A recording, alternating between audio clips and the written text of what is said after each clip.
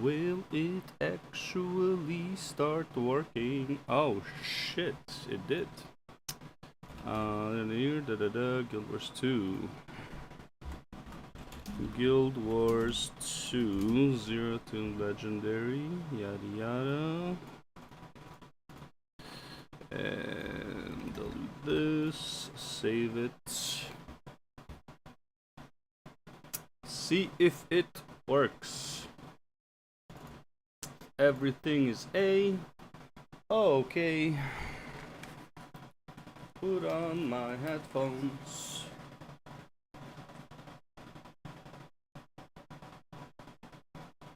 It might be noise in the background because the AC is working right now. Hopefully it's not too bad. Based on my recording, it wasn't too bad, but you never know, you never know. Alright, let me just check that the streams are working fine. Channel.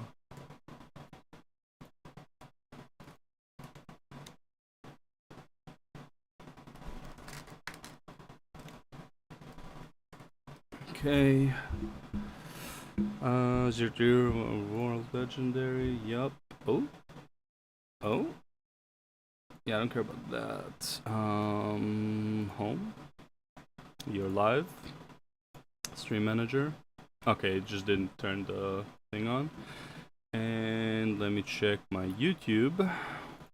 It shows that I'm online. So it should be online. Yeah, looks like. I wonder why it still has the. Okay, I need to. Okay, also we're gonna mute this. View your channel, I guess. I need to change the thumbnail, man. Oh man. Share, create, go live, maybe. Is this where I do it? I am not like proper with fucking YouTube. Where's the thumbnail, bro? Edit, customization. No, let me change the thumbnail, man. I guess I have to do it beforehand. Well, whatever, it is what it is. Highlights, share, this, that, webcam, manage. Okay, whatever, fuck it. Okay, the other thing I want to do is the chats. We're gonna pop out the chats. Gonna pop out this chat. That's not it. I always forget where the pop-up is for kick chat. And then we're gonna pop out Twitch chat. And I still need to go to Streamlabs and get the alerts popped out as well. Alert box. And we're gonna launch show. Okay. That should work out. Streaming to 0? No, bro. Streaming to 0 is the best. You just get to talk to yourself. It's like meditation. It's like meditation, medication. Okay, I'm gonna do it here, here. Make these a bit smaller. And this one will be over here. And there. And then the alerts would be here. So let's make this a bit wider and shorter to fit in the YouTube one better. So even wider than that. Yes, yes, yes. Okay. And then this one goes over here. Good. And then YouTube, we can make it take this much. Usually YouTube is where I get most of the comments anyway, so it is slightly bigger than the others. Kick and Twitch usually give me the bots, so yeah. Right, didn't kill this treasure mushroom yet. Oh, baby! That's what I'm talking about. Let's go. If only I was not missing it. Alright, now it's not gonna move. TM up. It shouldn't be moving because we are staying in range unless somebody decides, oh yeah, fuck range, man. I'm just gonna run into melee because that's what people do. Let me just move my mic a bit. Should be fine right here. Bum, bum.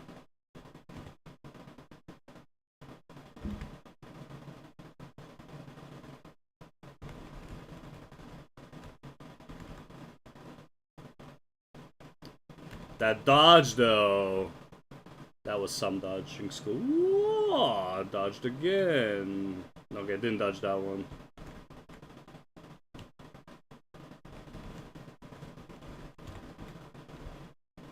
Did dodge that one though.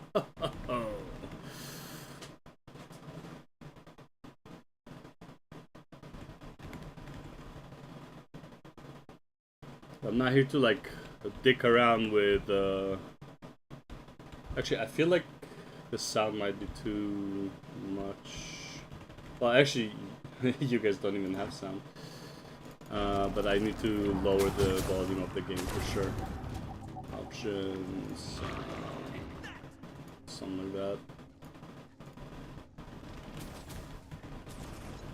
Damn, it's still that loud. Holy man. Alright, I'm just gonna lower that, I guess. Dude, I don't understand. I have like 5% sound on my game. I lowered the, I don't know what, the dB on OBS by like 8 at this point. And it's still... it still looks like it's so loud, like it's halfway to yellow. And I was like, how the fuck, man? Am I supposed to yell? I don't want to yell, man. I'm not a screamer. I'm a whisperer. But it's a creepy whisper. It's not like a good whisper. It's like super creepy. It's like... If I have to like be like, try to be sexy for the girl, whispering ain't it. Whispering is creepy on my end. Like I'm not a good whisperer, but I'm definitely not a screamer. I scream when like I yell when I'm angry, obviously, but not for long.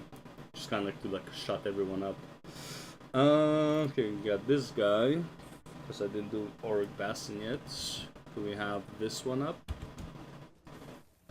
No, huh? Not up. Holy moly! How about Bloodstone Fen? Did it just die? I guess it just died.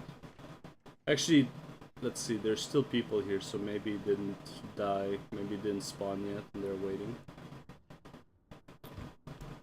Gotta finish this. And then I also want to do Wiki ET to see what we got going on. What's going on? When is Dragon Stand? 9:30, so in 20 minutes. Okay, so 20 minutes to Dragon Stand. You know what I'm gonna do? I'm gonna do... Oh, not this. This is gonna be up here. This is fine as is, and this is going to be... Nope. Oh, there it is. There we go. Alright, it's a bit too small though. Okay, there we go. Just like that.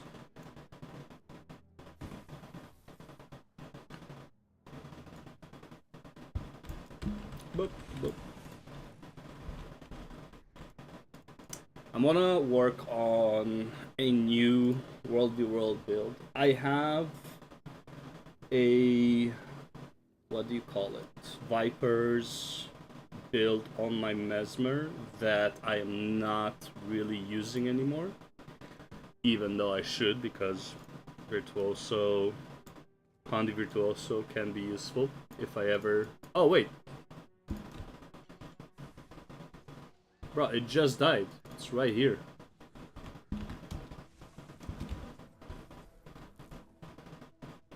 It's literally like right there. And no point staying around here. Let's check this one more time.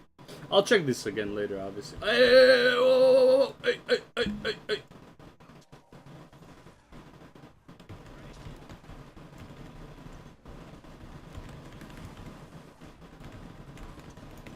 Bro, can I get some,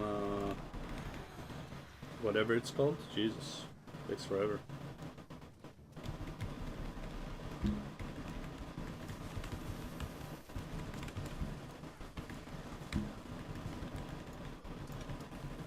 What do you call this? Life force? Yeah, I need to get some life force.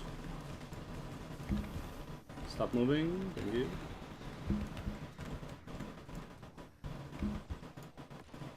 That was pathetic. Pathetic! Okay, done with this, and then, so we're done here, done that. I got all of my daily chests, which is, by the way, a video I kind of want to work on, like what my reset looks like. What did I want to do? Gotta check the trade post, see if there is... Oh shit, oh damn. We're still over here, huh? Oh, I need to do fractals. Do I need to do my fractals too? Yeah. Do that later. First things first, we check if there is any legendary I can sell right now for 2,000 or more. Gaze. Watch out for the gaze. Alright, yeah, that's that is a leg. Alright there. We saw it live. A leg on the Legendary Series is the best for newbies. Thanks for the awesome content. Arton, I am glad you enjoy it. I'm glad you like it. You are very welcome, and thank you very much for the compliment. Much appreciated. Speaking of the Legendary Series, trying to craft a legendary. Okay, arenes. This is how I go about crafting my legendary. I go into the legendaries, like arenes, and check if anything here is 2,000 or more. And then I'll just insta-sell it. I used to put the legendaries on current sellers. The problem is you get undercut and you just spent like 300 gold posting it, so it just doesn't feel good. Alright, very unlikely that I would get something. It looks like no gaze, breath, flight, tail, 1900s. I mean, you lose 85,000 if you do the 1900s, 85 gold, but yeah. Boys, doesn't look like we'll have anything. Wisdom, argument, okay, arguments, maybe, rank, no. Dude, there's no way. There's no way somebody's trying to buy it for 1,000 gold, or 500, or, or 1 gold, bro. There's no way. But, honestly, like, hey, you know, might as well try.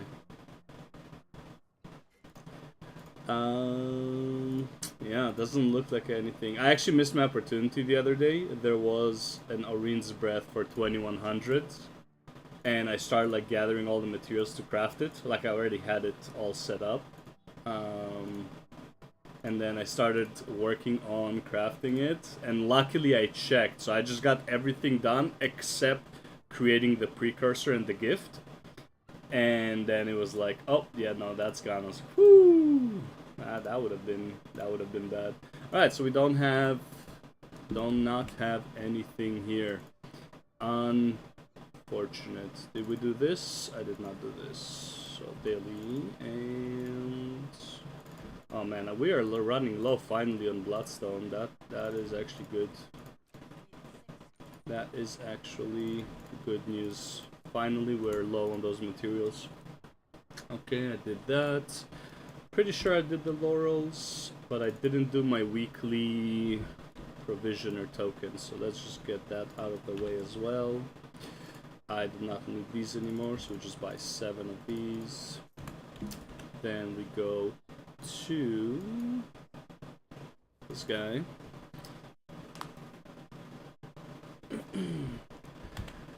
I think he had something that is kind of cheap. Yep, this guy, yep.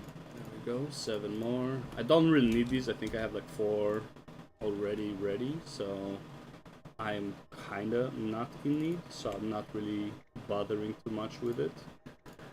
How many crafters do I have? I think I have 4. I only need 6, as far as I know. Because I only have medium armor left to craft. Oh no, but I have the runes as well. I have 5. Let's see, 5 is for the runes, then I need 6 more I need for the armors. And then need 2 more for sigils.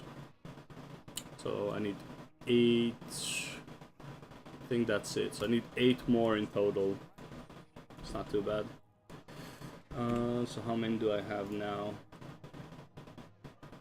Provisioner 25. Okay, let's just do that real quick then. Favorites. These are getting expensive, huh? Okay, so we're gonna order 7 of these. Gonna order 7 of these. Gonna order 7 of these. Expensive. My money's going down rapidly. Oh, don't want this. Cleric hammer. Place order. Or knight's hammer. Place order. Man, it is going down. Don't want this. Valkyrie. I'll take Valkyrie probably. 7 of this, and then 7 of this. Place order. I don't think I'll get it bought, but we'll see. Maybe we get lucky. I can also craft them, but honestly, bro, I'm struggling to get karma for obsidian shards. Well, the question is, do you need obsidian shards right now? Also, what stage of the game are you on?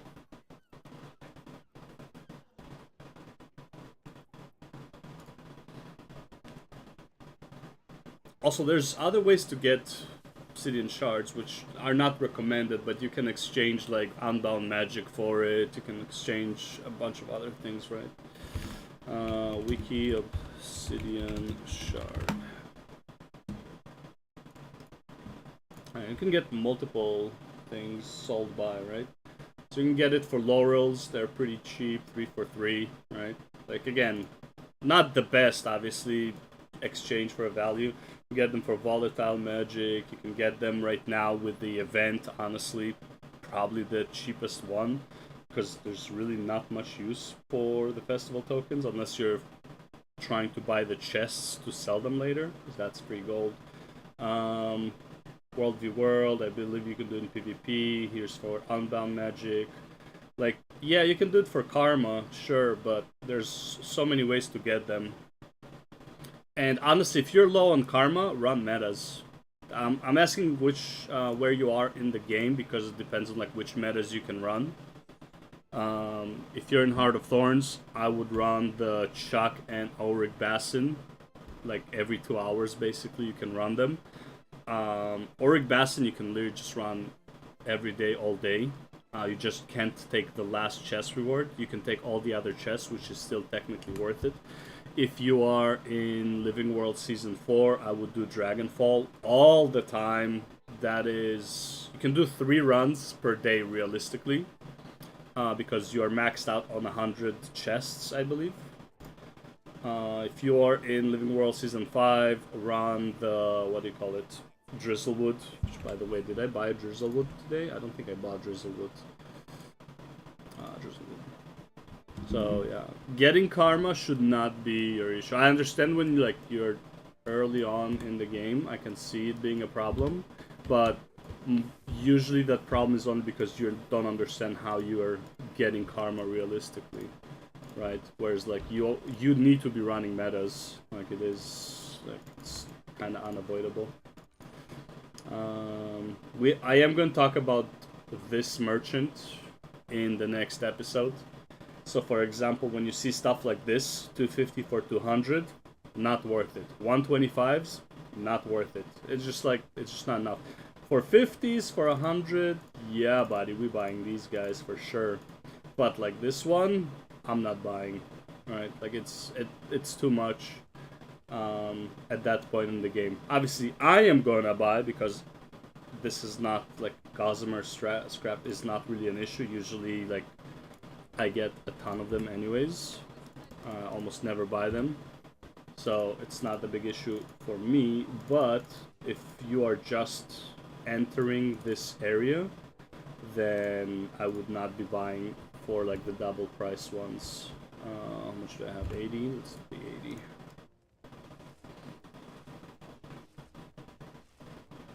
Then we just do salvaging. And you'll see I'm gonna get some. See, I'm just gonna get some gossamers, get silk. So I don't really care about that material as much. Obviously, it doesn't look like I'm getting a lot of it, but when you do this every other day, like unpack so many of them, it kind of becomes normal to like not care about gossamer and shit like that. Also, like in my opinion, this doesn't even cost that much. If I actually really need it, it's like for me, like 4 gold is like not that big of a deal right now. Compared to just getting, is it ideal? No, but like it's not something I actually feel, so I don't really care about it too much. And 84.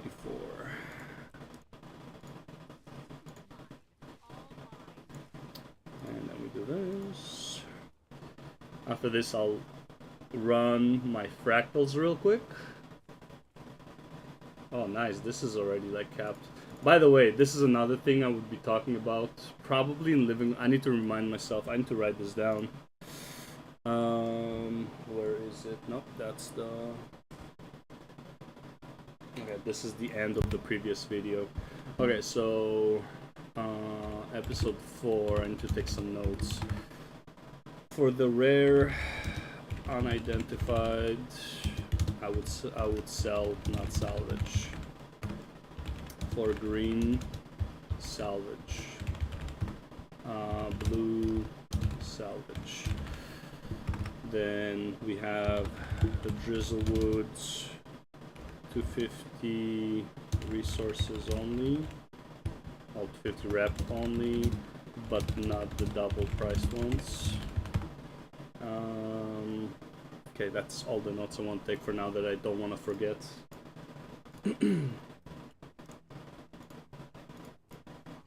And then we also don't need...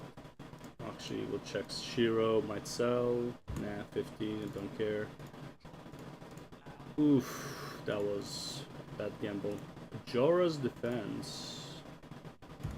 Also, better give me 2 Ectos. 1, whatever, even 1 is technically better. Okay, now we're doing this guy. 80 at a time. Money, money, money, money, money. There it is. There's the Ectos. There's the Ectos. Now, was this worth it? Let's see. If I sell 71 Ectos, that's 33 gold. 250 of this. Actually, you know what? This is the problem, because like I'm using this one, Runecrafter Salvage-O-Matic. The reason, if I used the silver feds, materials.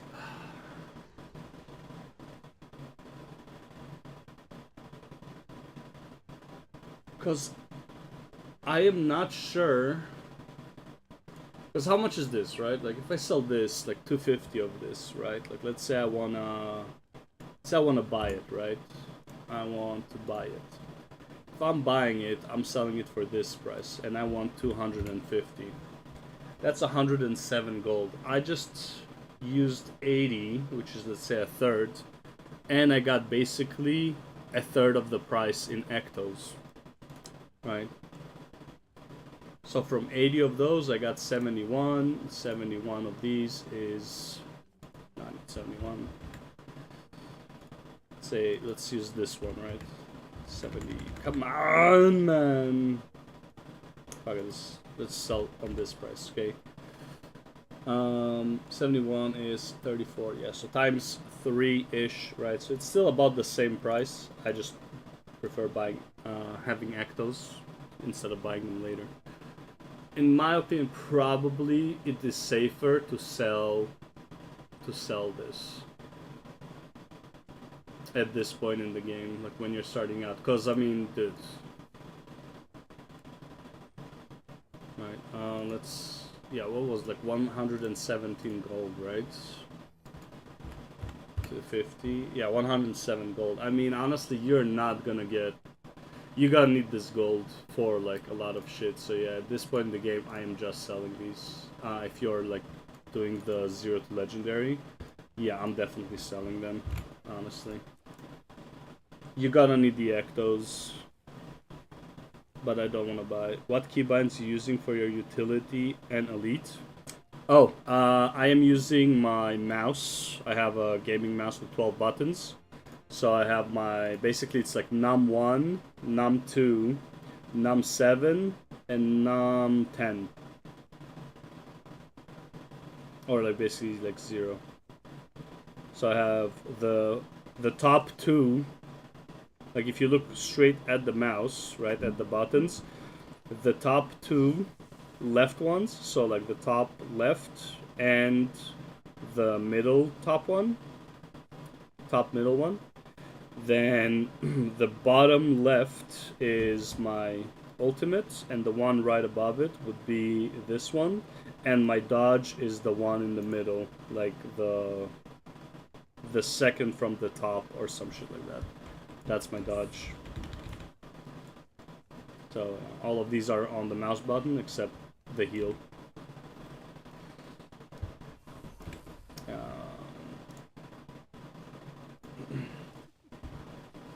I try to use the what other people are using, like R and like ZXC and stuff like that. I know, I just don't find it very comfortable. I really don't find V comfortable for, what do you call it, for dodging. I don't know how people click V for dodging. It's amazing to me that people's like dexterity with their fucking thumb is that good. I don't know, I just can't. Get rid of this. More globs. Fuck off. What is this, by the way? Oh, look at that. Wow. It's actually not even a bad looking hammer. As a new player, do I need to buy one of the salvage magic before living seasons? No, you do not need it.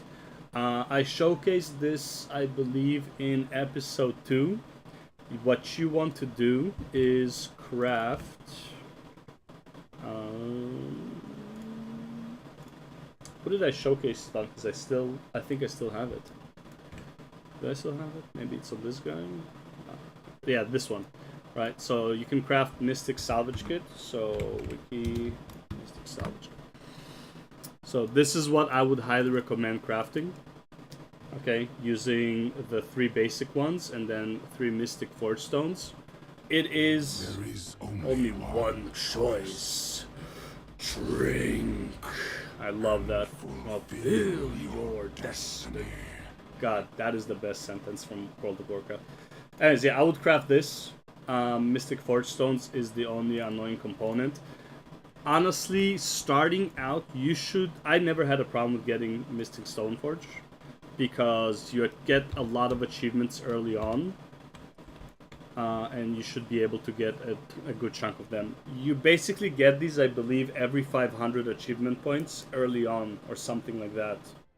So you should have enough of these, so long as you don't waste them.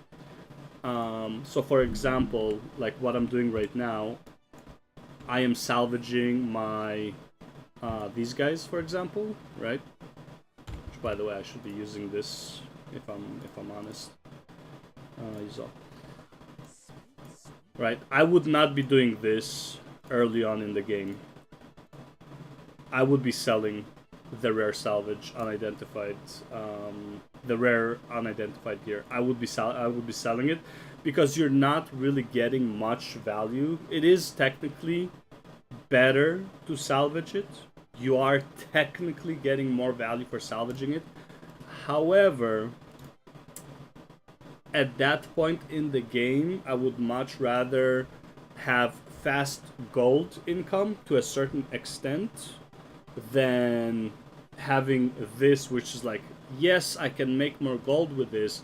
However, I'm not gonna be like, you know, selling the 1 silver here, the, you know, 2 silver here, like every time I salvage. I'm not selling these, right? I'm not going over each and every one of these. I just need fast cash right now, right? So you just go, you have a 250 stack, sell it. Just get rid of it, right? Just make fast money, because you need a lot, like you need a ton of money for Skyscale and Griffin. I just get rid of them. All right. The blue and the green you can salvage, though honestly, you might as well just, if you're salvaging them, honestly, just buy packs of this, of the fine one, and just get rid of it. There's no point selling it. It like, how much does it even sell for realistically? Like nothing, right? Honestly, maybe even selling them. Oh, maybe, you know what? Wait, how much is this?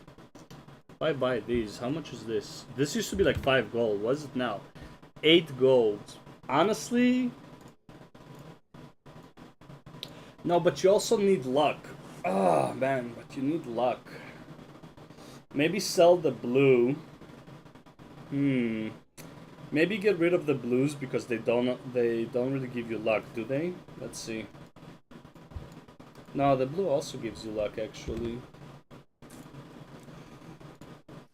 Let me see. I think it does. Yeah, the blue also gives you luck. Yeah, so you gotta salvage green and blue. You need luck, because you need 250 exotic luck to craft your first legendary. So yeah, you gotta need to, yeah. So green and blue, you will be salvaging. And again, you can just use Mystic Salvage for... Holy shit, man. I did not realize I was so close to capping on my space right now. Yeah, you're gonna need to salvage. Honestly, you shouldn't be earning this at the same rate as you're earning the Mystic Forge Stones, so you should be fine on Mystic Salvage kits, for sure. Yeah, it shouldn't be that big of an issue. Should you use Mystic Salvage kit, though, for the blue one? Or should you use one of these? That is the question. This is pretty expensive to buy 10 of these, right? Yeah, that's not even worth it. You're not getting the value back realistically. Rare material, chance of salvaging upgrades. And this one's also 80 silvers. Yeah, that's something to think about. This one is good, but the problem is the cost, right? Like, 10 of these is 1.5. Watching the video, I started using the Mystic Salvage Kit and trying to save up gems for the Living World seasons and some quality of life items. I have 2,000 gems right now.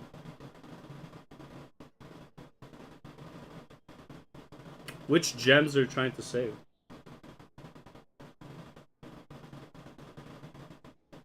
Oh, like money gems. Sorry, goes to. Oh, sorry, Motion. I missed your message completely. I was so enamored with the salvaging. I just started goes to a week ago. Enjoying the game so far. I also subbed to you on YouTube, and I'm keeping track with this new series. However, I have a few random questions. One, I usually salvage the unidentified gear directly without opening them. I know you have to open them because that is how you get luck. Yeah. If I just salvage this, so for example, let's say I have here, like, let's do all 21, right? Let's say I just salvage the 21, right? You get a lot less materials than if you salvage, you open them as well. As far as the blue one, I don't think it matters. The green one, however, which I can't show anymore. So what happens is, with the green one, you might get runes inside of armor and sigils inside of armor. So when you use like these guys, right, you might get an item. See here, this one, for example, it comes with a major rune of infiltration. When you salvage this, you will be salvaging the item itself and the rune inside of it. It doesn't really matter for blue. Honestly, I'm doing it because of habit. You can just salvage blues. But the green ones have a chance to get items with runes or sigils inside.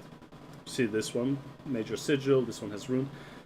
So when you salvage them, you will be salvaging the runes and the sigil as well, which can give you things like... Where is the bank? And this is where like the big money is at, in my opinion. You might be getting these guys, Charms of Skill. Charms of Skill are very expensive to sell, and you're gonna need a bunch of these when you craft legendary runes.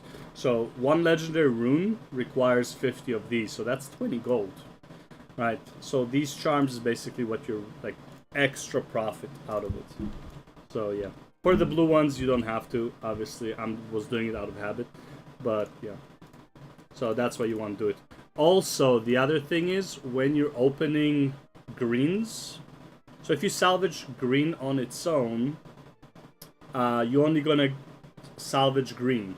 However, when you open an unidentified green, you have 10% or something like that to get a rare item. So you're gonna get more out of it.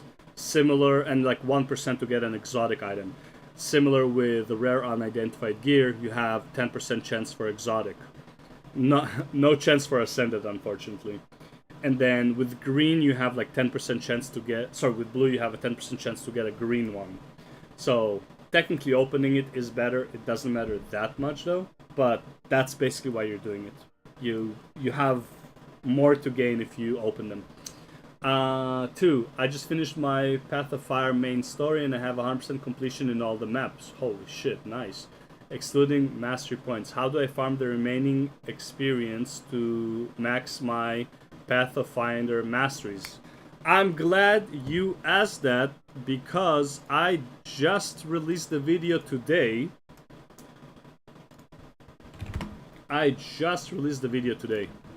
Of how to farm your Path of Fire masteries. Episode 3, baby. There it is. So, how do you farm the masteries? Volatile magic motes. This is a fantastic example, okay?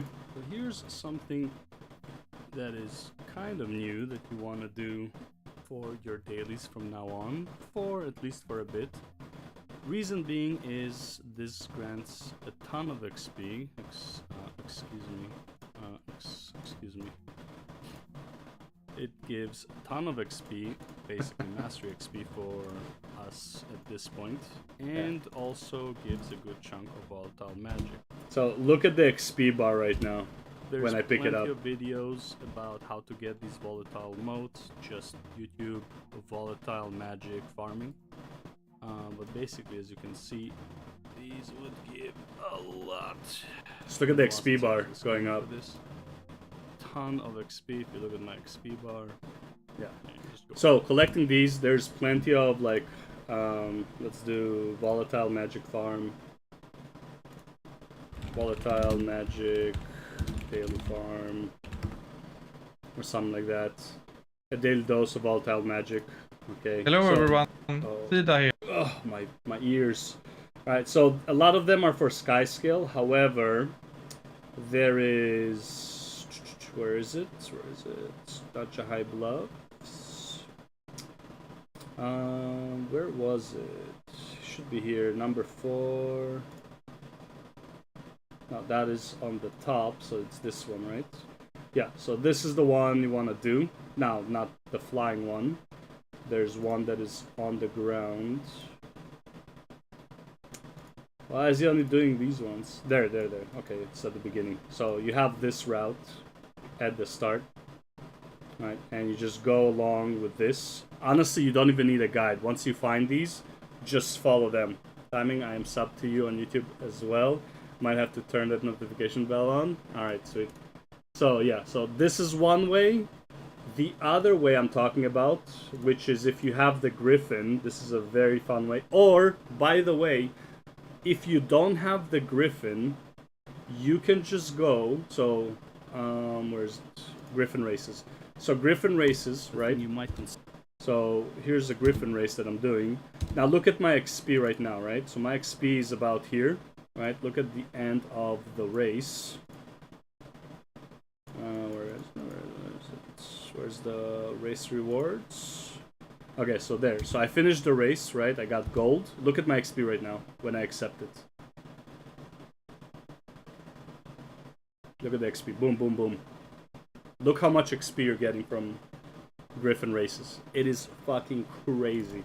And there's, I believe, 6 or 7 races in Living World Season 4. And, as I was saying, if you do not have the Griffin right now, there is something else you can do, which is just going to the event and doing the Labyrinth Cliff. Another thing is, you can go to over here, Astral Rewards. I don't really recommend this, but you can do it. If you go to the Astral Rewards, once they load, eventually. By the way, I forgot to activate Glitch Hut. Alright, so if you go here, there is... where is it? This one. Black Lion Mastery Coffer. These guys will give you Mastery EXP for everything except Secrets of the Obscure and After. I believe it doesn't do Jantier Wilds. Maybe it does. But it is random, so it's kind of a gamble, but it does give a good chunk of XP as well. If you have extra astral points, nothing to use them on, you might as well do that then, at that point. Alternatively, if you do the treasure hunt kicks, the treasure hunt, and you collect the... Did my Blisha just not want to activate today? If you do the treasure hunt, it gives you sacks of gold. The sacks of gold you use to level up mastery as well. The annoying part is you have to click them one at a time. So that also kind of sucks. So that's another great way to get experience. Every 2 hours, for me it's like on the even hour, 30 minutes after. So like 10:30, 12:30, 2:30, 4:30. Right, so... whatever is like in 44 minutes for you, every 2 hours after that is going to be another race. You can collect up to about 300 if you're really good at it. Naturally, every race will give me XP depending on the area I did it, right? So this is the... It's hard for me to tell because I'm maxed out. I believe this area you can still choose the masteries up until probably Icebrute Saga, because I believe this came out during Path of Fire, so I'm pretty sure you can choose the masteries here. So if you cannot choose the masteries, this won't work for you. This is the only thing I am not too sure, but I'm assuming because there is a Griffin here that it was made after Path of Fire, so you should be able to choose a Path of Fire mastery while you're in the event zone. And then basically you can check by this bar. If the bar shows Spirit Shard, you're just getting XP. If the bar shows the mastery that you chose, then you can get mastery experience for that mastery here. XP depending on the area I did it right, or am I missing something? For example, if I need POF XP, then I have to farm in the POF maps, or can I do races everywhere? So yeah, the map, you just have to be able to choose the mastery. So I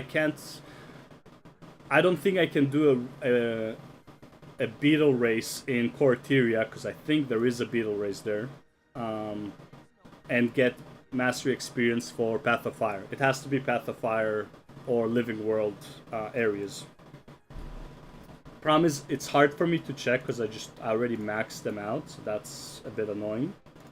But yeah, Like, can I choose this? I can't, right? So, pretty sure it should work for Path of Fire, though.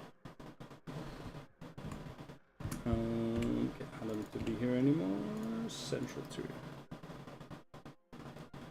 Alright, Artun, converting golds to gems. Wow, you're... Wait, are you actually converting your gold to gems? Holy...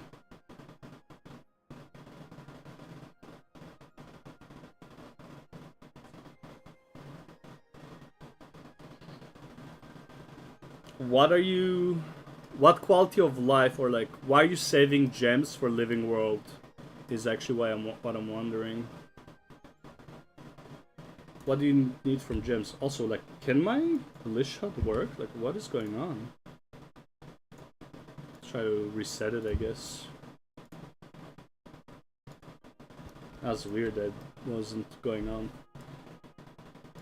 Did I get any items? Probably not. I honestly, I doubt I'm gonna get... Ah, there we go. Lish Hut is on. Holy leg! Oh my lord. I know what it is. I cannot get rid of this stupid thing, man. There's this thing called Present Mon. And it just keeps turning on. I have no idea how to get rid of it. I turned off so many things and it just... like, that are supposed to relate to it, and I still can't figure it out. It's really annoying. Okay, so I need to go to... Okay, let me just craft all my luck to get my daily out of the way as well. So, we're gonna craft this, this, this. That's all of it, and I also need to take these guys. I got more luck here, more luck there. More luck everywhere. Do I have any crystal though? Dust, crystal dust. Yes, I got 4. Okay. New player here, level 45-ish. Thank you for the adventure guide info in the first video. Made my living much faster. Just wondering. Yeah, dude, like the adventure guides, insane amount of XP. Yeah, like leveling and not knowing about it is atrocious. I don't know how they're like. It's like it should tell you, hey, use this. It's just XP with this, because you can like go through what's it called? You go through the quests a lot faster. The great thing about it is that you get so much XP with it, and then you just need like 10 levels to get to main story, and main story is like 1 or 2 levels on its own. So every time you do a main story, you skip like 2 more levels, then you do adventure guide, then you do main story. I don't spend my real money on living seasons, but you're saving gems to buy the living seasons. I see. Yeah. I get it. I forgot that you can buy them gems. Zero Leisure, would you recommend a brand new player who also wants to get full legendary gear efficiently to complete all the stories in order as presented in the same panel? So main story, living world, Heart of Thorn, etc. So the thing is, living world, funny enough, is actually where the best stuff is at. Think about this way: living world. Every time living world comes out, it is literally to fulfill a need that the expansion lacked, right? There's, like, for example, take Path of Fire. Path of Fire has, like, you have absolutely nothing to do in Path of Fire. You almost never do any metas in Path of Fire. But one of the most popular metas is Dragonfall, which is Living World Season 4.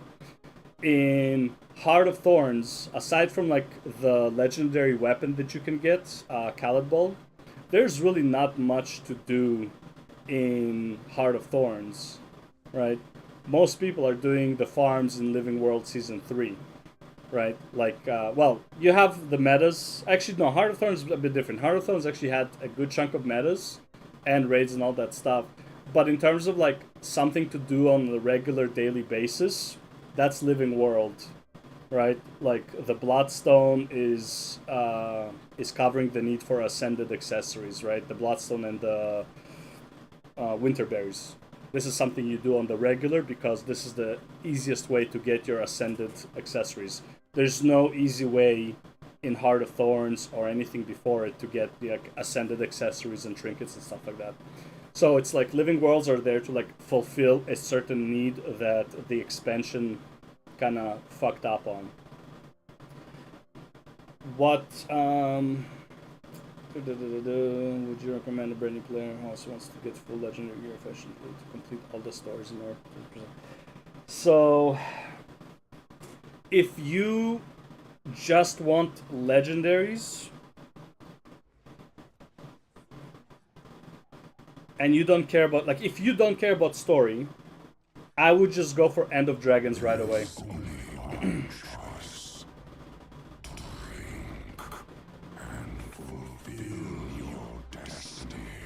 God, I love that. It's too long when people follow, but people don't follow very often, so so it's like it's fine. But later on, I'll have to change it. So it's worth getting through living worlds as a priority. So here's the way I look at it. If you do not give a shit about story, like I know some people, like they do not care about story. They can do the story and not know anything about it because they skip everything. If you're one of those people, just get End of Dragons and get Secrets of the Obscured.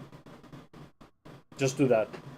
It is, in terms of like time investment, like long term, legendary weapons from EOD are by far the easiest and the least amount of farming, and also the, in my opinion, the most fun farming compared to like the other ones. And Secrets of the Obscure is your legendary armor. So in that regard, I would just get those two if you do not give a shit about story, and then later on you can do like the story, whatever, to unlock other things. The way I'm going about is I'm expecting a player to actually go through the story.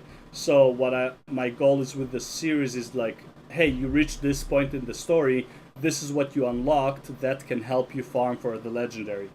If you're skipping all of that, just go for End of Dragons and Secrets of the Obscured. And don't care about anything else. Just go for those two, and you're good to go.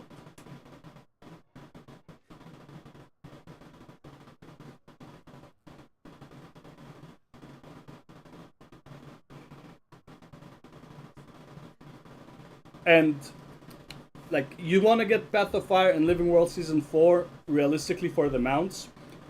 If you are just doing the farms, however, if you're just doing, let's say like you just want the legendaries, you do not have to have the mounts. You can do all the metas without mounts. You're gonna be lagging behind the group to an extent, but it's not a big deal. You can do all the metas without the mounts. You can do the convergences without the mounts. The only problem is doing rifts in a group, you will always be lagging behind the group. But again, not that big of a deal overall, right? And once you get the waypoints and stuff, it's like you usually you should be able to reach. Plus, when you do Secrets of the Obscured, you do get a sky scale practically for free. So you're gonna have a shitty version of the sky scale, but you will have a sky scale. So again, if you do not care about anything, go for End of Dragons and Secrets of the Obscured. Nothing else really like matters. But I do recommend doing the story. I think the story is pretty good. Gives you like an understanding of what the fuck you're doing. I am a story guy, so I will always recommend doing the story. But I'm also realistic, knowing that not everyone gives a shit about the story, and they just want to get to where they're headed. So if you were in my position, brand new to the game, what would you tell yourself to do? Obviously, with the new metas that I probably don't know about. As a brand new player, I would try to enjoy the game as much as I can and try to avoid doing as much of the things that I'm not enjoying. So, for example, I don't like leveling. No matter what game it is, leveling is really like always like I feel like a chore. So, going through leveling as fast as possible, that's what I like. That would be my goal. I hate exploration, so I wouldn't do exploration as well, right? It really depends like what you like and like what your goal is. So it's really hard to say. Everyone's different. overall, I would say get into this, like, do the story, enjoy it, listen to the story, take your time. There's no rush. The game literally is not going anywhere. Everything is still relevant. All of the expansions are still relevant. All of the content is still relevant. Right? Once you reach level 80, like, people are still farming Heart of Thorns on the regular basis every day, right? I wish I could show you how people are farming Heart of Thorns right now, but the meta starts in like 30 minutes. Same I fucking hate. I've played Guild Wars 2 and only log on for structured PvP and everything unlocked to End of Dragons, and I've never hit 80, lol. 3 years maybe of logging to PvP once in a while, but going now. Wait, but if you play PvP, shouldn't you have enough of Tombs of Knowledge at this point to just get to max level?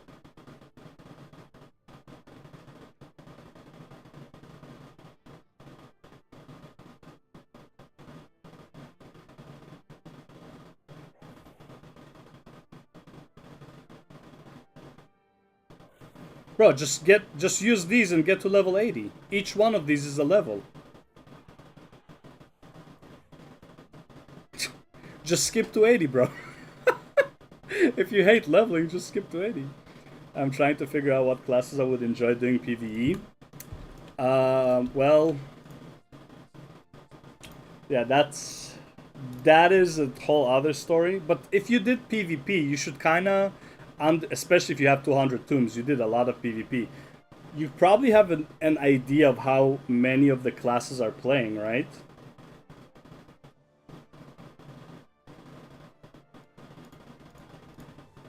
I mean, I swear by Mesmer. Mesmer for me is probably like the most comfortable, both the easiest and the hardest class, and like depends on like which specialization. So like I swear by Mesmer. Yeah, play Warrior, Thief, Guardian, Necro. So you already know like 4 of them how they work, for the most part. Are you playing the base though, or are you playing their specializations as well?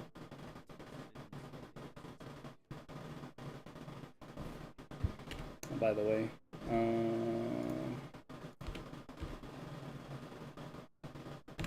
is there a fractal group going right now? I don't know.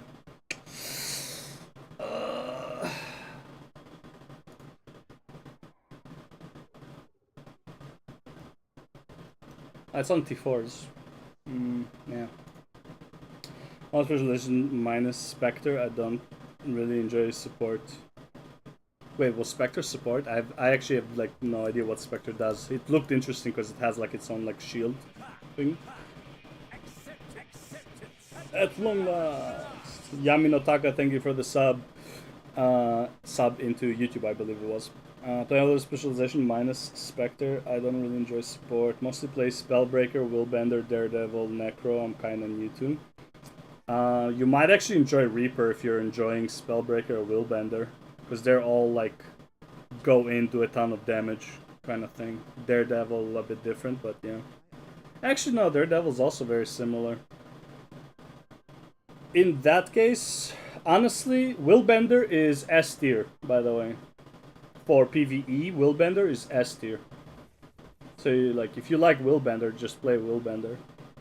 Daredevil's pretty good too, but Willbender is just S tier in all PvE content. Raids, fractals, open world. Willbender is just fucking phenomenal. So just play Willbender, I guess.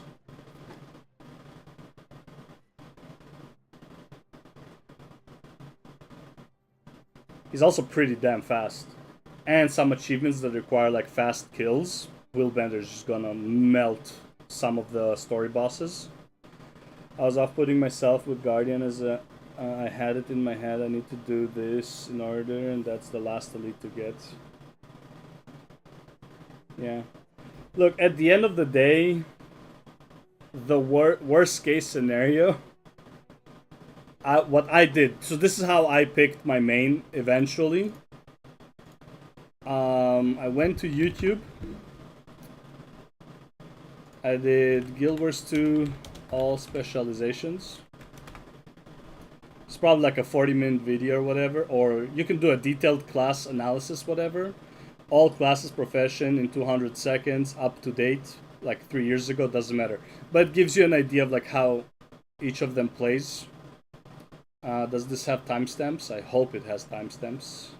Oh, Lee... Don't tell me it's... Oh yeah, it has timestamps. Let me guess. The present mon is up again.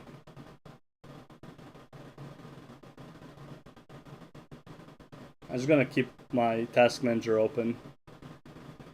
Okay, so yeah, so you go here and you just like, you know, look at... I don't know why it's so laggy. Just look at something, you know, like how they play, what their cool thing is, whatever, right? All their showcase abilities. This is how I picked Mesmer. Well, technically not how I picked Mesmer. This is how I knew that Mesmer was for me, because I already picked Mesmer, because I was like, it looked interesting. And I actually, while leveling a Mesmer, like my first time leveling a Mesmer, I actually did enjoy it. Like, core Mesmer was just so fucking, like, boring for me. But then I locked Virtuoso, and I was like, oh my god, Virtuoso is so much more fun. And I did all of Heart of Thorns on a Virtuoso, which was a mistake, because Virtuoso is fucking squish, but it was still fun. And then in Path of Fire, I discovered Mirage, and ever since then, I was like, dude, I love Mirage. Mirage is so fucking fun. So I was just like running Mirage the whole time. So yeah. But this is how I figured out that's like, yeah, all of these like look interesting, but I feel like Mirage was more interesting. And then I just keep like looking at these from time to time. I want to try a new character, right? Because as you can see here, I have every class available at 80. And honestly, I just enjoy Mesmer the most. I do enjoy Bladesworn, don't get me wrong. I love Bladesworn. Bladesworn is really fucking fun. But it's also like, feels tedious sometimes. It feels really punishing when you miss your charged ability. So yeah. Seems extremely cool. Mirages just clap chicks in PvP and look like a techno rave and overwhelming. Yeah. Dude, a good Mirage and a good Chronomancer in PvP. Good fucking luck, man. There was one... I remember one PvP match. They had... I believe they were friends. They had one Mirage and one Chronomancer. They did not die one time. They dominated... Literally, just these two players dominated the PvP match. They were running together. So many illusions. You don't know what the fuck who is who, where's where. It was so bad. Dragonblade Bladesworn, I think, is painful. Seems cool, but you're just a damage sponge with one-shot potential. That is basically what it is, yeah. I used to play Bladesworn for my PvP. This is actually what I PvP'd on. And all I would do, I built like a duelist kind of thing. I wish I remember which one is my PvP build. I think this would be my PvP build. This or this, I don't remember. Oh yeah, Bladesworn PvP, it's called. Anyway, so I would just play tank, and all I would do... not full tank, obviously, but like tank. And all I would do is just hold points, duel people, and if I'm in a group, AoE stun. Man, I came to Guild Wars 2 thinking I put 3k into Guild Wars 1 and Mesmers were not that scary. Guild Wars 2, I'm lost attacking clones like an idiot. Dude, straight up, yeah, same problem. I don't know how some people are so good at telling who the clone is. I cannot tell at all. Like, people are really good at, like, using their clones. And man, just want to pop in and say, as a new player, I'm loving your series on 0 to Legendary. It's been helping a ton to help focus on the things I should be doing. Sionix, you are very welcome. Thank you for the compliment. I am super glad that the series is helping you. Episode 3 came out today. I don't know exactly where you are in the game, so maybe it won't be helpful for you, but yeah, I'm glad you like it. Yeah, this is exactly like... Oh, wait. Oh, man. Okay, really. This is like my target practice on a regular basis. Let me just get the cooldown. But this is exactly why I love Bladesworn. Like, this guy's, like... And, again, granted, I am really bad at Bladesworn. this. We charge. No, we charge. Bam! Oh my god, this feels so satisfying. We charge again. Bam! Like, it's so much fun. Like, that aspect of Bladesworn, I fucking love it. And again, like, I don't even know if I have proper gear on. I don't even know what I'm wearing. I might actually be using, like, yeah, like, I don't know. Like, I guess I'm full berserker, but not full crit. I don't even know what's going on. I know I didn't customize this. I just put whatever I had and put it all berserker, I believe, pretty much, and just called it a day. But man, it just feels so good to have that slash crit. This is after the nerf. I used to crit 220,000 with it, which is really fucking nice. It's like boom, 220, like oh, feels so good. Oh. Oh, what's that meme? The meme. Yeah, that's exactly what it felt like playing it. It just feels so good.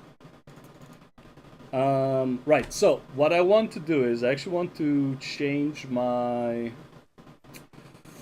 would this work? Is this energy? It's not energy. So I need to do this, customize this.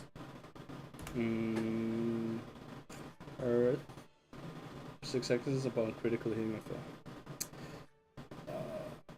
Okay, never mind. I saw something on in the corner of my eye that flickered. Okay, so this legendary, yes, and then this one. Okay, cool. So I can do that. So we change this to energy, and then we change this one to energy as well. This is like what I'm thinking for PvP bleed duration. I think I want Trapper. I'm not gonna lie. I'm fairly certain I want Trapper. Condition damage, condition duration over bleeding. Yeah. Right, Trapper. Customize this to Trapper. And then we do Trapper here. Honestly, I do not know how this is gonna go. The idea is that I kill someone before they find out. Click bleeding. Okay, so that's the one. Now here, I actually want... I probably want this one, right? And here I would want the shield instead of the sword. So we do shield here, which is again not the best stats, but whatever. And this is energy. And then this would be that, which again, not the best stats, but whatever. We're testing it out, It shouldn't affect me that much. Okay, and then the build is... Nope. It's going to be a Mirage, Jesus. I want to do a Mirage, obviously with this, and we are going for condition. I'm not using a staff. KSR grants boon to nearby allies. Damaging conditions to boon or regain distortion or become disabled. Let's try that because I need some to increase stealth duration. Yes. And then cast lesser chaos storms when using a healing skill. No. Grant protection nearby allies when you use a shatter skill too. Could be useful. And grant sages to yourself nearby allies. Manipulation. What are manipulations? These ones. So blink and mimic. And I am using mimic, so I can do that. And the build is mimic, illusionary, blink. Do I want this or do I want the other one? Mess and Viz. I did want to ask about the Mystic Coin and Naked Man Daily. What is the weekly 33% discount that you mentioned? Oh, fuck, I already bought them, so it's gonna be hard to show. Did I buy all of them?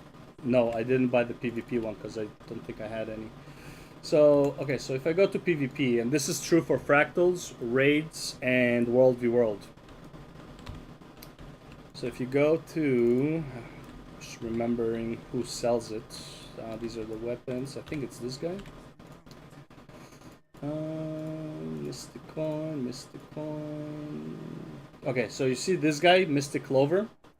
So he sells a Mystic Clover for 2 globs, 2 Mystic Coins, and 2 Spirit Shards. Okay, now if you go to Wiki and Mystic Clover, and you can only buy, I think from PvP, you can only buy 5 of them. Now I have only 2, but weekly limit is 5 from PvP. Okay, I can only buy 2 because I just don't have enough PvP league tickets. But if you go here and you look at how to craft a Mystic Clover, this is random, so this doesn't count. This is random, so this doesn't count. Where is this one? If you go to Mystic Forge and you craft your own Mystic Clover, you can see that the price increased. So you need 3 Mystic Coins and 3 Spirit Shards, and you're limited for 10 per week. Okay, then there is other ways. Hold up, you can do...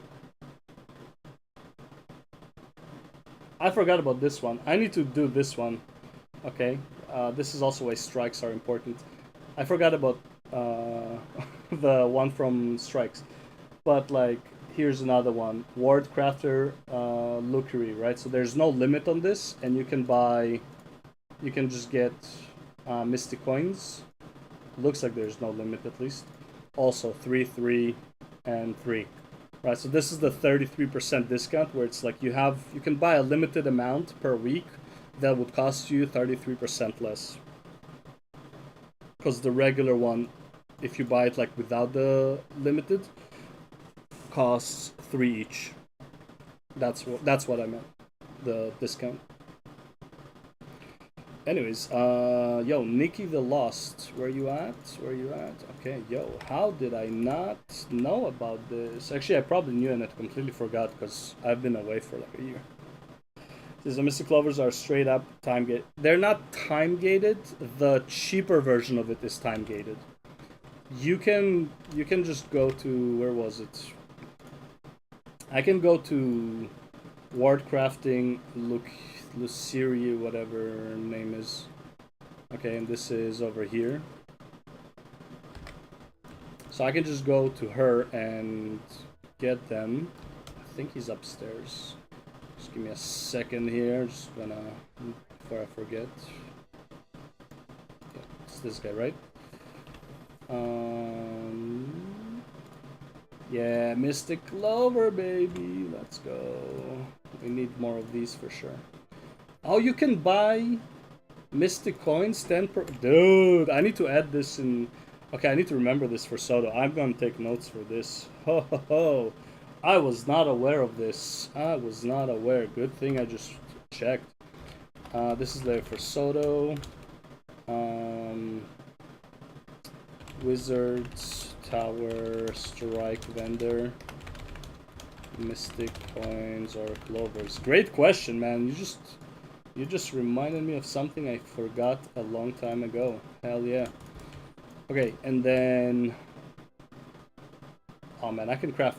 Oh, I'm missing one. I could craft 2 legendary weapons.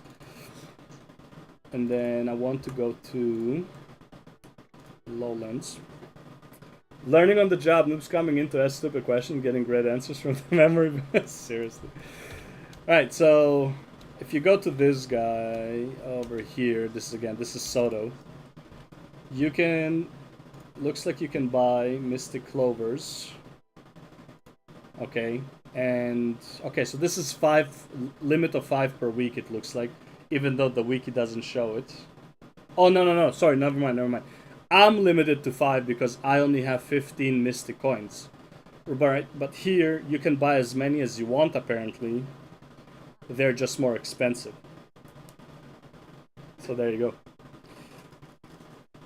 Okay, the goal is to buy as many of the cheap ones as you can. because damn, just goes to show how vast this game. Yeah, this game is massive. Also, I'm not gonna lie, this is kind of stupid. Yeah, seriously. This is kind of stupid, but I do not know why this NPC exists here with all of these discounted prices. When if you go to Wizard's Tower, this is actually like kind of pisses me off right now. Now that I think about it, because if you go to Wizard's Tower and you go to Lear, who has basically everything all the same. Where the hell am I? Jesus. If you go to this guy, right? He has everything all the same,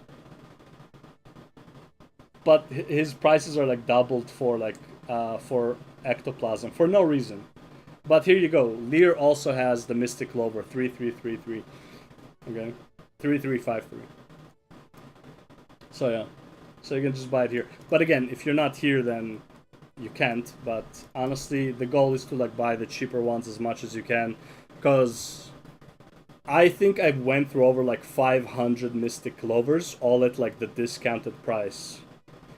If I had to multiply that by 1.3, man, that's like almost 700 Mystic Clovers, like 660 something, right? Clovers.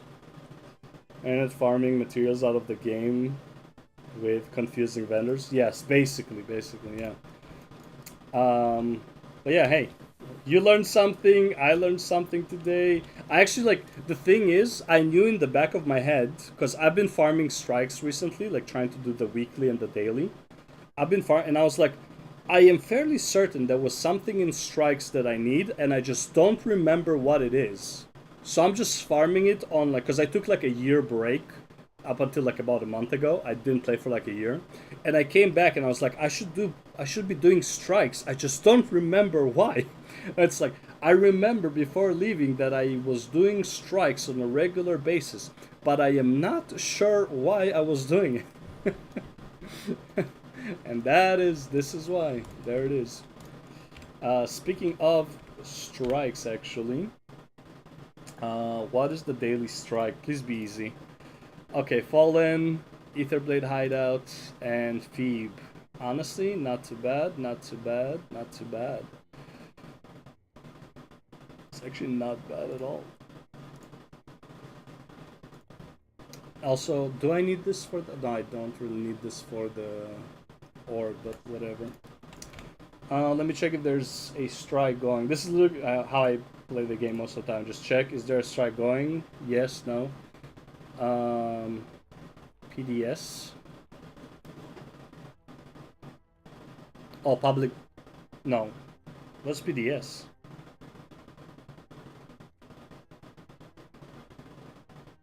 Look for a lag quick. I can do a lag probably.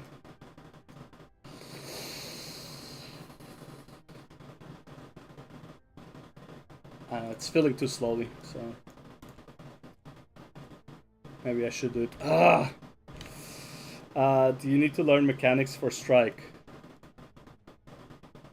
Here's the best way to get into any content.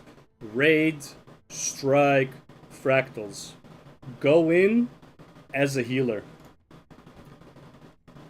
Just go. You do not need to know mechanics if you're a healer. Okay. Don't stand the fire.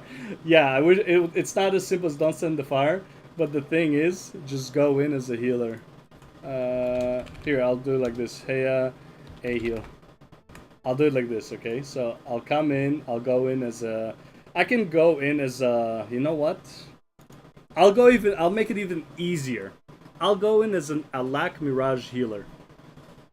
Okay? So we're gonna go as a Lack Mirage healer. So where's my healing? Is it 3? 3 is my healing. Okay, so I'm using 2 rifles. My build is going to be Mirage heal. Okay, and he is located in Bureau Marches for some reason. Okay. Let's go to... because I believe we're doing that. Where to first? I'll ask. Where to first? So this is going to be like the easiest... I'll show you how stupid it is if you're a healer. Okay, being a healer in this game, is by far the easiest job. If you want to get into any content, be a healer. For some reason, people don't want to heal, and it is the easiest job. Does gear overly matter for strikes as a healer? Just get exotic gear. Every guide says hit 80 unlock Berserker armor, then play this game, so just curious on that question. So if you play Berserker, you're doing world content for the most part. And it's good enough for being DPS in strikes and stuff like that. However, I do not recommend being DPS in a strike.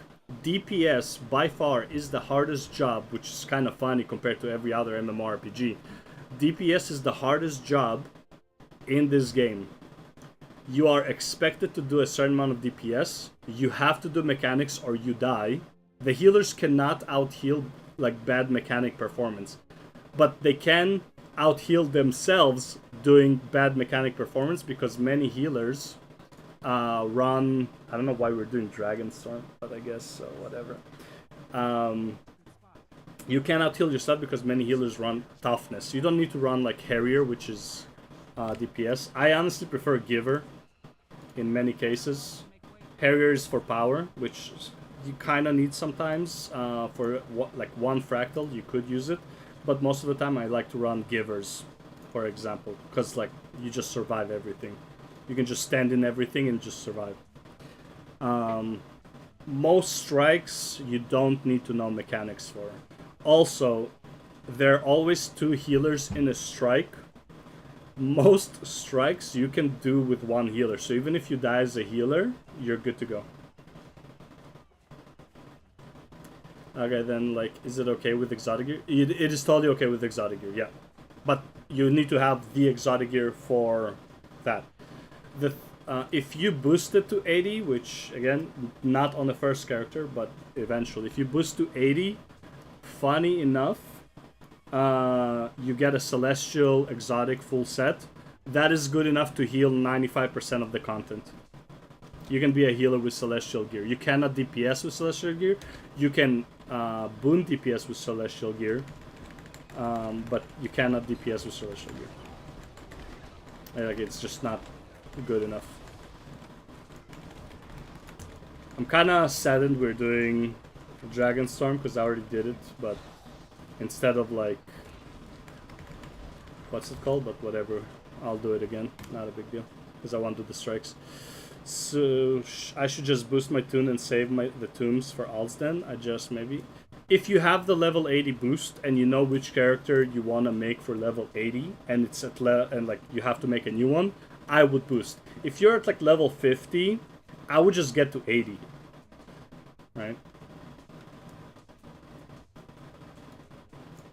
Let me just change to a lack DPS, I guess. Stealth, Power Boom, Chrono, Power Mirage. Let's do a lack DPS for now. Fuck, why are we doing Dragonstorm middle of the day, bro? It's so confusing. Oh, god. Being good DPS. So, being good DPS, here's the thing. Being good DPS, for example, in World of Warcraft, is really not that hard. There's a lot less stress for... Like, if in a group of 5 or in a group of 20, being a good DPS is not that hard. The problem here is because there's such a limit to the amount of people that you can DPS with, that... And, like, you need to, like, have certain DPS breaks in order to, like, skip mechanics, that, in my opinion, DPSing here is just substantially more important, because people are used to, like, skipping mechanics here. In other games where you DPS, you can't really out-DPS so much that you're skipping mechanics, because the content keeps scaling. Like, for example, I don't think Guild Wars 2 has good scaling for... Oh, Jesus Christ. Just got hit by everything. Why am I using invisibility here?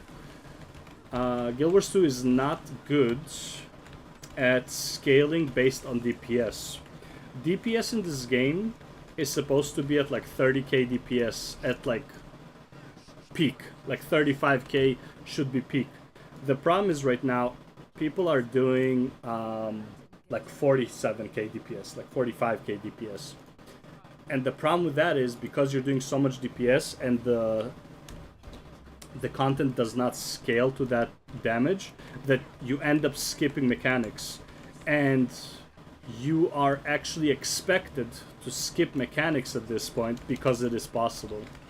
So in that regard, DPS in this game is a lot harder. Jesus, I'm so late. Is damage meter installed add-on? Damage meter is an installed add-on. It's called Arc DPS, yeah. Yes, it has the classic... Yes, exactly. It is the classic WoW problem, where it's like the game has been solved and min-maxed to oblivion, and because it doesn't keep going up, it is just... Like, you get to a point where you are... Jesus Christ, can I click the right button for once? Holy... let me move. You are expected to do a certain amount of DPS in order to skip mechanics at this point. Yeah, which is basically what happens with classic vanilla WoW. Yeah, exactly. That is the same problem. So if you're even if you're doing, let's say you're doing a fractal and you're pulling 20,000 DPS, which is supposed to be decent for like fractals, it's actually garbage. Like, people might kick you out of the fractal because, like, bro, the DPS is so low that the boss is actually doing mechanics. I can't believe we're letting the boss do mechanics. You know?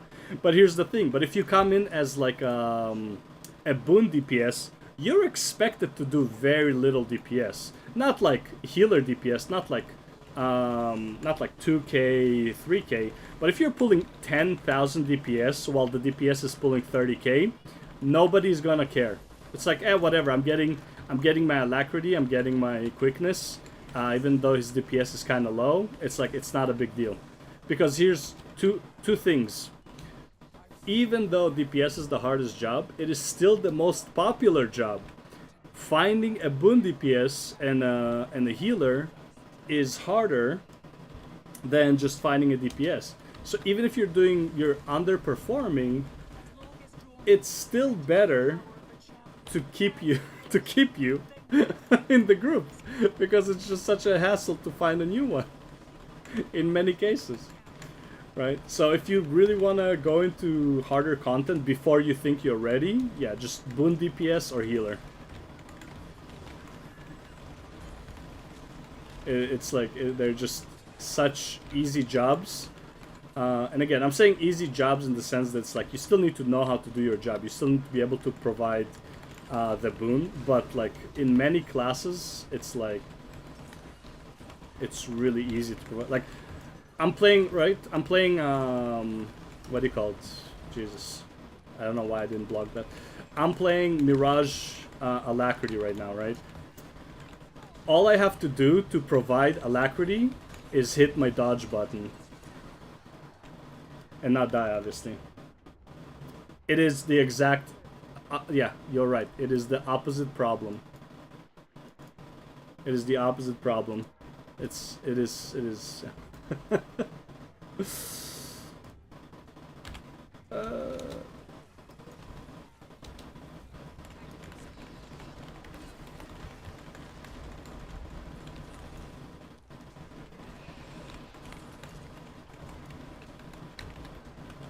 Jesus Christ. I honestly, I might actually just switch to healer.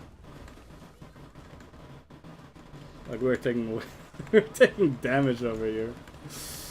Like, I can't even focus because I'm talking while doing this. I'll switch after. He is mortal. Gotcha, yeah, to be honest, I like supporting in PvE, but in PvP, nah, bro, I like wrong. Yeah. PvP, I also like. I play Willbender in PvP, realistically. I'm just gonna go healer, honestly. Like, we're struggling too much. Wait, I'll go healer actually after this little phase here.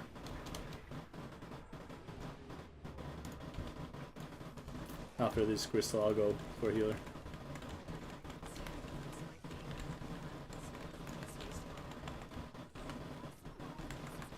Also, why am I using blind. I should be using the other thing here. Trying to remember why I was using this. Not even sure. Like this should be the rollback instead. He's immortal, so the opposite problem with RPGs that healers are relevant, the tedious job that no one wants. He's immortal. Okay, problem with that side. Okay.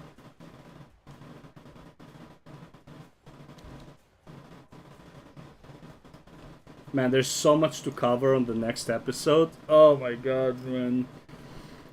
So many important masteries. It's actually gonna be... It's going to be something. Healer. So what are the good boon DPS classes you think? Whatever you're comfortable with. Harbinger is really good right now because you can do power DPS and condition DPS, so it's up to you. Pretty easy to maintain quickness. You don't need special gear. You can just use full DPS gear. Mirage right now is extremely strong. One of the strongest classes right now, actually. Like, it's kind of crazy. Both for condition and for what do you call it? Yo, can I move? Like, holy shit.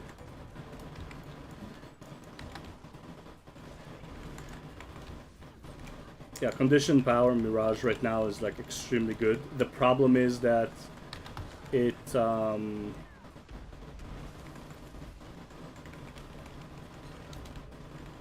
only provides alacrity. Chronomancer good all around. Alacrity, quickness. You can just use pure DPS build. You don't need to do anything special. You need one talent to switch between alacrity and quickness, right? So. Let me try and show you in a second here.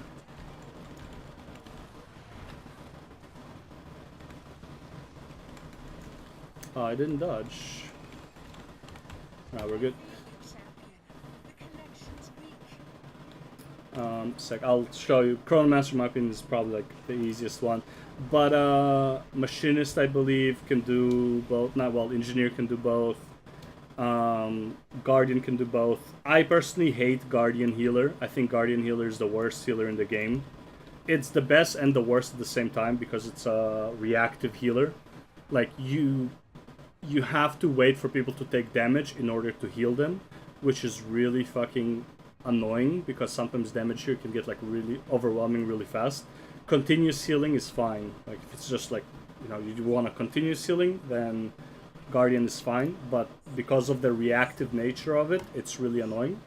Whereas like something like a Chronomancer, it's reactive and not reactive at the same time because you keep doing your regular rotation, which keeps applying protection, keeps applying regeneration. So it's like your allies are always like powered by something that you do, and then you also have a bit of barriers from your weapon skills. The weapon skills recharge really fast because your alacrity applies twice as good on Chrono. So alacrity usually does 25%, but alacrity on Chrono is 50% faster cooldowns. So your cooldowns are non-existent on a Chronomancer, so your weapon is always up. So yeah, I don't know. I don't like. And similar for like the boon DPS. Yeah. Willbender, however, alacrity Willbender is viable. It's pretty good, and Willbender as a whole for later just is top DPS as well for like most content. Condi Firebrand is pretty good, which is quickness, right? Like.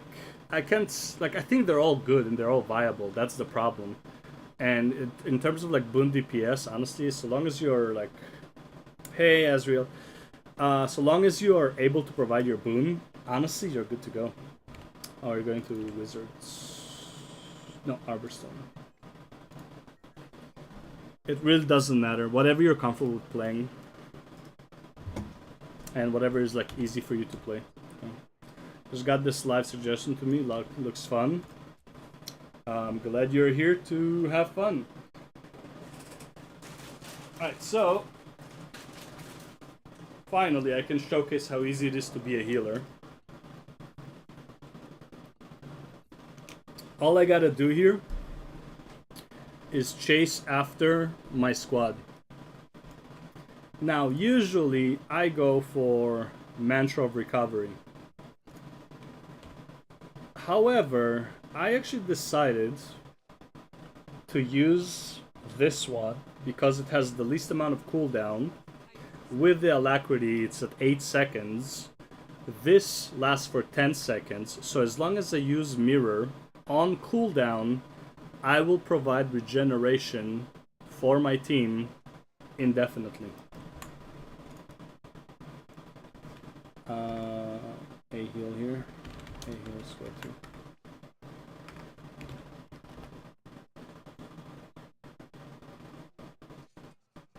Oh, sweat 3. Jeez.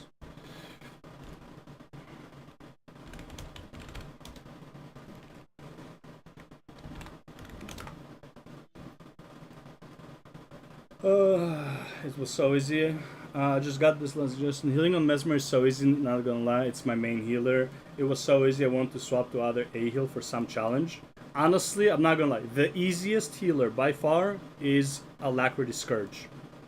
Nothing is easier than Alacrity Scourge, in my opinion. But Mesmer is pretty high up there in terms of like how easy it is. Chronomancer, Chrono Healer, in my opinion, is probably the hardest healer, and that doesn't say much because in my opinion, just healing in this game is not hard overall. Guardian Healer, like Firebrand Healer, is also like really easy. The only problem with Firebrand Healer is that you're a reactive healer. That's the only thing that's kind of annoying. You're really not pressing anything until somebody is hurt. Like you're just trying to do like a base rotation kind of thing, but you're not really like healing anything until somebody's hurt. That's why I don't like Firebrand Healer. It's just not very fun, and it's a lot of panic mode. I swapped to it. My biggest complaint about necro healing in general is just lack of... Yes, stability sucks. Yes. You can get some stability now with the Staff 5, but again, it's not permanent. It's nowhere near what a Mirage or a Chronomancer can do. So yeah, in that sense, it does kind of suck. Like, I mean, as long as I shatter, I get stability, so you know, it's pretty easy. I honestly think I should be using this because I need more. Because I'm gonna have regeneration anyways, just from this, so I don't need the other one. Hey, Loopy, what's happening? Medusa is a lack. Oh, okay, this guy. So, I won the World v World in PvP today. It's just that I got questions, so I'm like gonna address them. I'm gonna showcase how easy it is to heal. Do you insta-sell legendaries for profit, or you put them on regular sell and wait? I insta-sell legendaries at a certain price. I will actually... Fuck, I talked about this a bit earlier in the stream, but I'll do it again. But basically... Oh, actually I can... While we wait for this guy. So if I go to here, I type in Orins. I go based on price. Yes, I'm ready. And... I do based on price. I go for the highest price, and I check if something here is 2,000 or more. So technically, can you make more profit if you wait? Yes. However, if you get undercut, you're screwed because you still have to put up like 300 gold to put it on the auction. And if you cancel the sale, you're not getting that money back. So you're actually like, you're risking 300 gold if somebody undercuts you.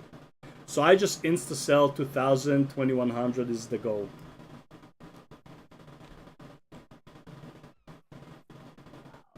Are we not waiting? Still waiting for more people, no?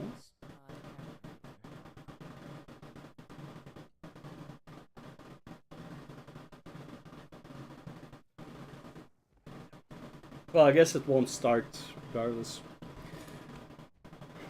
But yeah, I try to insta-sell. Now, there is another way to sell them, and that is using the Discord. I forgot the name of the Discord. But I joined it the other day and I quit because it's too much of a hassle.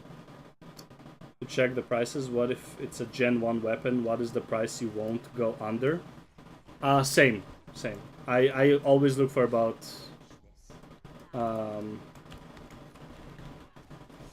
Why?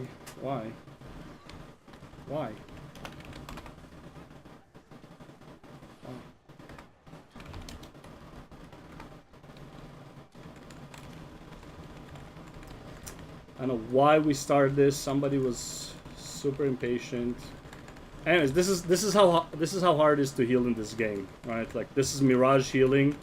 Spam all of your buttons. Okay, switch weapon to get more. Let's see how much alacrity I have right now. Oh, 30-second alacrity by spamming dodge a little bit. And all I have to do is run after my group. Okay, this is like peak difficulty for healing right now. Okay, you have 3 clones, just blow them up, click something, doesn't matter. Okay, this is healing. My first 250 gear on the Griffin is worth it. Yes, it is worth it. I actually forgot to click my my healing ability to give everyone regeneration. Yeah, this is literally spam buttons. You can even blink, so you know, like, just move around freely. This is what I love Mirage healing, man. It is actually like really fun. It's so stupid.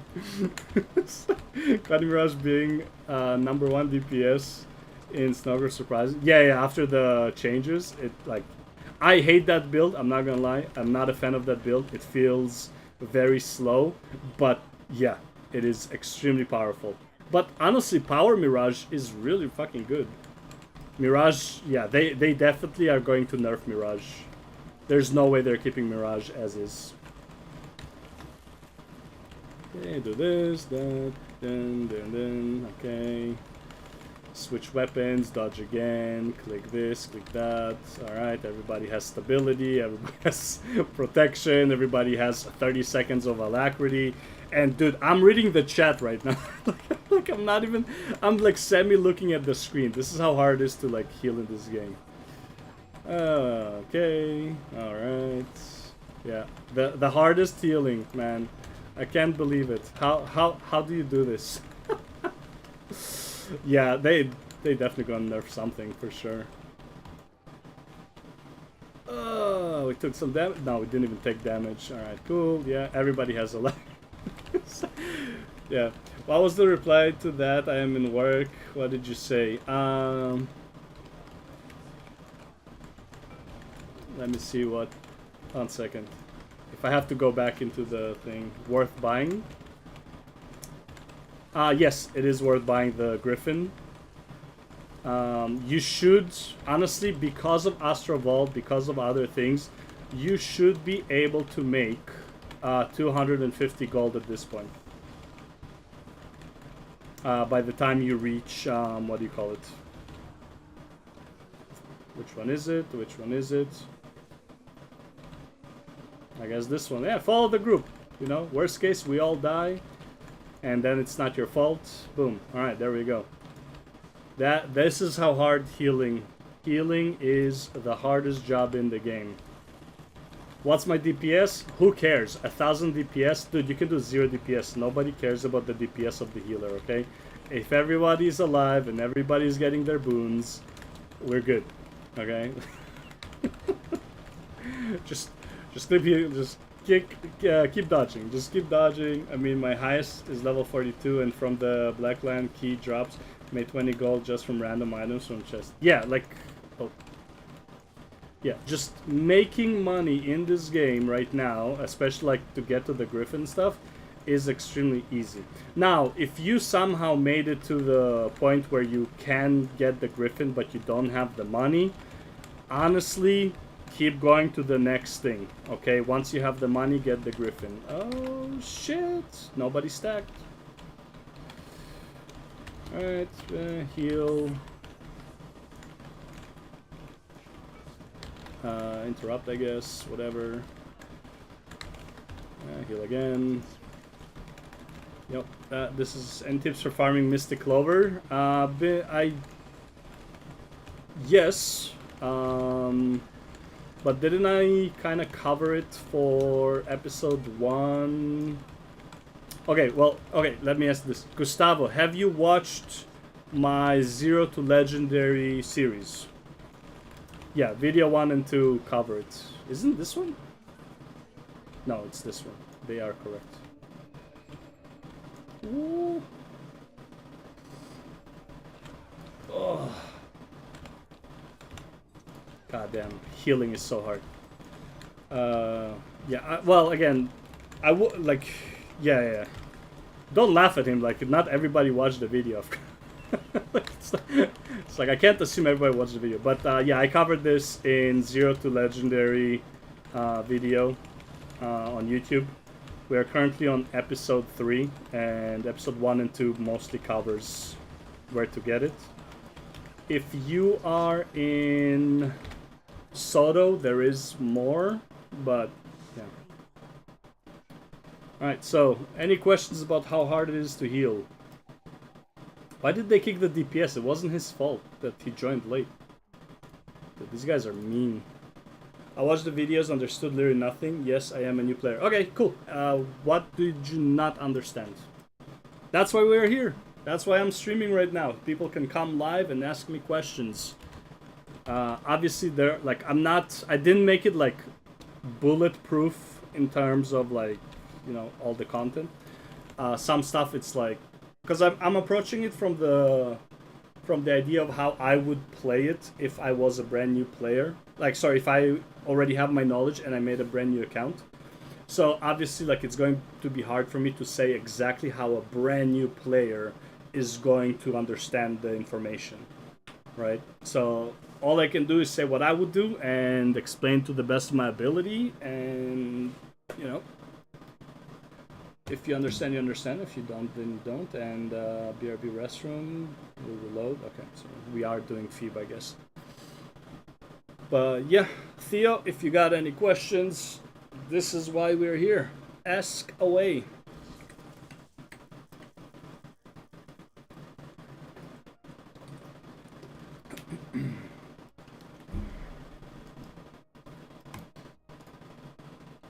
Like, I could have also, like, I tried not to brush over anything, but I could definitely have brushed over stuff. The wiki is actually very helpful for everything. I always check there first for information. Yeah, 100%. Hey man, I'm a pretty new player myself, but I'm familiar with MMOs, so feel free to ask me anything. I can try to help. I think Guild Wars 2 is just a very vast game. I started about a month ago, and the amount of vendors and currencies is yes. I 100% agree with you. To this day, it is, like, I don't remember which vendor is which. There are, like, semi-secret vendors. So, for example, the most secret vendor is this one. Let me open it real quick. So if you go to Obsidian, if you wiki Obsidian Shard, right? Let's turn these up. Go to Obsidian Shard, right? It's like you can see all of these costing a shit ton, yada yada yada. And then there's one vendor, this one, Straits of Devastation, that sells straight up just for karma. And then it's like, okay, where is this vendor located? And again, like, I already know this, so I know what I'm looking for. Okay, this vendor is located here. Like, this is like the end game of like Corteria. However, when you go there, sometimes this region is under war. So you have to, you're going there and you don't know what the fuck is going on. Where is this vendor? Well, the problem is this vendor is locked behind the area being peaceful. So it's like, well, great. How am I supposed to know this? So would you do Living World 4 Skyscale rather than Soto method on a new account? I would always do the Living World 4 Skyscale, not necessarily right away, but I would do it because it's just a better Skyscale.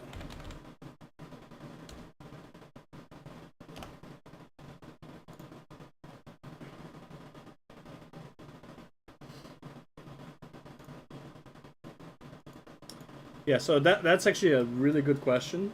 So he asked, would you do Living World Season 4 Sky Scale rather than Sodom Method on a new account? I would always do the Sky Scale from Living World 4. However, would I finish it? Like, it depends how much into the story I am. I would try to finish the Path of Fire Sky Scale, or at least do the daily for it. So there's like every 2 hours you can talk to the NPC to progress this thing. I would still rather do that. And if you follow the, what do you call it, the episode 1, 2, 3, by the time you reach that sky scale, everything that should hold you back should not hold you back anymore. Like quartz, for example. Quartz holding you back is probably like the worst thing, because quartz takes, you need 22 quartz, and it requires like 22 days in order to get 22 quartz. So that would hold you back, for example, right? People need to stop starting before 10 people are inside, but whatever. By the way, I'm still showcasing how hard it is to heal in this game, okay? So, like, I don't know if you notice, like, do you even think I'm really doing anything other than just clicking my buttons? Like, realistically speaking, you know? Like, I'm clicking buttons. How much do I care about doing the mechanics, realistically? Like, you know, don't stack with people when you need to not stack with people. Heal everyone when they need healing. So, yeah, this is... Yeah, and dodging for... This is, like, literally, like, dodging for alacrity is my main... is my... my main... Is the hardest thing in this build. Dodging for alacrity and clicking things off cooldown. Shattering to get stability, right? Spread for this one, which is like kind of obvious, right? Like very minimal mechanical knowledge. You really don't need to know a whole lot if you're a healer. Follow the group around. Like if you saw in the previous, what do you call it? In the previous strike, I did not know where to stand for the beams. Follow the group, just like go where they go, you know? Just stand with the group and you're good. Okay, everybody's spreading. Okay, I'm gonna spread too. Alright, cool. Blink back in. Alright, heal everyone to full. Okay, walk with everyone. Okay, everybody's moving to the left. I'm moving to the left. Does it matter if I move to the left? Let's be real. If I get hit by this, that didn't do anything. Okay, so, you know. The daily is the mystic coin is a daily. Yeah. So this is why I recommend just going for a healer. In my opinion, Mirage is just the easiest healer to get into. The most efficient and easy would be Scourge, and then the most efficient and hardest is Chronomancer. So, in my opinion, if you just pick Mirage, you can just move up to using a Chronomancer after. So you have like literally one class to rule them all. This is exactly why I love Mirage so much. Mesmer overall. Because Mesmer just... Your life is so easy with a Mesmer. Boop, boop. Oh, acceptance at long last! Alright, and again mechanic. So I farm for legendary crafted gear. Okay, let me finish this and I am going to answer, because that is a question that I actually need to like look stuff up probably. Alright, this guy? Okay, sure. Just follow the group. Should I start farming for legend? You should start farming for legendaries as soon as you can farm for certain materials for legendaries.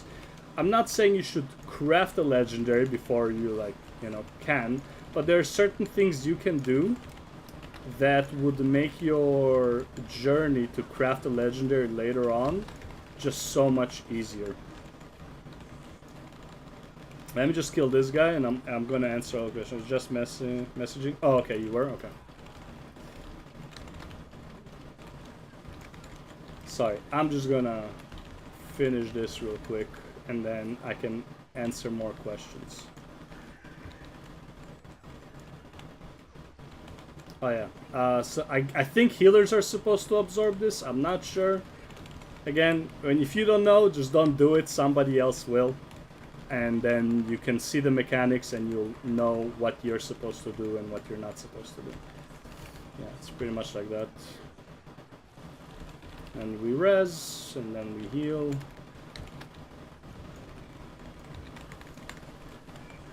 The character cap on YouTube comments, so I had to split what I was saying. A legendary. Holy shit, how much did you type? Oh, whoa, whoa, whoa. I didn't even see. Wasn't looking at the screen. Was just spamming my dodge. Even though I placed it at a bad spot. Okay, that was... I should have dodged that. No! Oh well. I should have dodged that. I was not looking. But hey, I'm not the only one who died. Everybody died, okay? Everybody died. I think it might have been because of my puddle. I am not sure. It doesn't matter. Nobody knows. Sit your mindless here. I might have caused it. I don't know. Do you see anyone blaming me though? No. Nobody's blaming the healer. Because if 5 people die in one hit, it is not the healer's fault. Am I not supposed to go through the story? I expect you to go through the story. Some good gear after finishing the main story in the first expansion. Yes, you can. Okay, you know what? Let's... I am assuming you have a problem with gearing at level 80. But let me go back to some of the questions once this is done. They're gonna finish it. Like, we have one healer up. There's 6 people, so he's providing alacrity for everyone anyways. So we'll finish this up, no problem. And there are no more mechanics to do anyways. I'm dead. So yeah.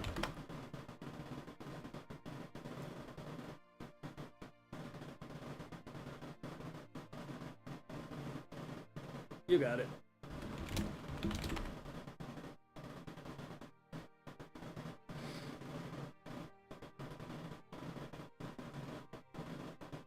Let's let this finish. Let's see. I just wanted to see if I missed anything. Hey, we did it! Look at that! Yay! Retry from checkpoint? Fuck yeah. Let's do that. Is there even a chest, or it just goes straight to your... GG, thank you, because you're a nice person. Yeah, there's no chest, nothing, right? So you just get all of them. We got the serious golfers. Oh my god. Oh my god. Right, and yeah, that's it. That is how hard it is to heal in this game. Now let me address questions. And how much did I get? 38, not too bad. Or 30 or something. Okay, so where were we? You also need more currencies. My game doesn't crash when I talk to Gar. Let's go unacceptable. Oh my god. Guild Wars 2 wiki is actually very helpful. Yes, it is. Hey man, I'm pretty new myself, but I'm familiar with MMOs, so feel free to ask. I think Guild Wars 2 is just a very vast game. Yup. Needs more currencies. Yeah, I'm new to MMOs, reached level 80 a couple days ago. I'm just running around enjoying the world. Got the first 2 expansions as well for the Raptor. I don't know what I'm supposed to do. If you do not know what to do, do the story. Like, straight up. If you're just confused, just keep going with the story. The story will introduce you to aspects. The story will make you do some events to progress the story anyways. The story will unlock more mounts for you in Path of Fire. So just do the story. That would be good enough. If you're brand new, never played this before, just do the story. Don't worry about much else. My content covers things that you would unlock with the story. So like the videos that I made. The first video refers to Corteria. Once you finish Corteria, like whatever is in video 1, in episode 1, refers to whatever you unlocked at that point in the game. Video 2, like episode 2, is about what you have unlocked by the time you finish Living World Season 3. So everything, Living World Season 3, Heart of Thorns, Season 2, Season 1, and Corteria, everything that is in episode 2, you already have unlocked by finishing those stories. Okay, episode 3, when you finish Living World Season 4 and Path of Fire, episode 3 is more for you as well. Okay, so like the content I'm doing is based on what you have unlocked at that point. Normal raids and strikes are supposed to be easy. Normal raids are not easy. I mean, they're easy, but they're not easy. Strikes are easy, for sure. How to start farming for legendary crafted gear. What do you mean by legendary crafted gear? Should I start farming for legendaries already? I just bought 2 ascended pieces from the wizard's vault. I don't even have full accessories. Theo, regarding accessories, look at episode 2. So let me just open it up. This is my manga. I don't want to share my mangas. So YouTube. Low intensity, 30k to 32k DPS. Hell yeah. Hell yeah. Alright, oh, not that. Videos. Alright, so if you are looking for ascended accessories, right? It is winter berries. So this part. And the merchant that I'm talking about here has ascended accessories for winter berries. These ones, honestly, winter berries, if you have the characters, you can farm 1 ascended once a day. Easily. If you have enough characters. Maybe even 2. And then Unbound as well. What do you call Bloodstones as well. Bloodstones has more ascendeds. Unless you are doing fractals, by the way, unless you're doing fractals, you do not need ascended gear. However, I recommend doing fractals. So am I supposed to just go to the story? I thought that I'll get some good gear after finishing the main story and the first expansion. And okay, so in terms of gear, so there's 2 things you can do. One, which is not recommended, you can go to here and buy armor. We'll go through attribute. We need power, we need precision, and we need ferocity. Can be used by Mesmer. Has to be exotic. Okay, and we'll do level 60 to 80 just in case. Okay. So there's assassins. Assassins is too expensive. What you can do, there's berserkers, which is 50 silver a pop. Not too bad. They used to be more expensive. But then there's also Zeds. Zeds is the same stats as well. Sometimes Zeds costs less. So if I go for chest, right? So we got berserker chest and we got Zeds. Right now it seems like berserkers cost less. So just buy berserkers here. Okay. Alternatively, there is a karma merchant. Let's see if I remember where he is. I'm on the wrong Mesmer, by the way. This is not the Mesmer that completed the maps. This is the Mesmer that completed all of the maps. This is my story Mesmer, so he has all of the maps unlocked. I am fairly certain it was this merchant here. Let's see if I'm correct. It's been a while since I bought gear here. Yes, Armageddon. Okay, so this is power, toughness, healing. So if you need to be a healer, this is your guy. Okay, power, toughness, healing. So each one of these merchants. So this one is Zephyr. Let's see, was it this one then? One of these merchants here, the Karma merchants, can sell you a full Berserker set. There it is. Nope, that's precision, toughness, condition. Okay. Jeez. Let's try this one. Okay, so basically this is where you can get like full exotic gear. Let's try this one. One of these merchants, the Karma merchants, have a full exotic gear with certain stats. Okay, which is more than enough to get you started on pretty much anything. The question is, which one is which?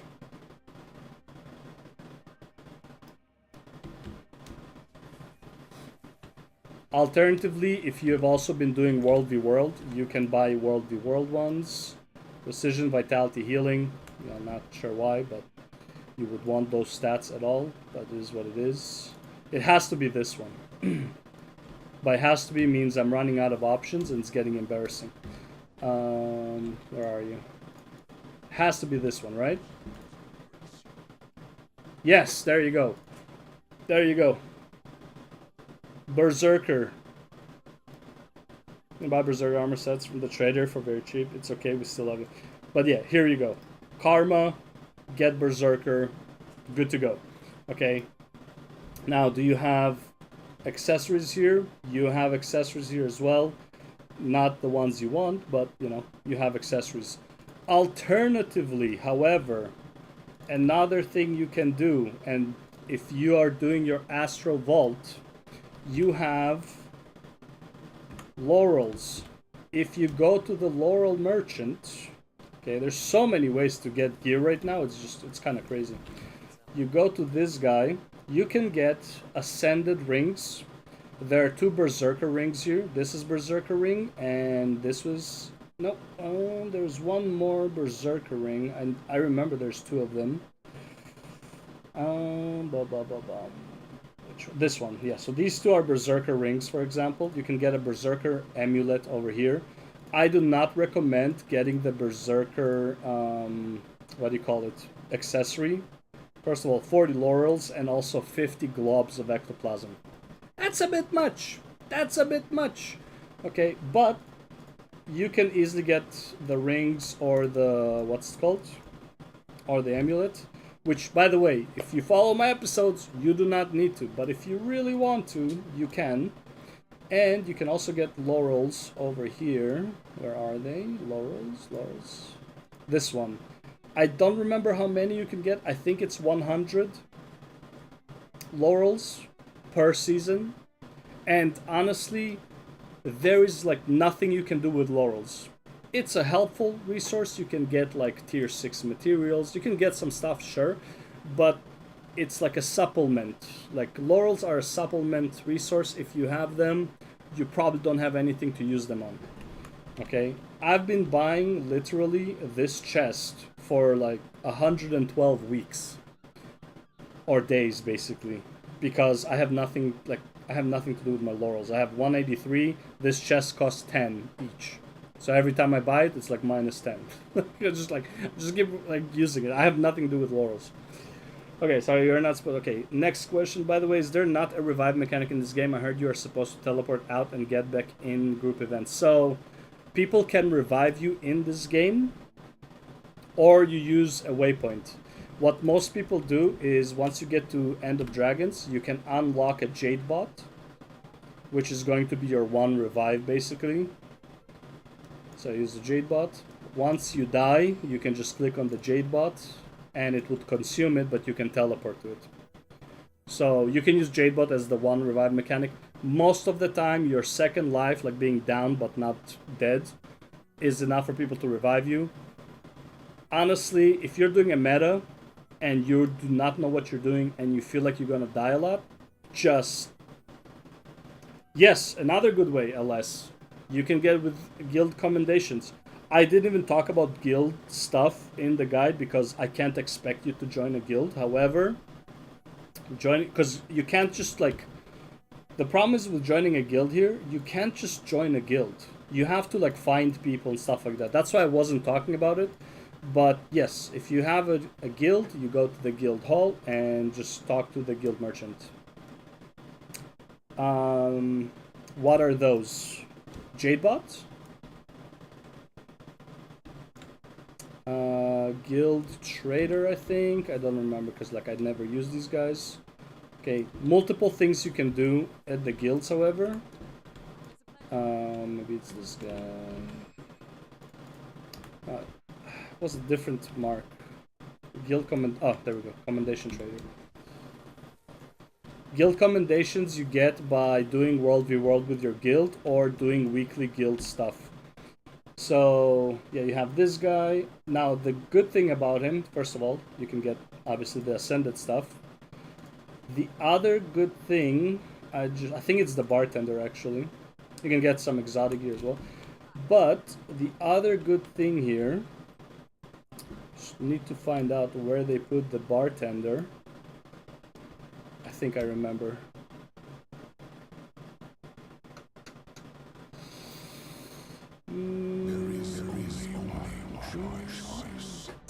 I think it's this place, isn't it? It's usually the building with the dancing purple guys. It's not. Might not be it. Oh, there's no merchant here. There is a merchant that can give you certain boosts onto your necklace. As you can see, and also like you can do some guild farming here on the daily.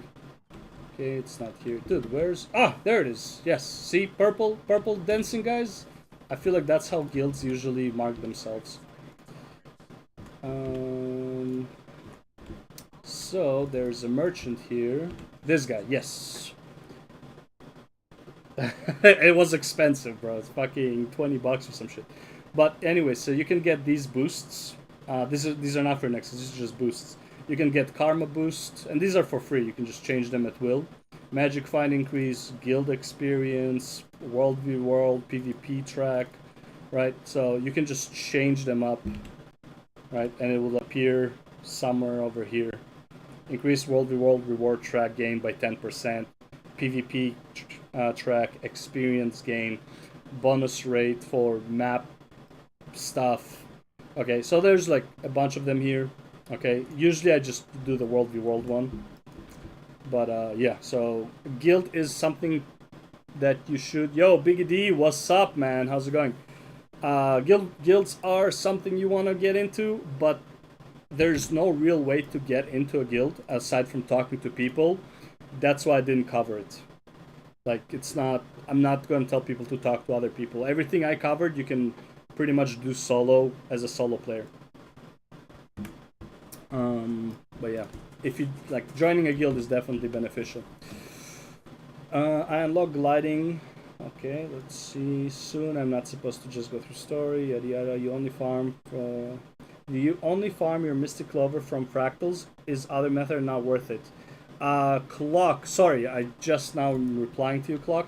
I farm my mystic clovers from strikes, fractals, and World v World. And if I were a brand new player, I would try to do raids and get more mystic clovers from raids as well. Can I heal an exotic gear? Yes. I unlock gliding from Hearth of Stones.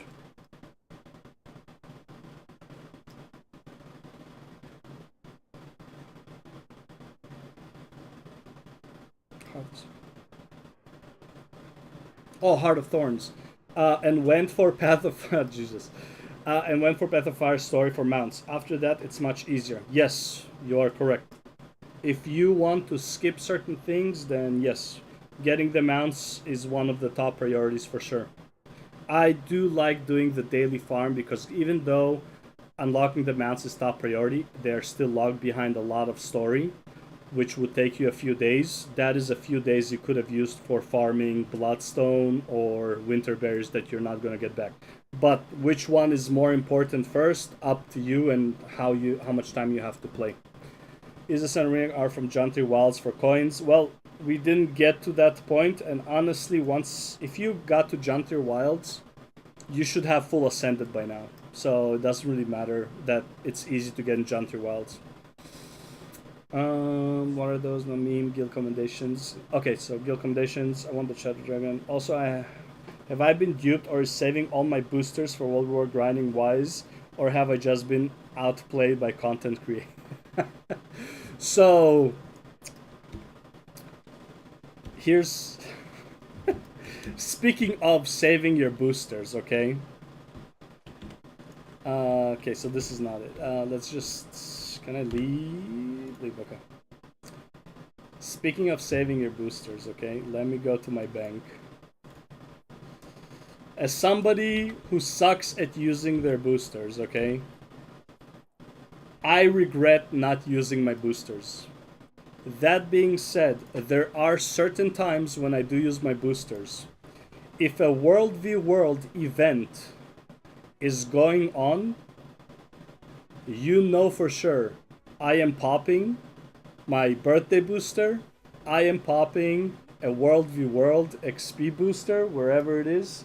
I am popping my... Where the... I know I have them because I don't use them. I have no idea where they are though. Interesting. Where did I put them? Am I holding on to them? There's no way, right? You know, they might be on my Willbender. They might actually be on the Willbender. Oh, this is not the right Willbender. This is not the right Willbender. This is the right Willbender. Am I holding them here? I have no idea where I put my World v World boosters. Maybe I used them and I'm just mental. I feel like I didn't use them though. They're like the 15 minute boosters.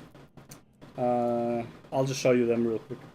New Guild Wars 2 player, level 43 at the moment, disabled gamer, missing hand, using an MMO mouse. What's the easiest class or build to play with minimal button presses? For which purpose?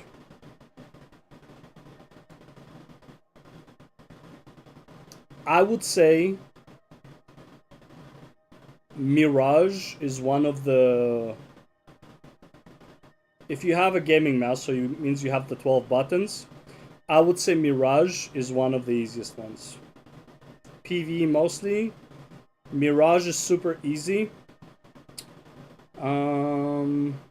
Willbender, pretty easy. Actually, no, Willbender is not that easy. Because you gotta target, I don't know, because you have like all like these 3 buttons as well that like you need to press very a lot, and you kind of use all of your ability skills. So yeah, Mirage, not any Mesmer, just Mirage specifically. Virtuoso, pretty easy in terms of button mashing.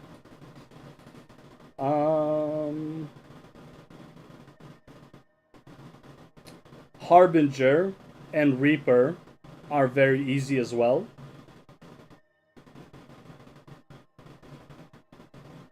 Hammer Guardian is literally auto attacks, so you just don't even click anything.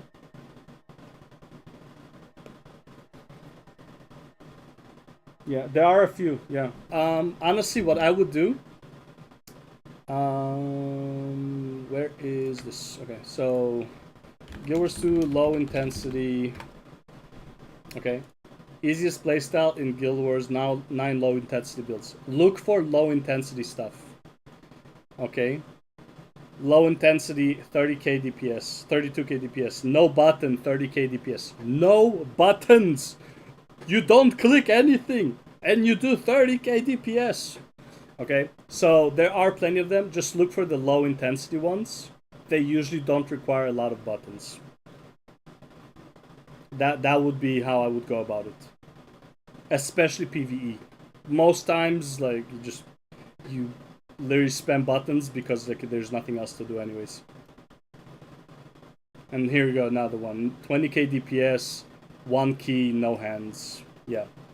So look for low intensities for sure. You have any tips for dealing with all the different key currencies that clog up your inventory, like tarnished keys, ornate rusted keys, fractal encryption keys, etc.? Yeah.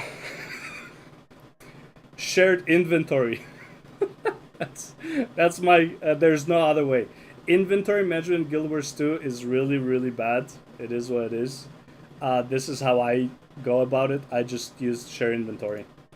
Technically, a bunch of these I don't need on my shared inventory. I only need my teleports on shared inventory, my salvaging, and these keys. Like these 3 keys maybe. Power data is 0 buttons, only buffing yourself from time to time. Yeah, isn't that like you just click 3 or something like that? Yeah, there's a lot of like low intensity builds out there. Yeah, I'm not gonna say which one's the best. Just kind of just do a bit of research on low intensity builds. You'll probably figure it out better than what I can do. But yeah, Guild Wars is a lot of it is inventory management. Like, I mean, look how many fucking bags I have, and like on every character, and it's just so much garbage that's like I'll never use, but it's there in case I need it, right? Only item worth buying off the shop that personally I can't live without now is the copper-fed salvage bot. Love that thing. Yep. Very helpful. I use this for only the blue ones. I created a character and I'm using him as a bank for stuff that I don't need at first hand.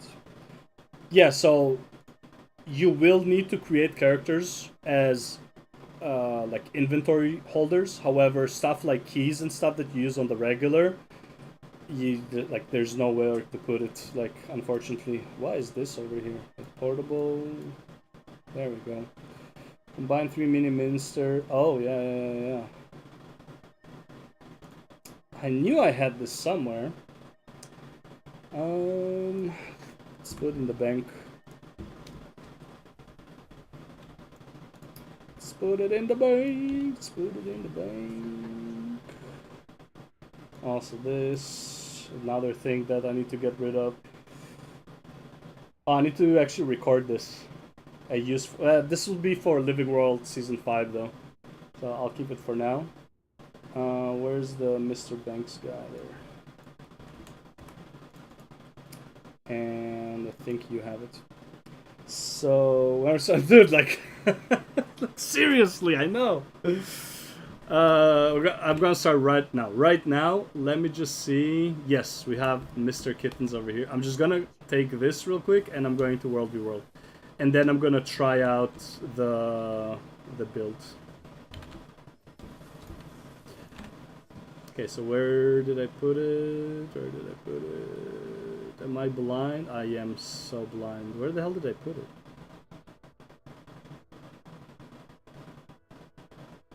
Dude, what?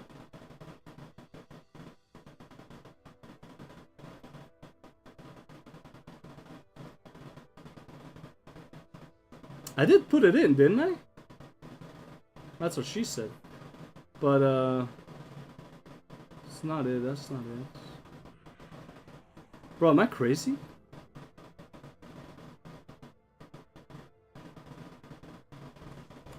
Dude, what?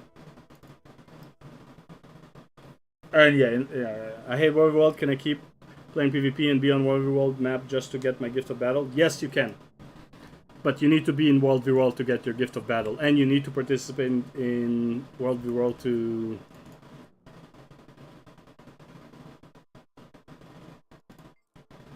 Like, you need participation in World v World to get the Gift of Battle. Dude, I'm not insane. I actually put it somewhere. Okay, what's the name of this guy? Where is he? Mini, Mew, Professor, Combine. There it is. Bank tab 3. How could I not see it? Bank tab 3. Oh, dude, there it is. Holy. Mini Mr. Mittens. Oh, this is not even the right guy. Okay, whatever. Okay, let's get into it. Finish item search module. On the topic of World v World and PvP. Okay, so first let me answer Gustavo. Gustavo, in order to get Gift of Battle, let's go to PvP right now. The World v World. In order to get Gift of Battle, you wanna do play for structured PvP and World. So I can't tell you anything about structured PvP. I don't know much about structured PvP. Play what you enjoy and find a way to make it work. World v World roaming depends on what you're roaming for. If you're roaming and you're looking for fights, Willbender, any thief really, and mesmers. Those would be my go-to for roaming because you can engage and disengage really fast.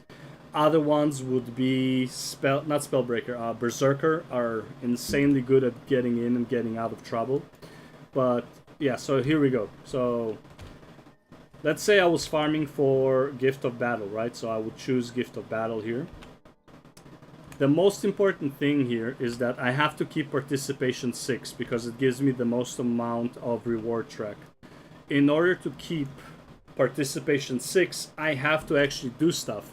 Either take camps, keeps, towers, whatever, or fight 1v1 and win, or like just participate in a kill on a player. Okay, so I don't know if there's a player nearby. What I do know is that the camp is now available and no one is attacking it yet. So if I go here, by the way, killing the supervisor. Okay, hold on. Oh, buddy, you wanna fight? Fight it out. Let's go. Come on, man, come on. Guess not. All right, cool. So, oh, nice. Okay, we got friends, so he won't be showing up probably. Okay, so I'll just, capture this real quick, and then I'm gonna actually like change my build. Holy, he did damage. All right, so you capture this. You see, I got some time from the from killing the commander.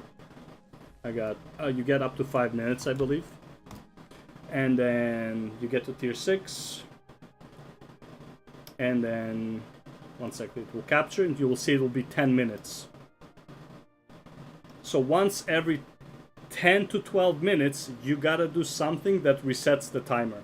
So now I can AFK for like 10 minutes, just chill, and the reward track will keep going. That's how you do PvE inside of World v World. It is extremely boring, but if you're like studying, doing something else on the second monitor, you can farm World v World that way. Just like every 5 to 10 minutes, take a break, go capture a camp or something, right? Like, oh, this camp is available soon, this camp is available, this one, well, in 4 minutes. So I can just like, okay, well, I have 5 minutes to wait. I can just go stand by over here somewhere and just wait for it, right? So you don't have to do PvP inside of World v World. That's like, you can just do this. It is not the most fun, sure, but you can do it. Honestly, my first Gift of Battle, this is exactly what I did. Luckily, it was also World v World weekend, but I didn't realize that I could get a lot more from the World v World event. But, like that's, yeah, like, if you're like really not into PvP, you can do World v World without ever PvPing. You see a player, just fucking run. Right? Like, it is what it is. You can totally not kill any player and be totally fine to get your Gifts of Battle. But you do want to make sure tier 6 participation. And of course, yeah, you can use boosters and stuff like that. Also, thank you for reminding me, I want to talk about the boosters. Boosters, I think it's this guy. There's this, 15-minute booster. You're gonna get... See, it says 26 in the bank, bro. I freaking knew it. I have 26 in the bank. And I couldn't find them. Why can't I find them? Oh, dude, they were like right in the middle. For some reason, I thought it was a different icon. But yeah, I have a bunch of these guys, right? So usually these ones I would save for a World v World event. But you can use stuff like birthday boosters and stuff like that if you have a bunch of them, obviously. Right? You can use celebration booster. Like, there's, is there some site or place you can see what rotation is on like World v World weekends or whatever else? LOL. Not sure, to be honest. The boosters get removed on death? No, they just last the time. But this is real world time.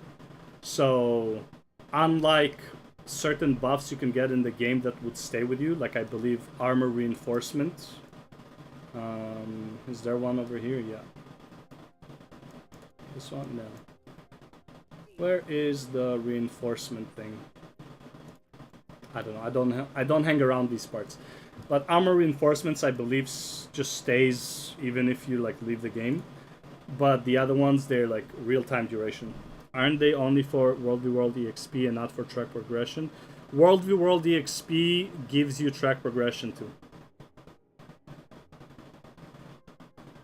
So when you get EXP, fuck, I don't remember how it works, but there's like something for the EXP that gets you this faster.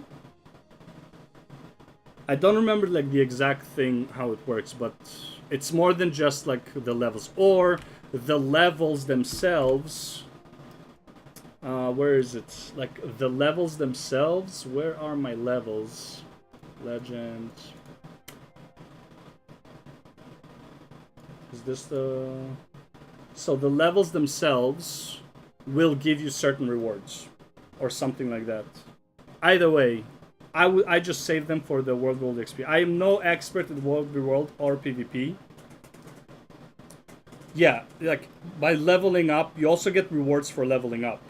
So some of the rewards are track progression as well.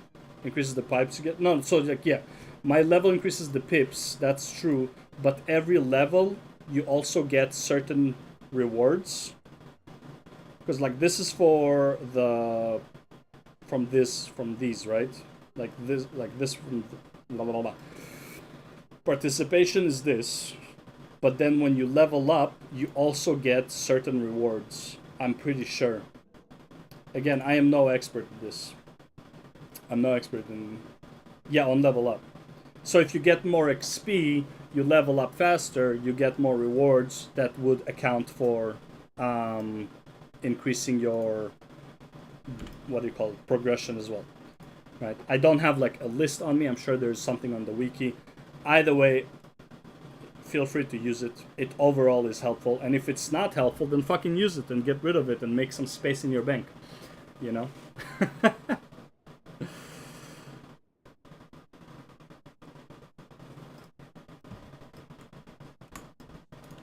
Anyway, so I wanted to change my build. So first of all, I want to use Viper. I want to use the shields, Sigil of Energy, Earth. We're focusing on bleeding. Was this the one? Age is correct. Blindness, yes. And then I also I want to use this. We got invisibility, and then we have invisibility here.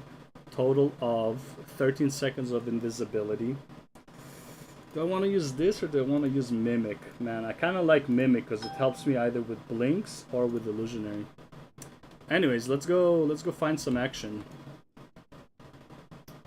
Let's go try and find some action. Well, first let's take that. The problem with running a build like this is I'm going to take a lot of damage. Why am I going from here, by the way? Oh, whatever. Too late now. Okay, let me capture this camp.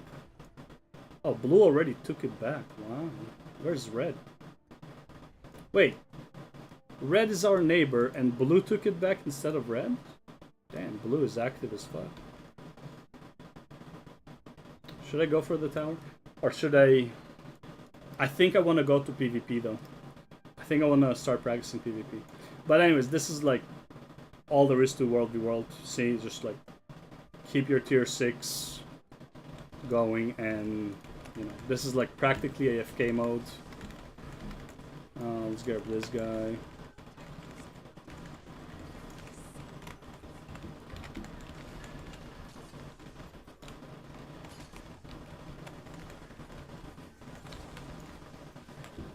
Yay. And also make sure you are farming every time you go to a location, and make sure you have your volatile. Well, I have the volatile glyph, but like volatile gathering tools, because just why not help yourself out, you know, in other aspects of the game while you're doing World v World. But yeah, that's pretty much it. So there was a build I want to do for PvP, and I'm gonna suck at it like really bad. Yeah, that's basically World v World. That's all you do. Gift of Battle, that's all you do. Okay, it's that simple. Just back and forth on those things. Yeah, I'm never gaining those items, am I? Okay, so for PvP, there was a build I want to copy, but did I close it? Anyway.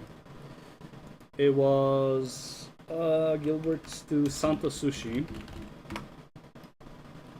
Work done, I'll catch up later. Thanks for answering questions. I'll watch vid 3 later. Enjoy all. See ya, Jake. Thanks for sticking by. So, is this the one? Power Mirage ranked gameplay and commentary. Is this the one I watched? I think this is the one. Okay, so he's using a spear though. Yeah, this is the one I watched. I want the build. So the build is going to be the exact same. However, I do not want to use spear. I think spear is a bit problematic in many ways. Okay, so I'm going to copy pretty much everything except the spear. I would much rather use a greatsword because I like keeping my distance and I like annoying people. So he's using this recharge shatter skills. At long last, Ali just subscribed on YouTube. Thank you, Ali. Okay, so what I want to do. So we're gonna copy. What is that? 1, 2, 2 for illusions. Is there no PvP one here? Okay, we're gonna do it here then.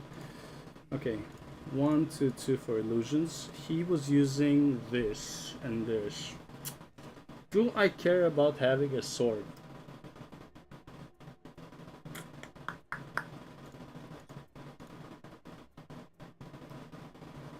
Two, 3, 3. That's the question. Or should I go for blinds? 15 ferocity. Because I'm thinking instead of sword, I could use torch for invisibility or shield for survivability. But do I really need survivability? I'm not really dueling here.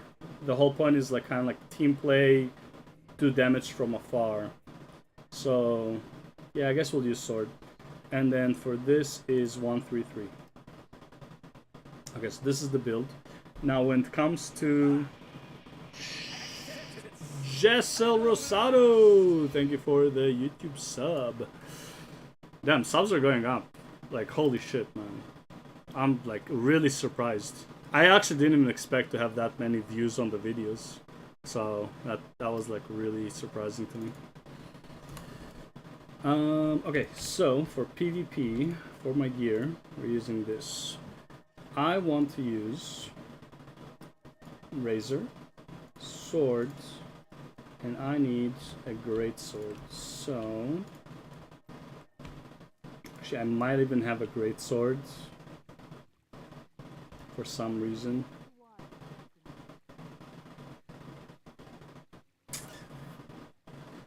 Nope, no great swords. Well, I mean I have these. Let's use it for PvP. Why not? Hopefully I don't forget about it. Oh wait, it's a soulbind. You know what? I don't want to soulbind it because honestly, I will probably, when I craft this, if I ever craft it, I will probably be selling it. So we don't care about that. Alright, let's just grab a greatsword here then. Greatsword. Okay, so my offhand for PvP would be a greatsword instead of a spear. Now we are using energy for sure. What else was he using? Energy and air. Energy and air. No, wait. Energy and cleanse. Lens. And the other one, yeah, talents, yada yada. Okay, so he's using that. What is the Z thing? So here we're using Berserker Amulet, sure. What is the Z symbol? I have never seen that rune in my life. Holosmith. Power, vitality, power, vitality, power, precision.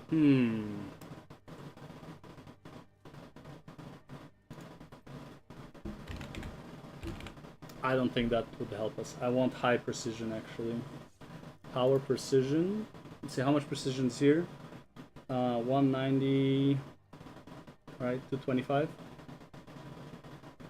This is 225 precision. 175. 175. I think that is the most. Oh! Precision with ferocity. That's the one I'm already using. What I care about. Actually, also, this is like lower precision as well. This is Ranger, precision, ferocity. Let's try this. 62 and 216, 2200 power, 23. Okay, so I can't get 100% precision, so never mind. Okay, so for here, I'm actually gonna use accuracy maybe. Don't have accuracy here, so what is he using? He's using...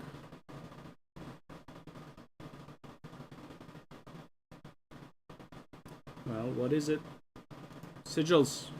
Talk to me about the sigils. I don't know what sigil is. Okay. It is Sigil of Absorption. Steal a boon when interrupting an enemy. Is that any good though? Gain 4 stacks of might when you swap to this weapon while in combat. Doesn't help me. Fair condition on your foe. Confusion. On hit, gain might. That might be interesting. Per boon on yourself. Remove pairing effects from yourself when swapping to this weapon while in combat. No, that's what I have blink for. Targets below. Oh yeah, Executioner. Let's go. That's what we are here for. We're here to execute. Okay, so we got this. Alright. Our abilities. Honestly, I don't think I need Mimic as much in this one. So instead, I actually want to use Retreat. We're gonna use the Blinks. Portal is a bit of a... what do you call it? Troll. Okay, so this is pretty much the build. Let's try it out. Oh my god, I have not PvP'd on... I haven't PvP'd forever. I mean, look, I'm fucking wolf. Bronze games are more fun, plat games are annoying, boring, and summon all AFK. Wow. Oh my god, 2-minute queue? Look at that. Look how many victories though. About 50-50. All on my warriors. All on the Bladesworn. I love the Bladesworn for PvP, man. It was so much fun. Spin to win. Spin through people. It was really annoying at times, don't get me wrong, but like it was really fun. I like Jin. I'm not gonna lie. I hate that one, and I don't like Skyhammer. Give us the Jin. Give me the Jin. Give me the Jin. I really gotta pee, but give me the Jin. 50-50, let's go. Fuck me. I hate this one. This is the worst one. Alright. So let's figure it out. Yes, I'm ready. Ooh, I'm the first one to be ready. Oh, yeah. Okay. So, yep. Throw a sword, and then we dodge, yada yada. Illusionaries, sense one. Problem is, this is the most annoying part about being Mirage, is that, well, in PvP, is that energy is only 25% of the endurance, not 50%. Hey, how are you? I want to know your opinion if it's worth farming Twilight or buying it in TP. Currently, I only have Heart of Thorns, and it is not worth farming any core Tyria legendary because in the Astral Vault, you have legendary weapon starter kit, which I can't check anymore, but you often going to have either sunrise or twilight legendary kit for it. I have it right. I have both of them already, and it just rotates every season. Now, if for some reason like you have to have it right now, then you might as well buy it. But farming for it, honestly, unless you're really enjoying it, is kind of like, I don't know. I'm not a fan of farming any Corteria legendaries. They are kind of annoying to farm compared to like any other legendary. I would just wait for Astral Vault, to be honest, and just craft and sell other legendary weapons from End of Dragons. Right, how many? I didn't see it what their team has. I think I saw one Mesmer. I hope that's the only Mesmer though.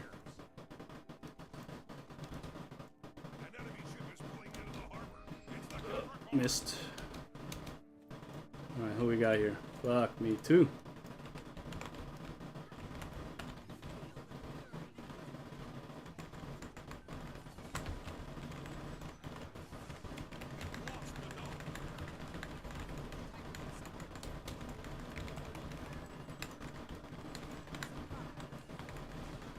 Got him. Whoa! Holy man. That's fine though, that's fine. Did not... I just didn't see him coming. Get him! Get him! Get him! Get him! Get him! Get him! Get him! Get him! Get him before he gets me! Get him before he gets me though! Alright, oh, I got one. He's gonna get up though, like, yeah. Fuck this guy. He's gonna get up though. Oh man. Alright, let's... I think the response used to be faster though. Oh my god. I did not see that guy. Holy man, he just fucking jumped me so fast. We're so not winning this. I forgot there's no like fucking... Oh my lord, we're all dead. Where the fuck did he come from?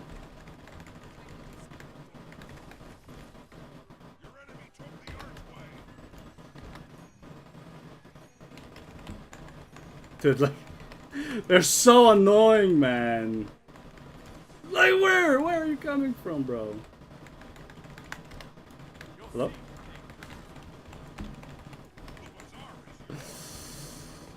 Oh my god, man. Fucking thieves.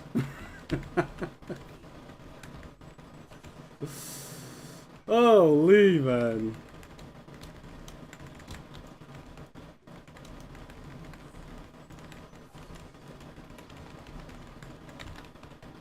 Dude, like, how stupid is this that they can just keep doing this? Look at this, perma fucking invisibility. Are you fucking kidding me? Like, what is this class, man? What is invisibility, and then he's invulnerable to damage, then invisibility, then vulnerable to damage. How stupid is this class, man?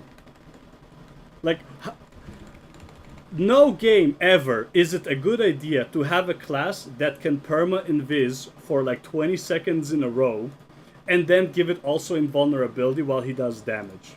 And he can attack you while invisible and remain invisible. There's no game in the world where that is a good game design. I don't even care if they did like 0 damage.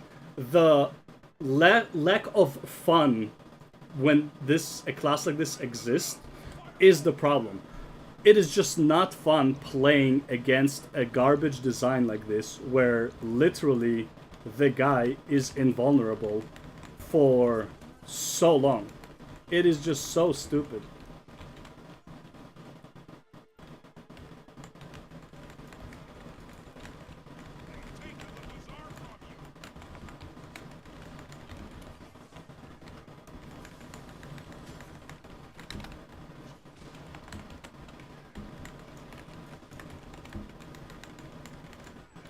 Oh, come on, I got him. I won that 1v1. I don't care. I don't care. I won that 1v1, bro. He fucking died.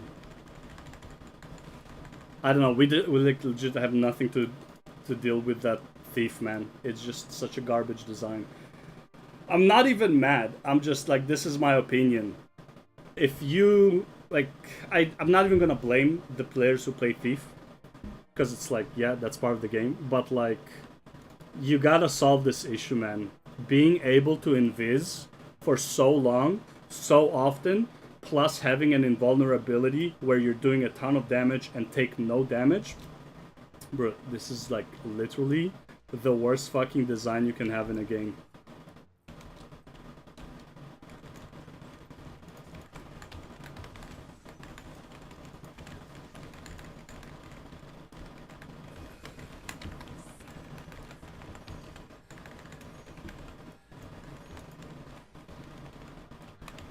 Look, look, look, fucking dead. Dead! Instantly dead, bro. Instantly dead, bro. What is that? From Invis! From fucking Invis, bro! How is that okay, man? This is why I play tanks in PvP, because it's just so stupid. Because Thief exists, this is why I play tanks in PvP. It is absolutely, like, no sense to play anything other than a tank at this point. Just fucking, everybody's playing tanky Scourge healers, man.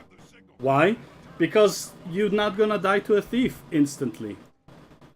Dude, like, what a garbage design, man. I'm sorry. Legit, like, the worst fucking design of any game ever. I've never seen a worse design for a... And, by the way, Rogue in... what do you call it? In World of Warcraft is annoying as fuck. Nowhere near as bad as a thief in this game, though. Look, he's gone. He's gone. Like, you're not gonna find him anymore. Why? Because you can just permanent this.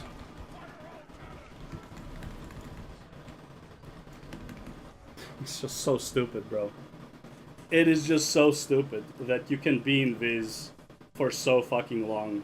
So often. I'm sorry. This is by far the worst designed class in the game. For anyone who is not playing it. Just... shut the fuck up with the GG. Oh my god, bro. Who fucking thought of creating Thief, man? I'm sorry. Get a new job. This is just so fucking stupid. The worst. Honestly, probably the class that everyone complains about the most in any fucking Reddit post complaining about any class. Mirage has its issues, sure. And I agree with like all the clones and invisibility and stuff, I agree. But you cannot invis anywhere near as much as a thief. You cannot do damage from invisibility anywhere near as much as a thief. As often. You cannot do damage while invulnerable, practically, because it takes all of your clones. It's just so fucking broken. It is just so fucking stupid. It's like the team with the most thieves and scourges is gonna win. What does the enemy team have? Okay, 2 scourges, or whatever, necromancers, and a thief. Enemy team wins. 2, what do you call it? Guardians, I'm assuming Dragon Hunter, Willbender. Like, they automatically win. And this is what I hate about like PvP games, like League of Legends stuff like that. When it gets to a certain degree of skill, you're like, you look at the match and you're like the matchmaking, you're like, yeah, I know who's gonna win this. Straight up. They're gonna win, unless they're like really bad, they won this game already. 2 Reapers versus 1, like 2 Necromancer versus 1 Necromancer, not even a Scourge. 2 Dragon Hunters or Willbenders versus a Holosmith and what's it called? Which again, not that bad against those 2. But you're gonna have this thief just fucking one-shotting everyone from invisibility and not dying ever. I don't know. Kind of stupid. Kind of stupid if you ask me, man. It's like, oh, why did you play Thief then? Because I don't like it. I don't like that game style. It is extremely toxic, garbage game style. I like it to troll, sure, but I won't be able to like persist through that type of game style ever. I'm honestly considering going maybe for a toughness condition build, toughness vitality condition build, and just doing a bleed mirage, similar to like World v World, and just like using dagger skills. Probably is gonna be the best way to go about it. Yeah, they're gonna come from up here. Yep.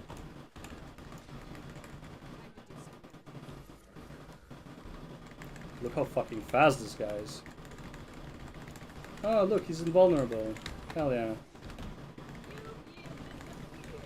Look, he's invisible again! Oh my god! Oh, he has fear too. Nice, nice, nice. Why not? Why not? Oh yeah, obstructed, invisible. Of course, and he can also do that. From invisibility, he can also like do that. Nice, and I'm dead.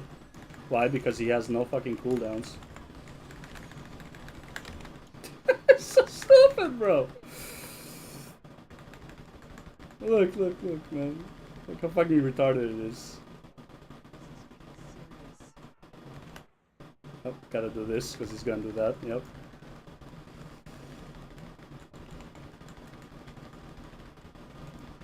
Yeah, get fucked, piece of shit. It's so fucking stupid, man. This class.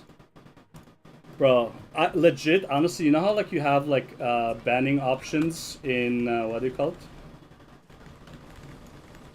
it? In League and stuff? Where are you going, brother? Where are you going, brother? Where are you going, brother?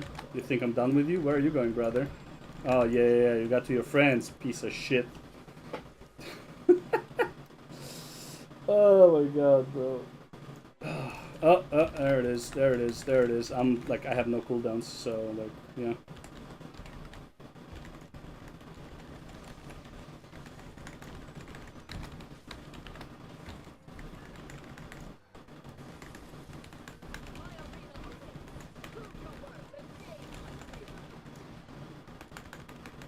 That's fine. That's fine, he did. He did, he did, he did, he did, he did. You fucking res. That's not a team, bro! Just res me while he's invulnerable. Oh my god, man. Thanks, team. Fucking useful. Oh my god. That he caught me with like no cooldowns. Good on him. Well, not him. The... What do you call it? The thief caught me with no cooldowns. Oh my god, man. I can't. Just because Thief exists, I just can't take this mode seriously. This mode is literally just like, oh, you play Thief, you might as well go for PvP. Because this mode is made for thieves. I got this. Trust me, you don't have this. They're coming. They're coming. They're coming. They're coming. Good.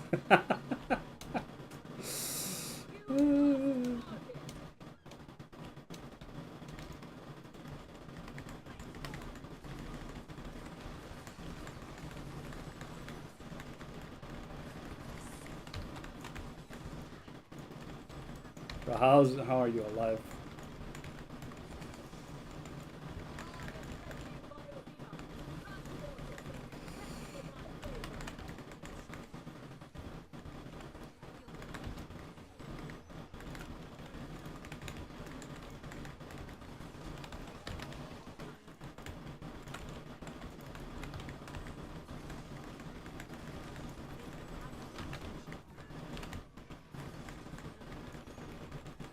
How are you up, bro?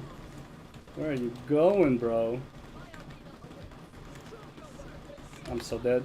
Or am I? Yeah, well, I do damage, but I take a lot of damage too. He's good. Let's see what's going on down there. We lost that one as well.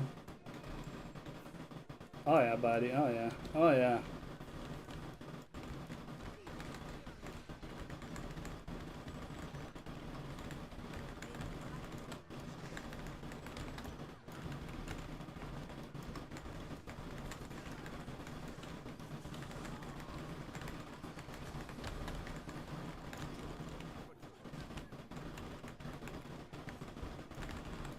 As long as they leave me out of it, bro, fucking let's go.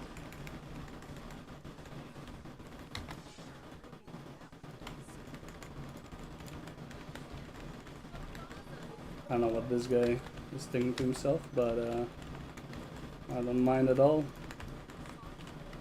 I think the thief just started throwing. Okay, we got this. Ooh, we got all three, baby. Let's go. They leave me alone, we do damage. I need to get better, like, just avoiding damage as a whole.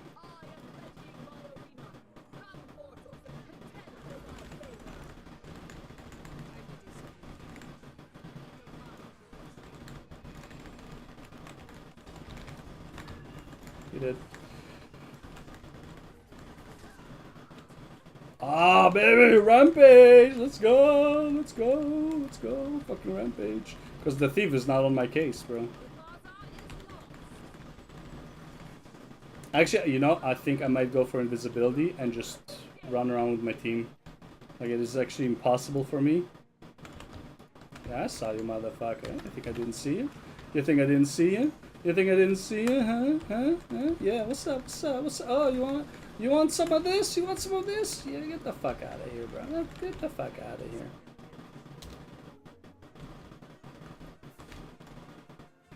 Okay, he went over there.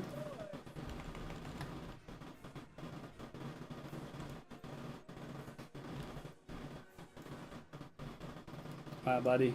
It's all you, Reaper.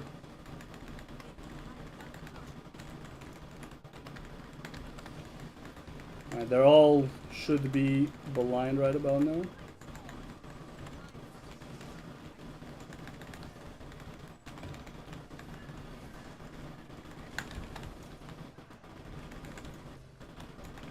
Oh, can't move. That's fine, whatever. Went to do a little bit of fun. Oh my lord. Honestly, not the best place for me to fight. There's like nowhere to run. Should have went around here, go up there, and attack them from that point. That was a bad move by me. Not good positioning.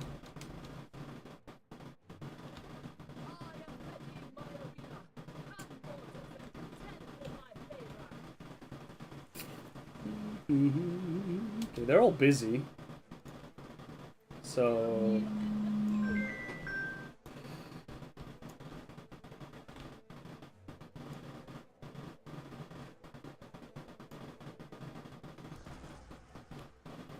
since they're all busy. What does it do again? Sounds a giant icy meteor above your target, crashes down.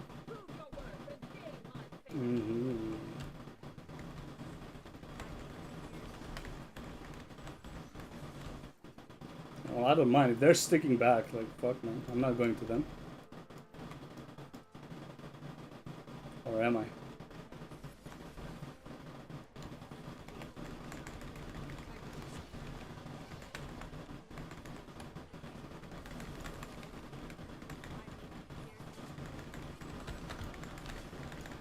Oh yeah, buddy, let's go.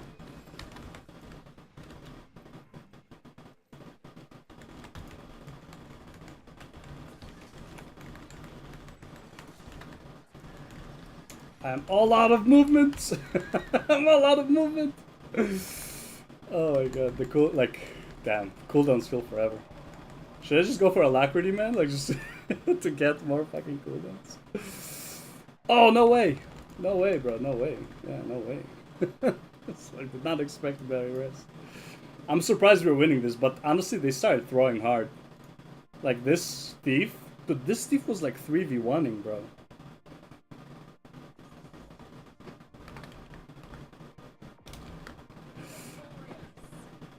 Oh yeah. What do I get? What do I get? Damage and kills, bro. Yeah, fucking kill the shit out of it. Oh man, look at that damage. That was good. I like this build. It's a lot of damage and it's a lot of like get fucked if you don't do the if you don't have shit.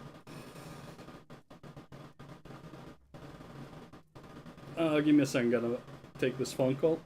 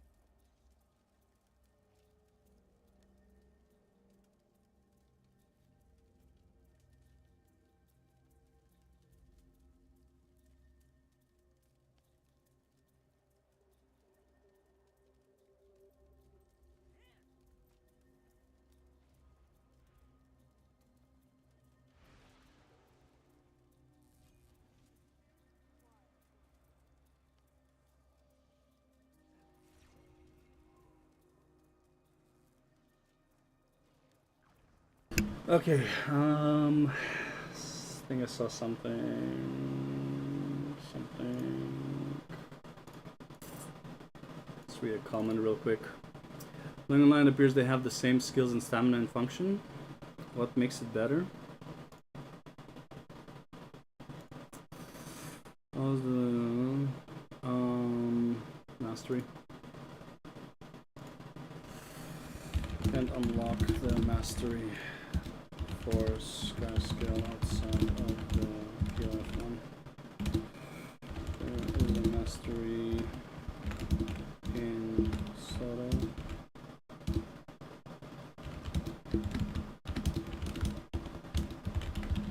Better.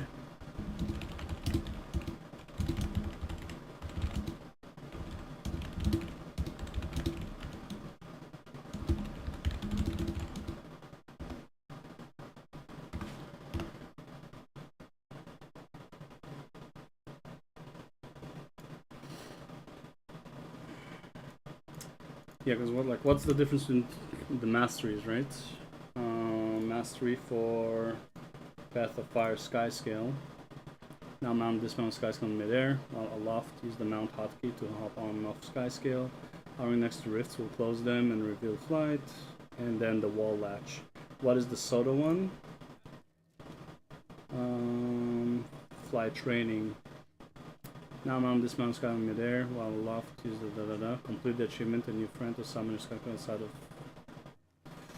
Fireball, Wall Spring, Wall with your Sky Scale. Oh, actually, you know what? They're the same. No, wait, hold up. Actually, you know what? You are right. You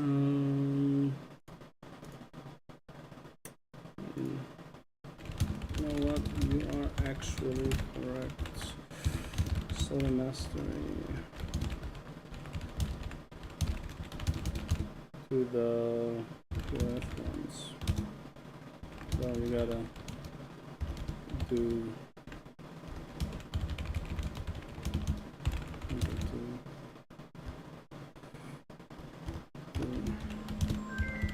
oh my god, give me a second.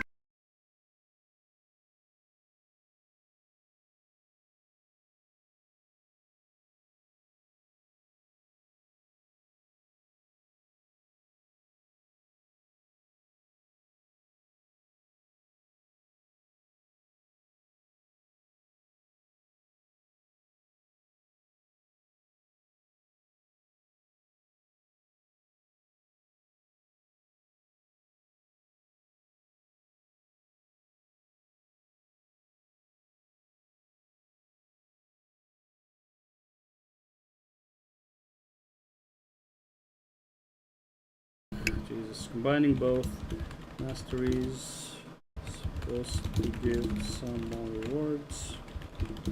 Either way, you can.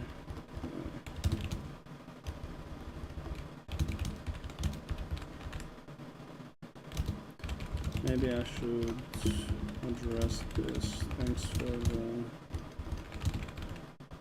You know what? You know what? Actually, maybe this is actually a 3.1 type of topic. Maybe, yes. Yes, we're gonna do that. We're gonna do a 3.1. I was hoping I don't have to do a 3.1, but we will do a 3.1. Alright, so let's open the thing here. I mean, either way, you gotta do the legendary, but that's fine. Okay, so.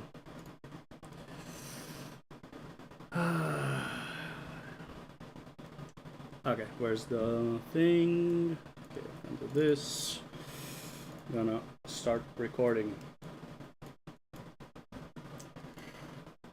Okay, guys, so it has come to my attention. Actually,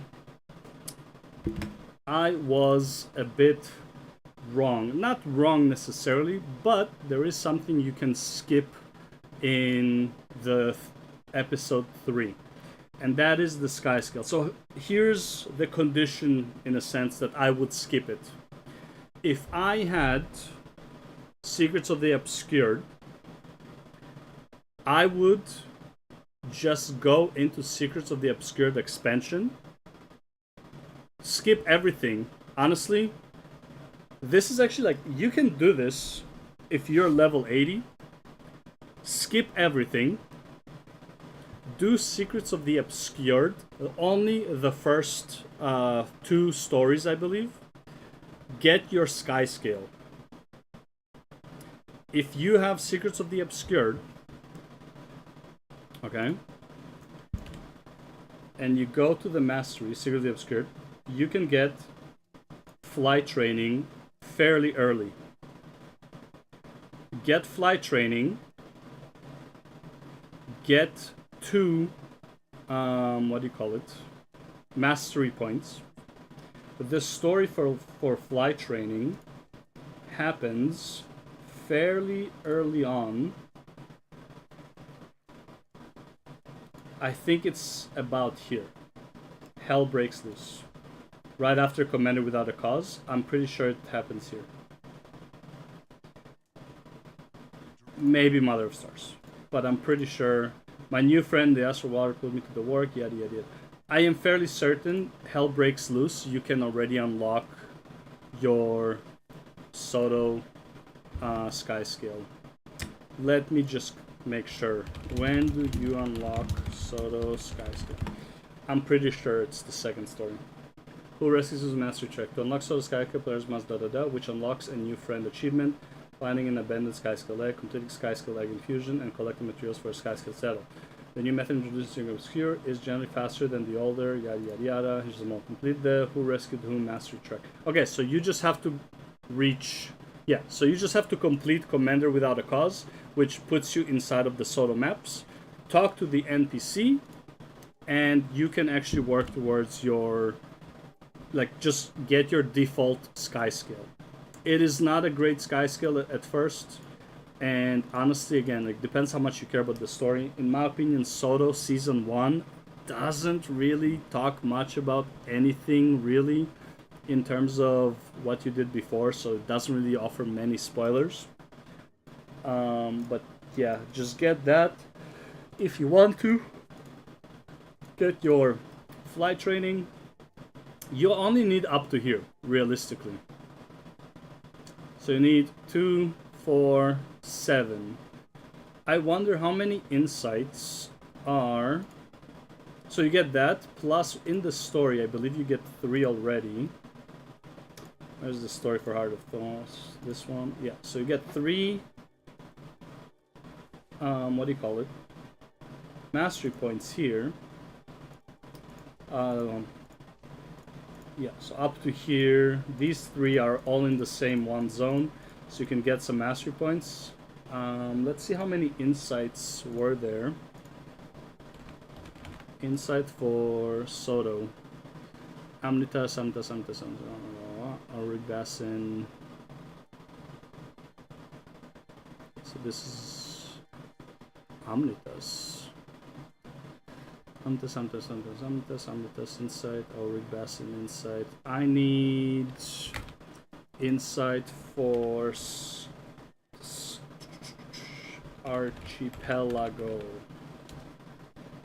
Okay, so 1, 2, 3, 4, 5, 6, 7, 8, 9, 10, 11. So if you go to Secrets of Obscure, do flight training, you can get up to 11.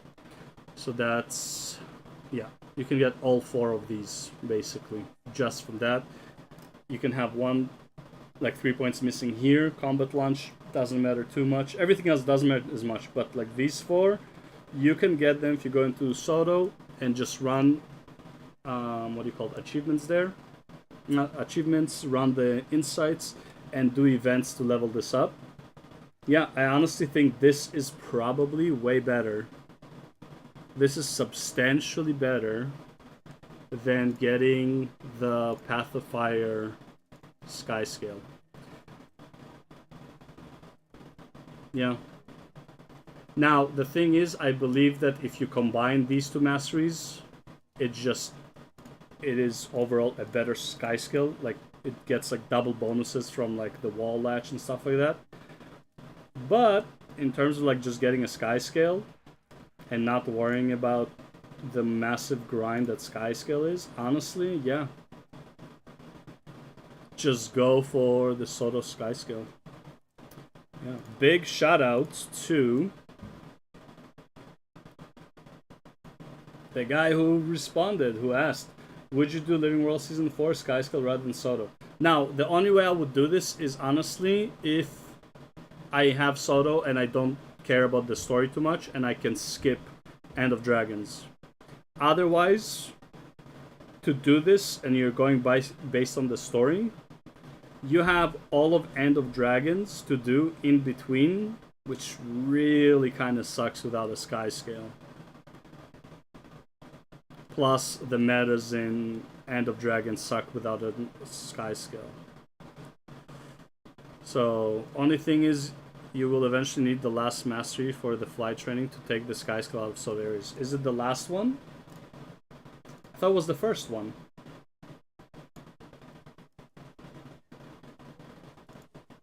Yeah, it's the first one, isn't it?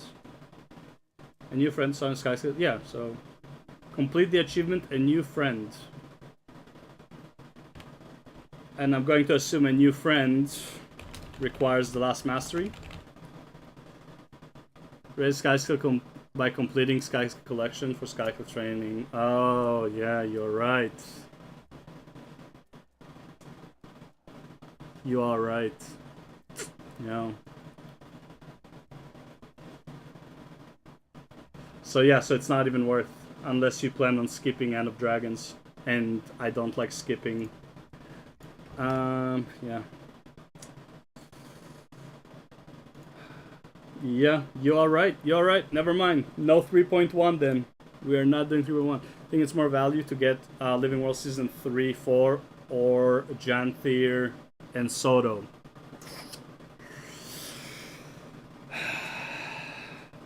I think Living World 3 and 4 has more value.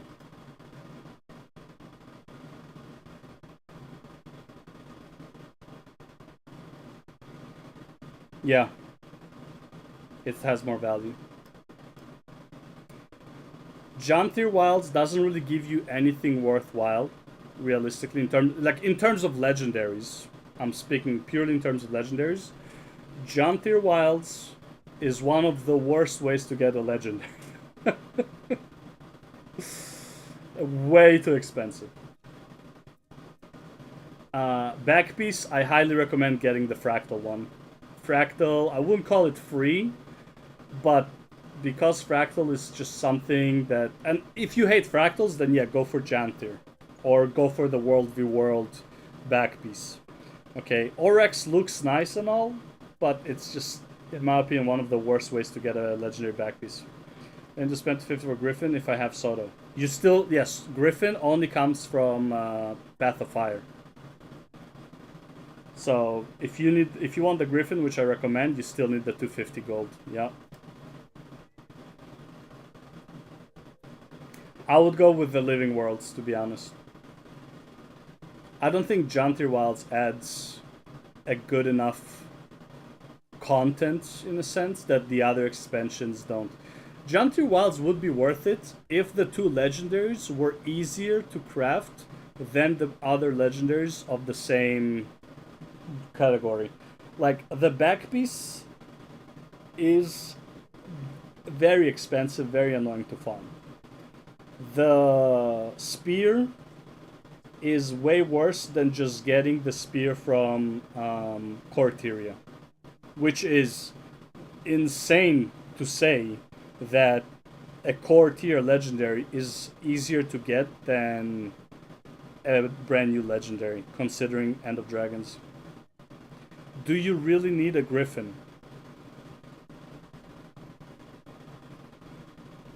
Do you need it? Well, as much as you need a Sky Scale, I would say.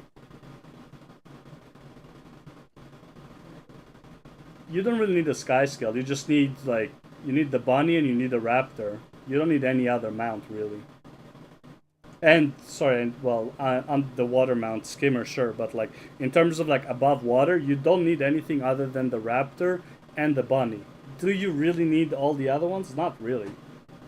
The bunny jumps as high as the Sky Scale flies on its own. So why would you get it? You know?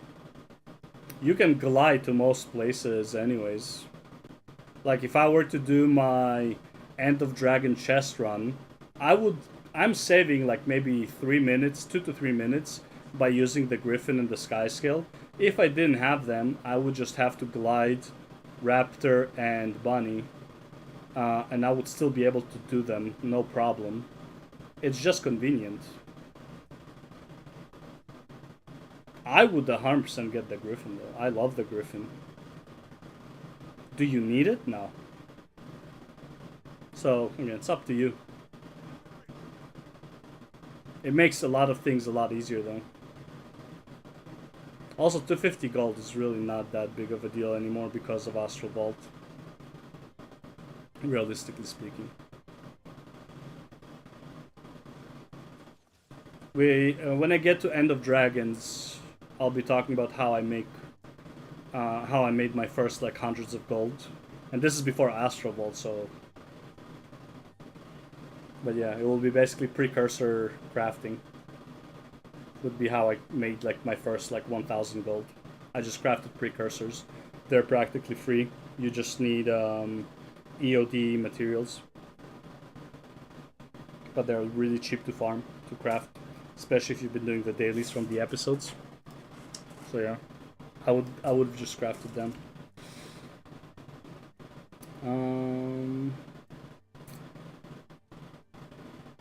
Damn, why are these such long cooldowns?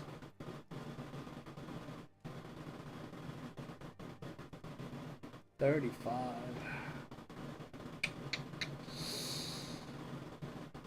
Maybe I should do Mimic, honestly. Activate it when entering combat.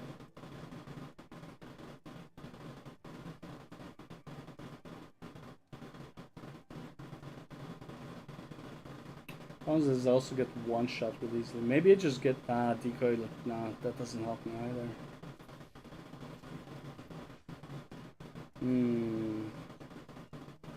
35. Dude, the cooldowns are so massive though. Holy. Insanely long cooldown.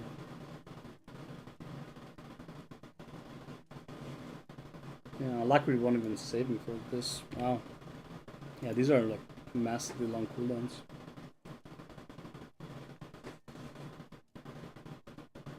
I honestly wish Ainit would allow me to level masteries while not in the zone, because I don't like leveling hot masteries, but I want them all, lol. First world round. Oh, by the way. Actually, I should have added this probably for Heart of Thorns. There is something you can do for Heart of Thorns, other than like farming metas, which by the way, just do the chug around, which starts now. Like, actually starts now, I believe. Where's the event? Chug around 12:30.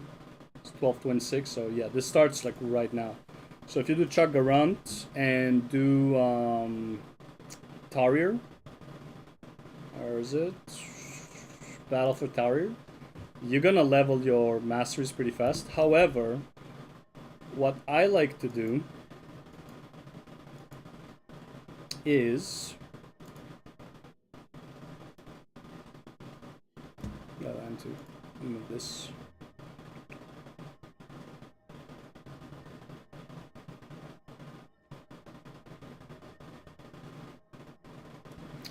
So what I like to do is actually go to here.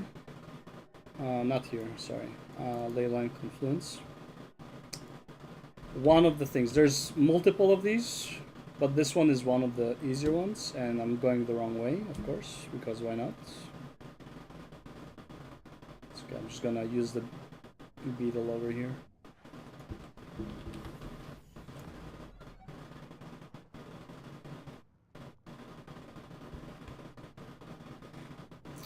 One of my favorites is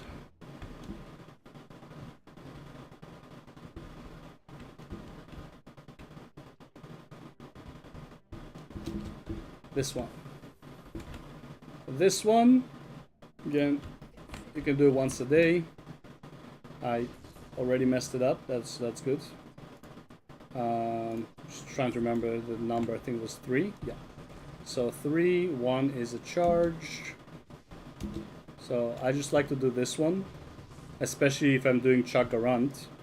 Then I just run this guy real quick while waiting. So I always take this lane because I'm that type of guy. No! I was too short. I was short. Okay, go here. We got another one. Go here. 1. Okay, run this. Grab this. Jump there. Okay, click the 1 so it bounces up there. But you gotta be in range. Get to here. 3 to here without falling. Okay. I like to run this because that jump fucks up way too often. So I always run this. I click 1 over here. I jump that. I click 1 over here. No, I don't. Okay, just do a 3. This, and then boom, done. Okay, you get a gold, and look at the XP bar. Boom, boom, boom. This is how you would farm the masteries. Okay, just find the adventures that are not too bad to do. Honestly, you want to do them anyways for the mastery points. There's a bunch of them. Okay, scrap rifle field test.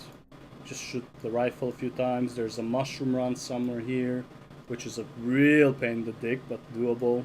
Right, there's a bunch of them all over the maps. This is how I would go about like leveling up masteries really fucking fast. Just do these once a day while you're at it.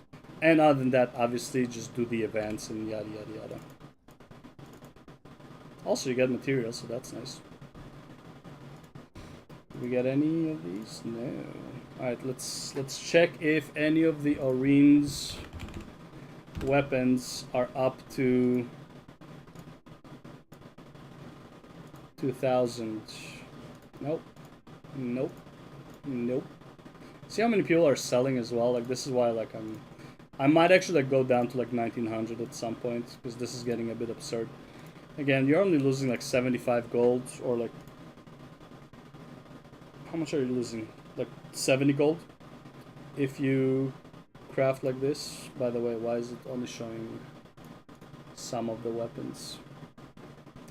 This one's 1,900. Like, if I sell for 1,900, I'm losing 70 gold. Is it really that big of a deal? Not really. No, sorry, not 70 gold. I'm losing 85 gold. Okay, is it really that big of a deal? No, but obviously I would rather keep 85 gold extra, you know? So I'm just waiting for the 2000. Obviously, if it's like 2100, then you would lose, what do you call it, 30 gold, etc., etc. Right? 70 gold. So yeah. So right now, they're all like 1900. So I just check them every so often. And once it's ready, go craft it. I already have everything ready to craft, except for like precursor, the gift, and then just combining it. So I have 2 of the 4 materials ready to go. Just the precursor and the other thing I just don't have ready. That's pretty much it. Let's try this PvP one more time. I'm actually really enjoying this build. Only problem is the cooldowns are fucking insane. Yeah, see, the cooldowns here are like way lower. Because I knew, like, man, 20, 20. In PvP, they're 35 and 30. Like, what the fuck, man? I might as well play a thief. They apparently have no fucking cooldowns. Oh god. Honestly, the Bladesworn PvP is just too much fun though. As fun as it is to like nuke people from afar, I feel like the Bladesworn, the survivability, the running around, the back and forth, is just so much more interesting. The only problem with Bladesworn is I can't chase people. Like if people start running, I'm kind of screwed. Like he's a great duelist. No, I don't know if he's a great duelist or or good at all, but I found it really fun to duel as a Bladesworn.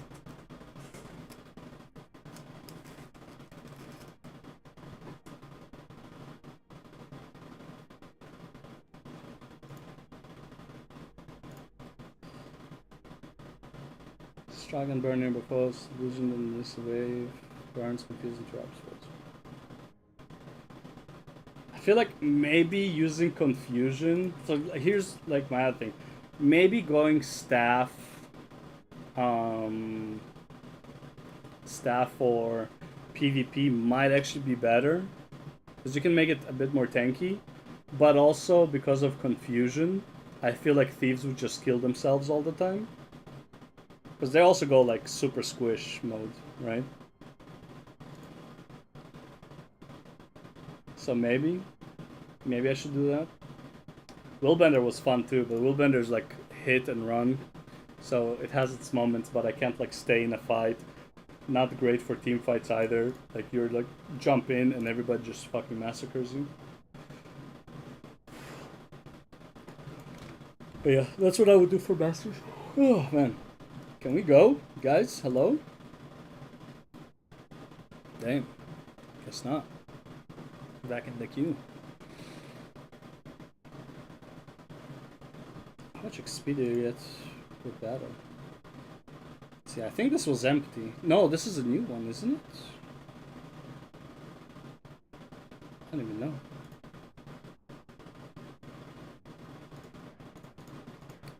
I have no idea how this works. Reward 3. Oh, I'm on Cerulean. Oh, that is the shitty one. I thought there was one before it. Okay, how do you get this? You get using this, but oh, I have to get to rank. Complete 10 rank seasons to earn the rate. Yeah, you gotta be rated too.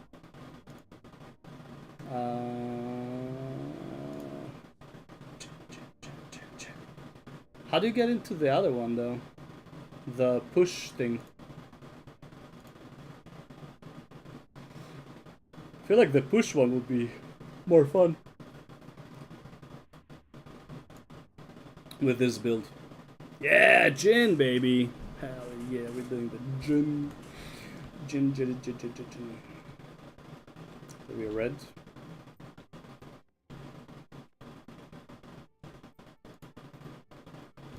See, the thing is with like, what do you call it? With the warrior, I can at least like jump here pretty fast and like get here fast and like ambush them right away. I can't do it on, oh my god, they have a thief. Oh, it's EOS again, man.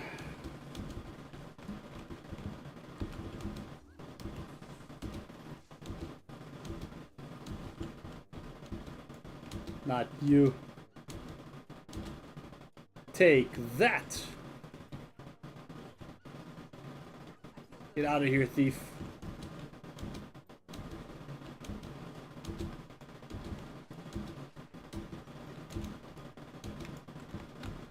Dude, I see. Dude, I feel like last year I saw Eos.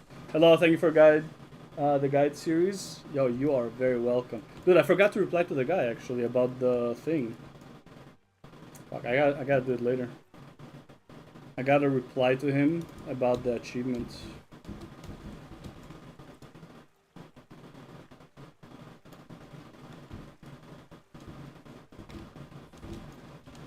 Oh my lord. I'm a squish, bro. Why would you do that to me? Also, like, that shit did a lot of damage, man. I better not get hit by anything. We got a thief over of our own, though. So that's nice to have. I was about to change to, like, mass invisibility. Get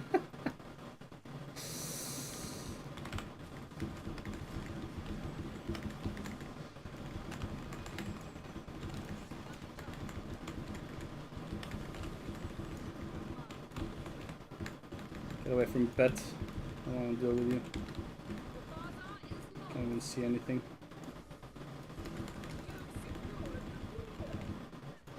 Holy shit! People have much better nukes than me. Yeah. I need a team fight, man. I don't know why 3 of my team went to the left, but yeah, I need somebody to distract for me. Otherwise, I'm not doing much. The thief went there, so that's fine, right? But like 3 people went left for some reason. Not ideal. Yeah, I gotta keep my distance. I can't. And which I am not good at, by the way. I am not good at keeping my distance. Alright, slow him, this, that, here we go, boom, done. You're dead. You're dead, you're dead! Oh, he's not dead. Now he's dead. Yeah, get out of here.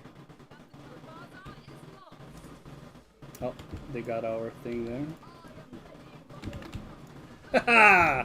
I saw that coming. But that's about all I can do here.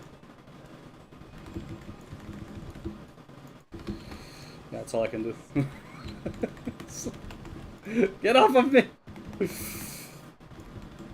Okay, so, like, again, they played the same build. They're like, but, you know, they just, like, fucking nuke charge at you. Interesting, yeah. I know what I can do about that. Again, like, I need a team fight, but I don't know what my team is doing. I should probably be watching the map, man. Should be watching the map and trying to understand what the fuck my team is doing.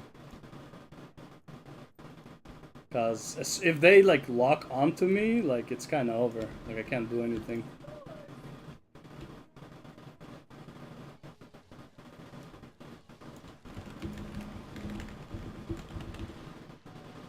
Oh my lord!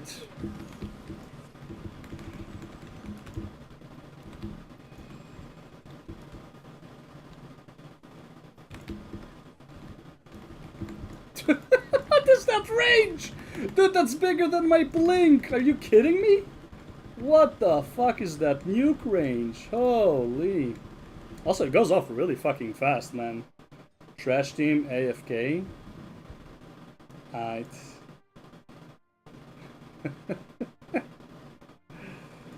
Says the core necromancer.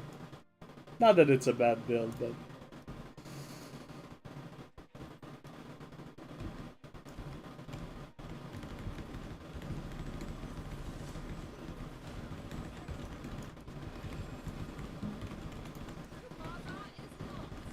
come on, do that. Dude, it's this elementalist, man. Just fucking jumps on you. What is that ability, man? Holy. Yeah, I don't think being a whatchamacallit is the way for me. I can't keep my distance, and honestly, the gap closers in this game is kind of crazy. Yeah, I don't know. I don't like being a squish like this. Especially like when you have elementalists that can... So you're saying you're a trash player?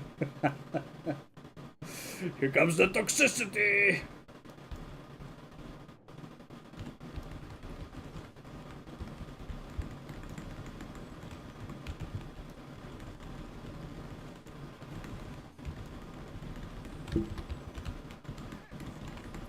What up? I'm here for you!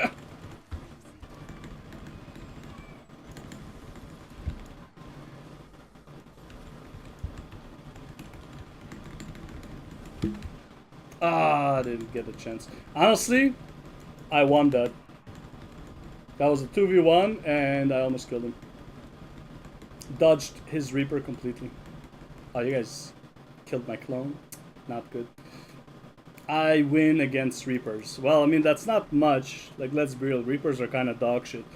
Like, realistically speaking, Reapers are pretty fucking easy to counter. Just, you know, they go Reaper form, just like move away from them and like you win. They're great for like being tanky and shit, but like in terms of just like what they do, they're kind of dog shit. Like, they don't offer anything to the team.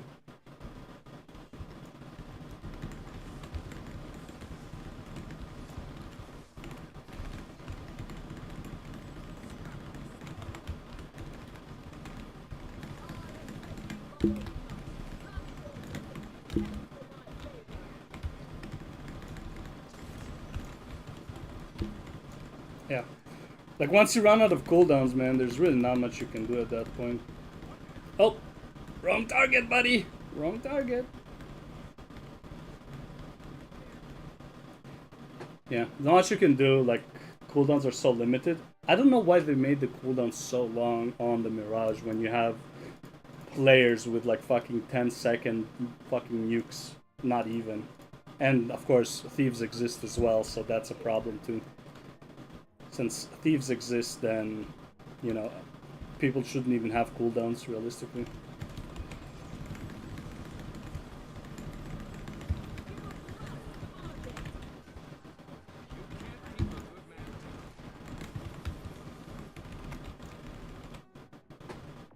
Buddy, tell me I didn't do the most damage in my team. Hell yeah. Your damage.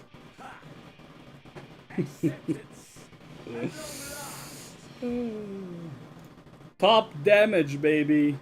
That's what you get for losing. Yeah, so I want to reply to the guy, by the way. Totally forgot. Nope, not this one. This one. It's gonna go down.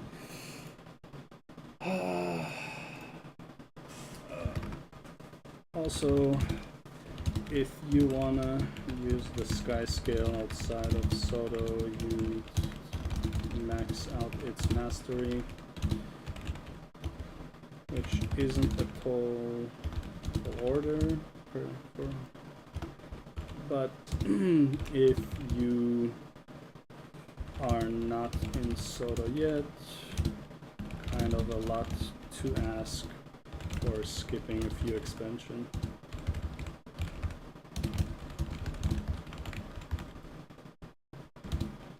Depends how much you care about story.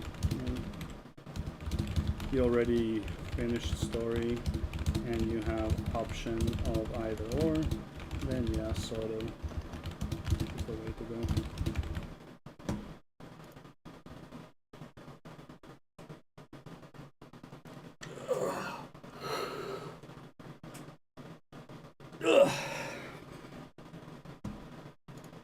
Let's check my... I need to check something because I finally got the YouTube thing for partnership. So I want to actually check real quick what's going on with that. Earn. Nope, still in progress. Alright, so we don't care about that. And yeah, let's give this guy another try, you know? I wonder if this is still the build though.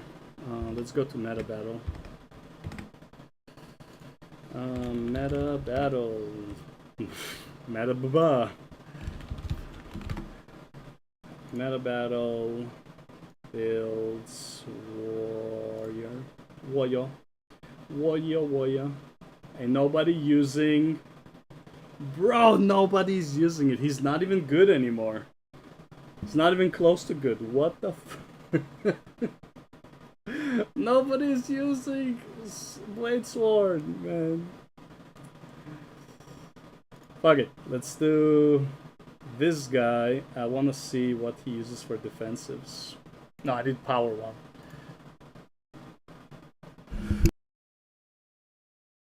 Oh, solid sneeze. Boonbreaker, Duelist, Staffbreaker, Strength, Spellbreak. So what is this for? Immobilize, conditions removed, damage increase. Higher burst damage, but the loss of quickness will make it harder to land bursts.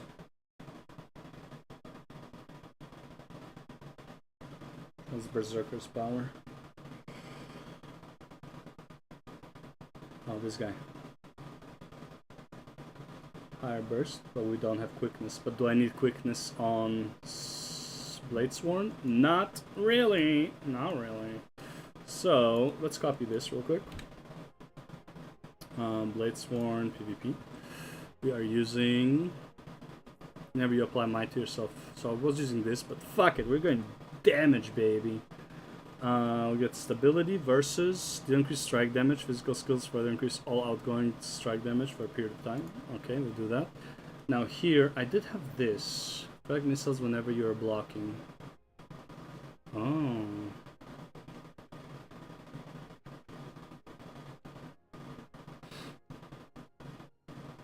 Well, based on adrenaline's...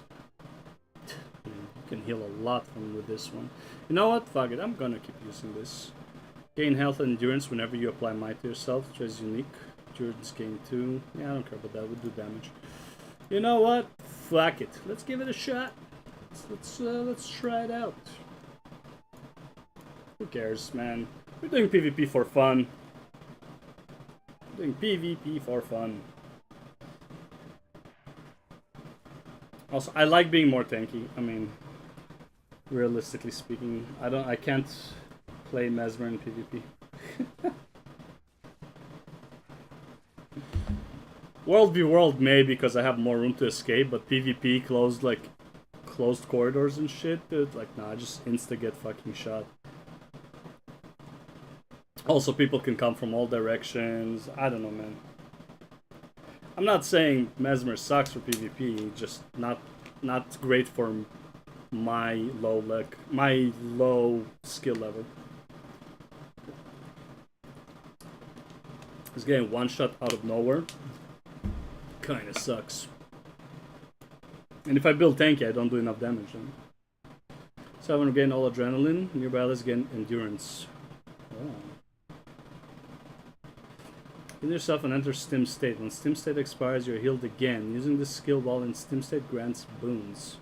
What is the Stim State? When Stim State expires, you are healed. By how much? Oh, so you get 10,000. Why not just use this then? Why am I using this? Yeah, you can get all of that, but like this one has protection. It gives you flow right away. I don't know, man. I also used to use this, I remember. Cause condition removal. No other way for me to remove conditions. Maybe. I leveled mine while fishing in Korna. Maybe not the most efficient way, but it's a 2-for-1 situation. Hey, you can level however you want to. Yeah.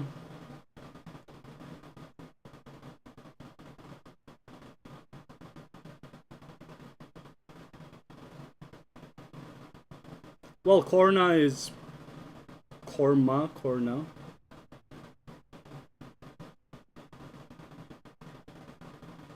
Oh, you're talking about... Yeah. You can... Also, by the way, you can't fish at this point in the game. Even in Path of Fire, you can't fish yet. You can only start fishing in End of Dragons, no? So, he wouldn't be able to fish anyways, even if he did talk about Path of Fire. And also, there's like very good ways in Path of Fire to gain experience. So I don't think Path of Fire has a problem with masteries. I do think Heart of Thorns kind of sucks for masteries compared to like the other expansions for sure.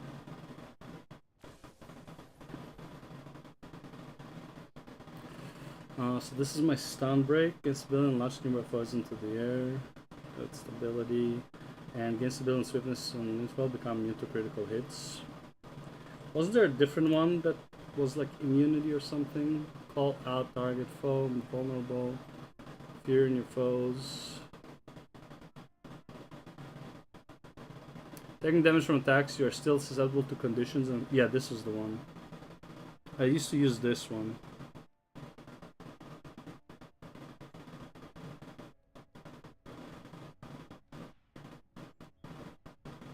Let's use this one. No damage for 4 seconds. Pretty nice, pretty nice.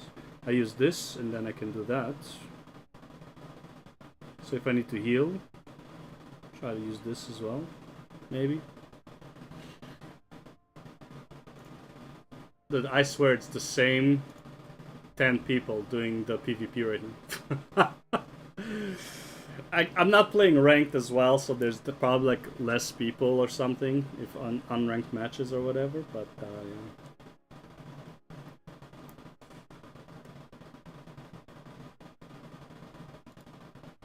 I still think, honestly, Guild Wars 2 PvP is, in my opinion, one of the best MMO PvPs out there.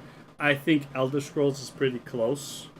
I do think, like, the problem is that it's like, if I compare PvP to Cyrodiil, Cyrodiil is better, but Cyrodiil is more like World v World. In my opinion, World v World is better than Cyrodiil. I am not a fan of ESO's PvP matches. I used to have like massive legs, so like maybe I wouldn't have now, but you know. But also they feel a lot of times they feel like 2v1, which is really annoying in PvP to have a 2v1 situation happening, right? I prefer the one like team versus team, not team v team v team. It's kind of annoying. 3-way battles. I think they need to remove that from PvP. For Cyrodiil World v World, that makes sense for me. That's more normal, but like when a PvP match where it's like timed, holy someone dodged. I don't think it's good. But yeah. And honestly, up until Guild Wars 2, I thought I hate PvP in MMORPGs because the only PvP in MMORPGs I used to play was World of Warcraft. And by far, World of Warcraft is the, well, after OSRS, World of Warcraft is the worst PvP in any MMORPG I've ever fucking played. It is extremely unfun to play World of Warcraft PvP. Way worse than Final Fantasy XIV for what it's worth. And in my opinion, actually, Final Fantasy XIV, after the changes they made, like in Endwalker essentially, I honestly really enjoyed the PvP there. It felt more balanced, there was a method to the madness, yada yada. But also, like, if you're losing fast, then you're losing, like, just fucking let it end. Dude, World of Warcraft, fucking PvP can last 15 minutes on a hard losing match because the enemy team is being a dick. Like, the enemy team can just delay it for honor points or just because they're toxic. And the match just doesn't end and you can't do anything about it. Meanwhile, all other PvPs are at least like... And, dude, don't even get me started on, like, the resurrection in PvP in World of Warcraft. So fucking trash. It is on a 30-second cycle where if you died and at the like when you died, the cycle just hit the 30 seconds, you have to wait all 30 seconds. Meanwhile, sometimes you kill somebody and they respawn within like half a second. Like the same time you kill them, they die and they just appear in that nice 30-second cycle where they instant respawn. Fuck that shit, man. Just make it standard respawn times. That is actually like retarded that I had to wait 30 seconds. Some guy I finally killed is waiting like half a second. Fuck off. That is so fucking stupid. I don't know why that's how they resurrect people in PvP. It is by far the worst design in terms of resurrection. Just give us a standard time, man. Like, holy fuck. It is so fucking dumb. And arenas in World of Warcraft are revolving around having CC. So you have more CCs than you have ways to escape CC. And the ways to escape CC have a much longer cooldown than all of the CC. So basically what happens is you go into a match, you use up all your CCs, you do some damage, you use like your low cooldown damage rotation, right? Sometimes you go full out, okay, if like you see it, if there's an opportunity.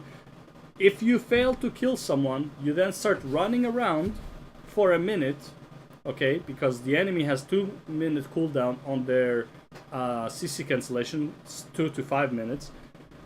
Meanwhile, your CCs are like 20-30 seconds. If you're a mage, you don't have any cooldowns for your CC, you just CC all the time, okay? It's just so stupid, man.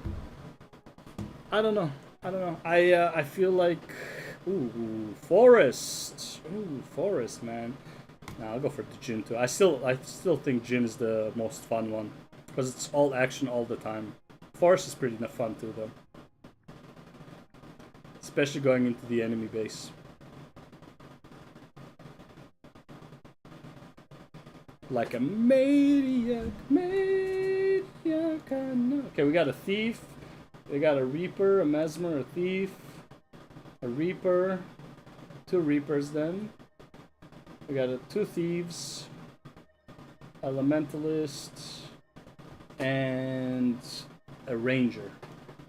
I am surprised I actually recognize what is what at this point, because I am not great at recognizing things. I am hungry for dominance. Roar. I'm just hungry.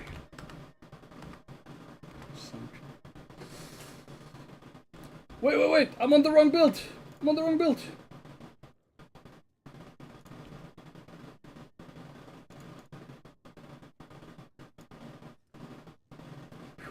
Good thing I noticed. Holy shit.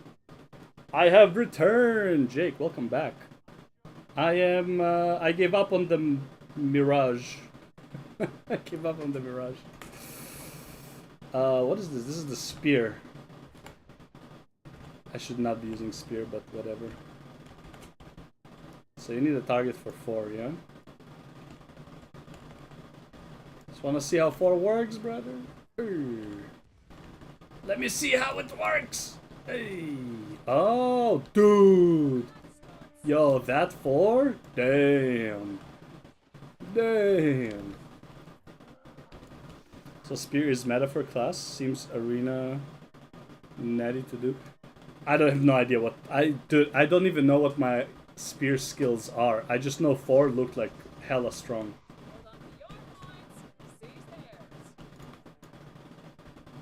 I don't.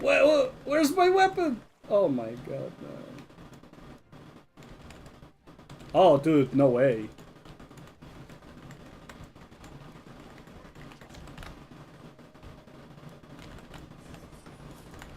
Yahoo! We're spinning, baby! Oh yeah, we're so spinning right now.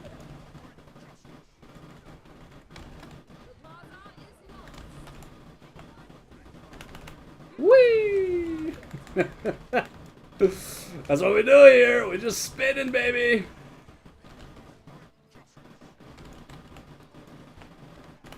Whee! What's up, bro? What's up?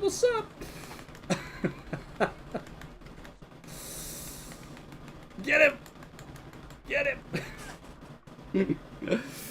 Oh god. Are we red? Yeah, we're red. Okay, so that's fine. We held them off long enough. Yeah, this every meta build is running them at 4+ rating. Jesus, for every class. Wow.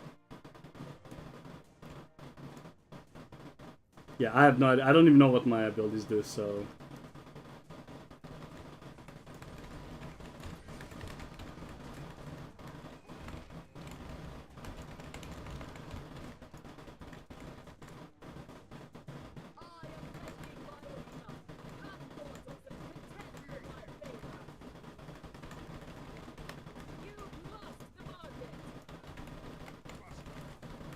Oh, you guys are so fucking done. Whee! Oh, no! No!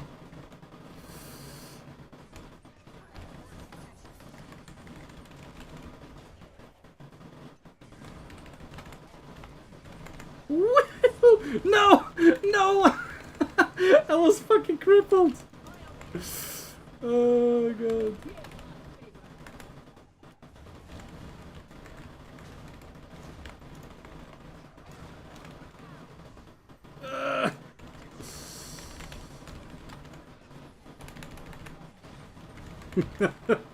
I just love using this build.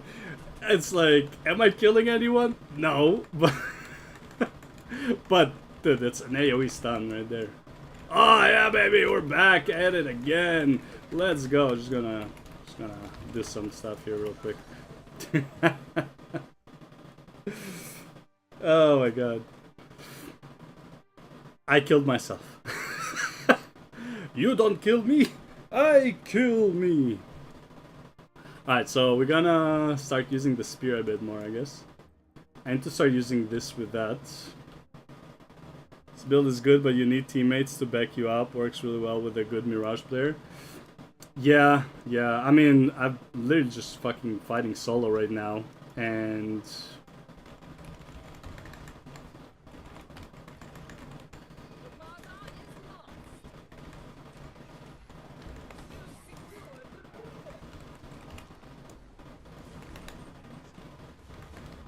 I have no idea where he... Oh! There he is!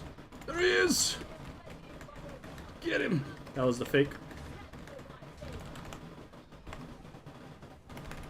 Yahoo! Oh yeah, baby. What? Yeah, you wanna fight this? You wanna fight this? You don't wanna fight this, brother. You don't wanna fight this because I'm gonna spin. We're gonna spin on all of you. Oh, fuck. Wow, he actually got that. That is actually absurd. He got that fear right at the best time. Oh yeah, this is what PvP is about, baby. This is what it's about. No! Why would you fear me right now, you piece of shit?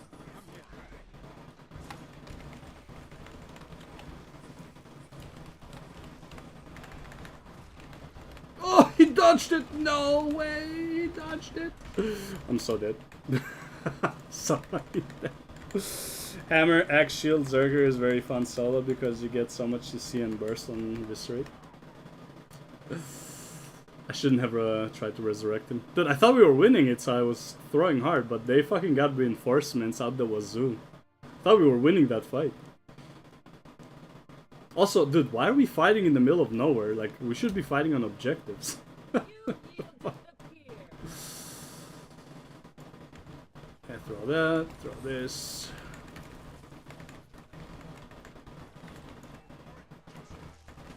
Oh yeah, you got knocked, baby. Yep, you're out of those. You're out of dodging. Let's go. I think this is a 1v1 duel. If it was, man, we would all have fun.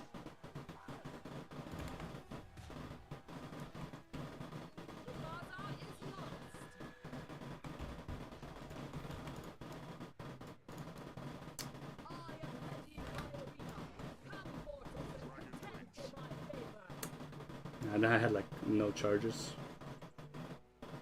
It's gonna run out soon anyways. Again, like, why are these guys fighting over here?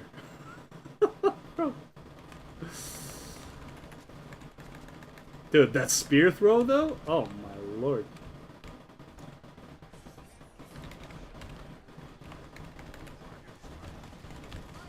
Dude, no way he had so much already. What? Nope, nope, nope, nope. Can I move? Nope. Can't move. Can't move. I think I remember why I was taking the other thing. Just fucking immobilized forever. Dude, like, what is my team doing? Again, why are you fighting here? So the objective is over there. Oh my god, man.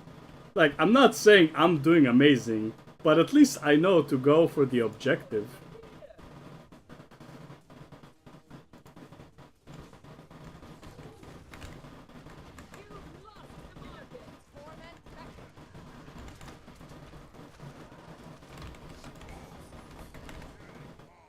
Like, dude, again, just like you can't move. Just infinite immobilization. Why does everyone have immobilize for me? Last game, nobody had immobilized. This game, I'm just perma-immobilized. Well, they also have a fucking Scourge. Dude, honestly, if you play Scourge right now, I'm sorry, I think you're less than human. If you actually chose Scourge knowing how kind of busted it is when people are literally waiting for a fix, like for a massive nerf because of how stupid it is right now, I'm sorry. You are less than human. Got him. Fuck that guy. It's like, I don't, like, playing the meta is one thing. Playing something broken, like a thief or a scourge, I'm sorry. You're less than human, in my opinion, in terms of PvP. Right? You took the easy way out. You're not here to have fun. You're here to just, you know, abuse something that is clearly broken. Same as, like, thief players, like, realistically speaking. Alright, next. And, by the way, I don't even know... Wait, hold up. Oh, no, I have to do this. I don't even know if Scourge was actually, like, countering me or anything. I just know that Scourge right now is so broken that it's, like, playing it is, like, the antithesis of fun. It is not fun to play something that is broken. It's fun for, like, 2 games, but it's not actually fun. You know? Also, what happened to my... I couldn't switch weapons. It didn't let me switch from my spear for some reason. The Mountain Tournament is 3 Scourge. Yeah, I know. If you're playing that, honestly, if you're playing those things, I don't consider you like a human being. You're an NPC. You're like, it's just not fun, bro.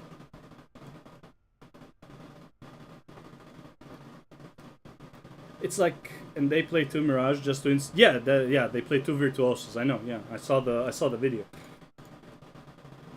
It's like whoever has more, like the perfect balance is the one who's gonna win. Like it's so fucking stupid.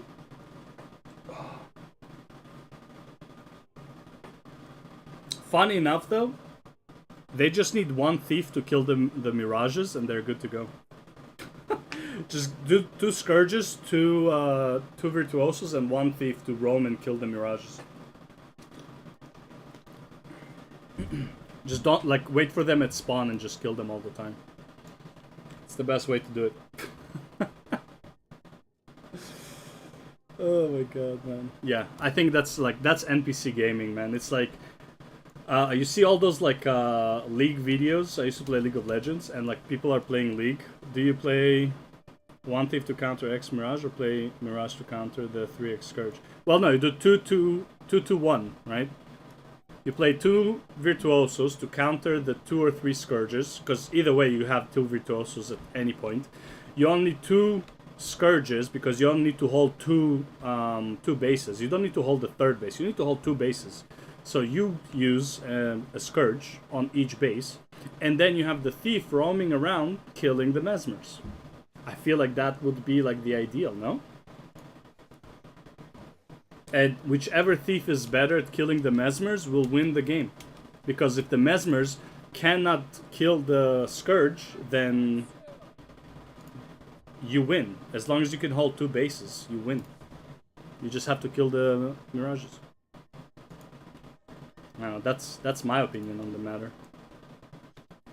Running 3 Scourge to Mirage? Yeah, I know. I'm sure they know more than me, like, let's be real. Why can't I switch weapon, though? I don't understand. I have a spear, but it won't let me switch it.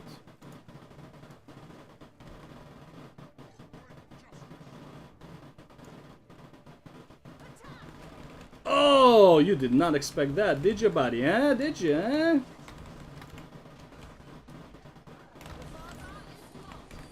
Yo! God damn it, bro. The fucking blocks. Oh my lord, let me move.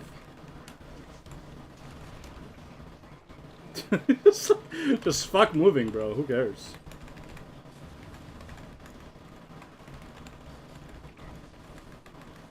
Yeah, like fuck moving, bro. Like just don't move, I guess. Holy.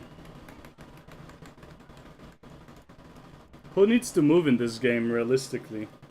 Okay, I need to find something for, like, this. Like, I just don't understand, man. Is it, like, are they all just, like, running immobilization? Is that what it is? Like, holy fuck, man. You just literally cannot move. Forget charging my ability. Even if my ability is charged, I just can't spin. I can't do anything. Alright, well, we got that one too, so that's fine. I'm just gonna wait here for my team. Maybe. Also, again, I don't know why I can't... Can I change weapon? Why can't I change weapon? I have a spear. Let me change to spear, bro. That is so weird. I can change on my other character.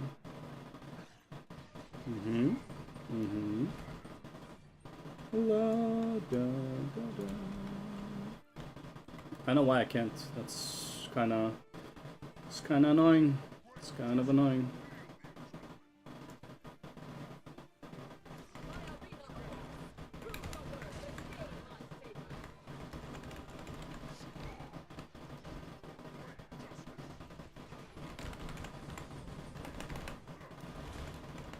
It's half his HP and damage, okay. He blocked that, that's fine.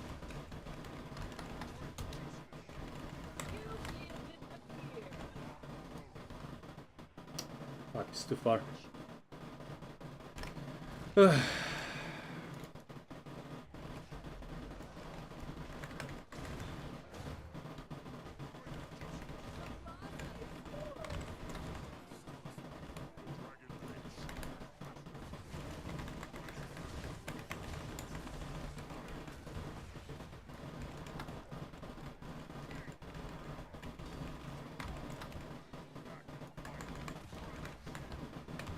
We won this! Hell yeah.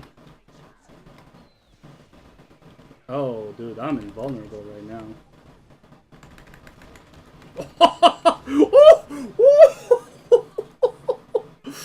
Oh, baby! Did you see that slash, bro? Full HP, let's go. Alright, what are we doing? We're spreading? Okay, I'm holding. Enemy team ran one less Mirage and brought... No, yeah, they brought a Renegade. Why the fuck would you bring a Renegade, though? Like, let's be real.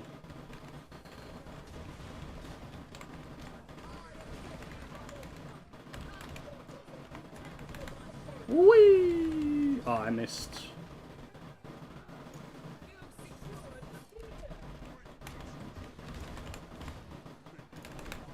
Whee! Damn, he does no damage, huh? Can I move? Thank you. Oh, buddy, where's your HP, huh? Where's your HP? Oh, where's my HP at this point? Dude, I'm alive? Dude, how am I alive?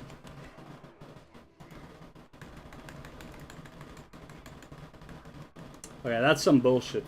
I didn't see one of them. I only saw this ranger dude. Oh, this guy is so happy right now. His team actually saved him.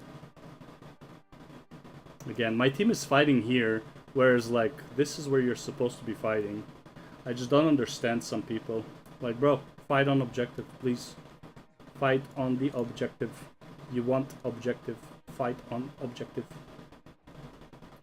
And somebody needs to go and take that thing as well. Actually, I honestly think I should be taking side lanes. I am much better at 1v1s than I am at like 1v5s. So, so maybe I should just go and grab this then, you know. Maybe that's the play. Just go and grab this guy. I don't know. That's just me, man. That's just me. Look, they're fighting at our base already. I just saw a Mirage there.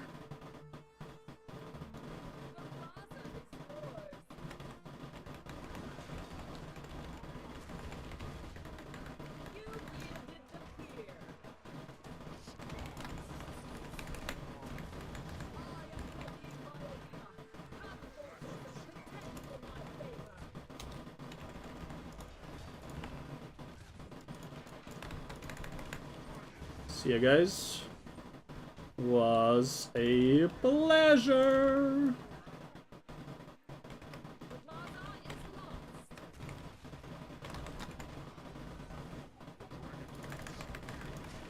Ooh, alright, alright.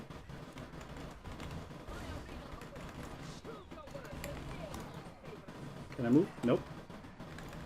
Guess we can't move.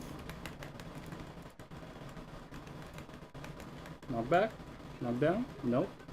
Can't knock down either.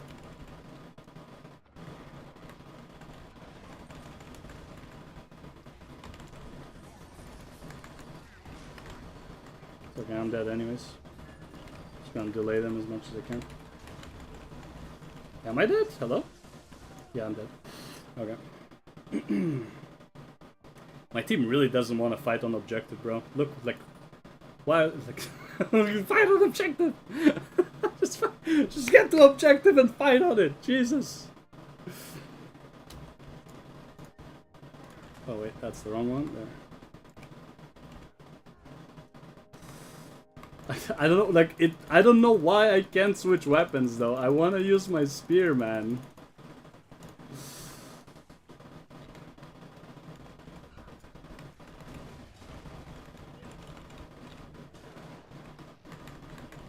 No way. No way, brother. No way, brother. Oh, no, he dead. Oh, he dead for sure. There's no way he escaped that. Yeah. I saw that.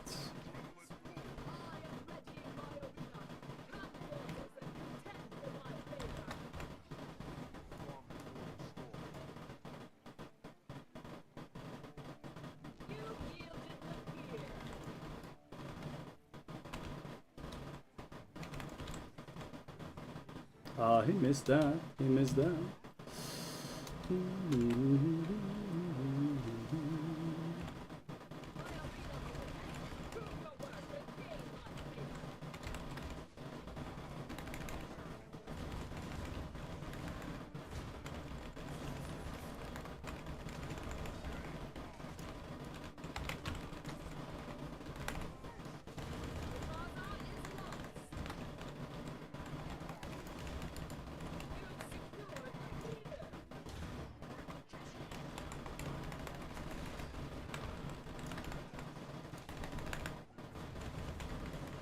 Oh, he actually dodged it? No. Goodbye. That's mine, you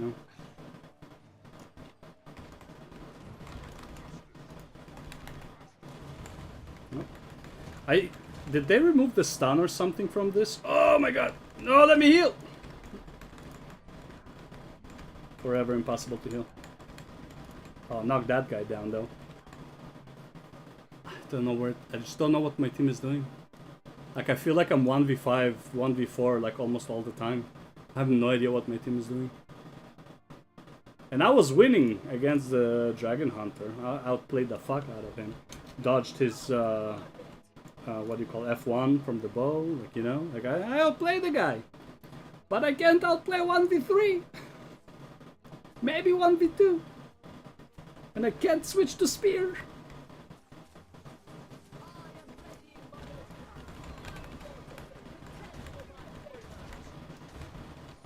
Fuck, I used the wrong ability. Yeah.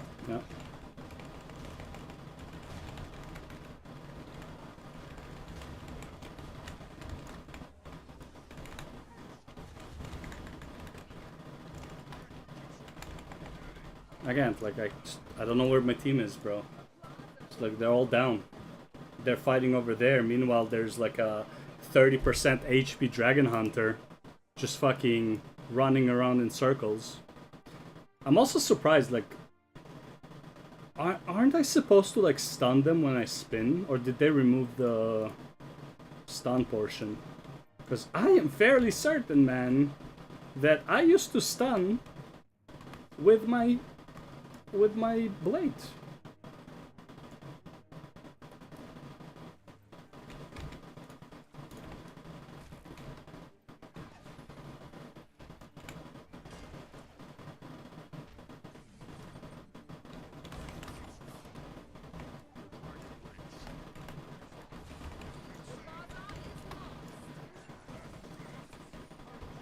Wait, what? How was I interrupted during that? he's dead.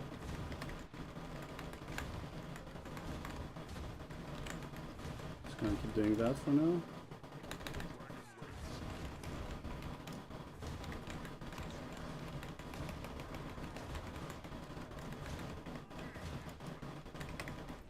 Oh wow. He actually blocked that at the best fucking time. He actually blocked before I jumped, but I was already like planning to make that jump. And he just randomly used his block. Look at this guy. Look at this guy fucking fighting that guy. Meanwhile, you know, switch fucking targets, buddy. The other guy's just standing there with no HP. Lay away.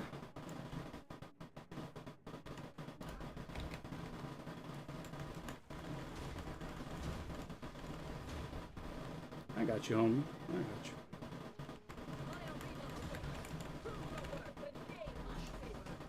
I don't know, man. That was kind of scuffed. Expecting people to think instruction PvP is a dream, my friend. Yeah, I know. I know, I'm asking for like way too much here. Like, bro, the whole, like, I think they had one fight on top of an objective. All of the fights are like away from objective. It's kind of wild. It's actually fucking wild. It is fucking crazy, man. Good. Okay, so where are you? Okay, you come here. I don't know why I am on PvP here. I should be on this one here. Okay, yeah. Whatever. Yep. I'm just trying to get some. Okay. Okay, it has Defiance break then.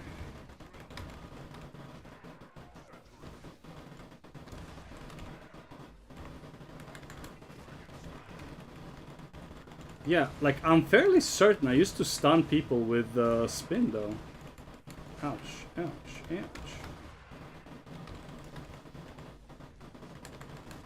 Yo, dude, no. I actually felt that jump of his coming. Oh, yeah. There we go. That's 1 of 5k. Teammates fighting on the roads, no way. Yeah, dude. I don't know, like this is like my problem with playing PvP is that I want to have fun, but also at some points I also want to win. And when I know, and it's not so much as people playing bad, it's like people playing stupid. I don't care how good you are on your character, but at least like try to fight on objective. Like have the strategy in place. Forget your skill level for a second. Have the strategy in place. Open your eyes. See where you're fighting. You know. Do we have objectives? Is there a reason for you to fight in buttfuck nowhere where the enemy controls 3 objectives? Can you go and get an objective, please? Right? I want people to have a brain first and have a skill later. Okay? Like, I can't deal with stupid. I can deal with bad players. I don't mind people learning. I'm learning. I'm a bad player too. Even when I'm not a bad player anymore. I don't mind people learning. But when you can't fucking think, like where your brain is just so fucking dumb, you can't realize that the goal of this thing is objectives, not to 1v3 in the middle of buttfuck nowhere. You know? And again, if one player is 1v3 in buttfuck nowhere, that's great. Then the team is supposed to be taking shit. You can teach technique again. Yeah, exactly. You can teach technique, like learning your buttons, all that stuff. But, like, you can't teach somebody to fucking think, you know? Like, open your eyes and look at the objective, man. Like, it's like, I get it. Like, I'm inside of PvP to fight other people. I get it. But I also want to win. I also want to win objectives. Okay, so I heard there's a new PvP mode. How do you get into the new PvP mode? Or you can't? All modes, Conquest, Stronghold, all modes. What is the... How come I don't see it? Is it only in ranked can you do it? I guess so. And you have to be tank ranked season games to earn your skill rating. So I have to do this. Oh, dude, I could have done ranked from the get-go. Jesus Christ. I had rank from the get-go? Really? Feels bad, man.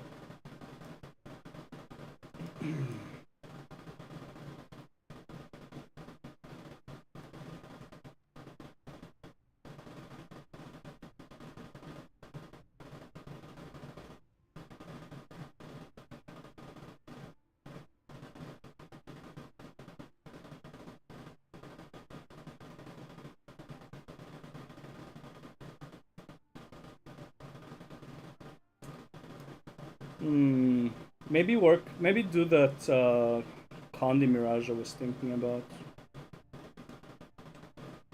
Problem is Condi, like, the Condi Mirage, you can only use dagger realistically. I mean, staff, sure, but staff kind of also not fun to use. Also, you don't have as many dodges here as you do in World v World. World v World staff is pretty fucking nice. But here, I don't know. Maybe do like a semi-tank Mirage in close range. I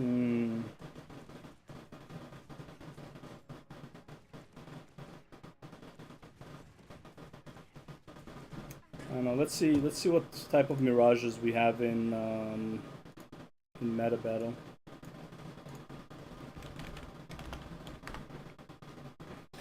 Meta battle, PvP.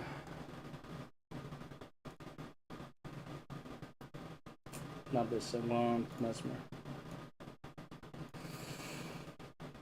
Power Chrono, Rifle Mantra support. Oh, you can. Oh, yeah. I can play just a healer, I guess. So. Power Spear Mirage. I think that's the one. Dude, there's no way you're telling me this is difficulty hard. I don't know. I'm sorry. I don't find this to be high difficulty at all. Mirage, nothing is actually, except for X, nothing is actually like high difficulty. Acceptance! At long last! Ricardo Da Rocha, thank you for the sub on YouTube. Shit, which one are we taking here then? Legacy, I guess. Full Fire! Forest. Forest is not horrible, I guess. Power Spirituoso. Jesus. Blurring Inspiration. Just... You know what? Maybe Core Mirage is actually like a good idea because you can do 2 DPS talents and 1 heal talent. Maybe. I guess, I don't know. I wanna go up there first. I wanna go up first. Hatoon! Gun Saber! Hatoon!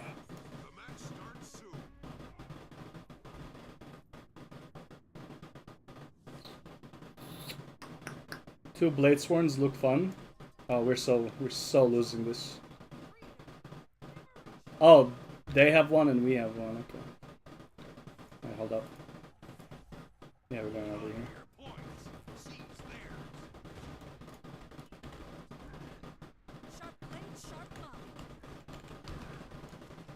Oh, dude, what? It didn't even let me... It didn't let me jump.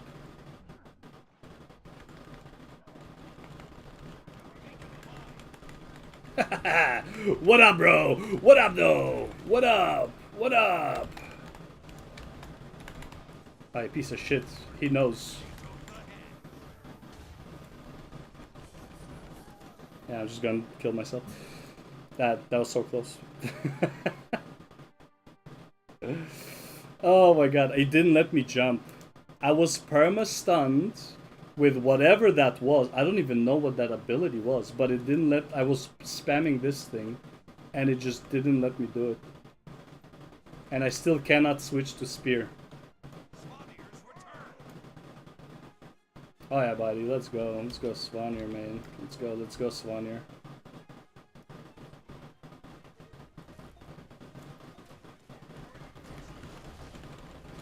Get the points, baby. Let's go. Get the points. I gotta go mid.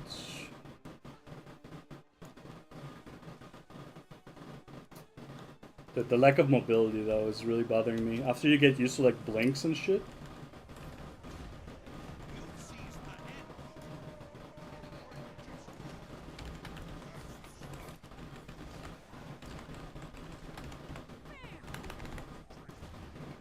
Again, with these fucking...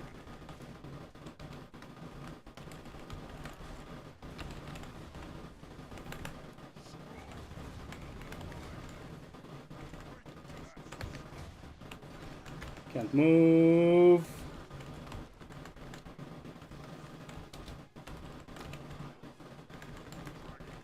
Oh, he stunned me, I guess. Can I move? Nope. Okay, alright.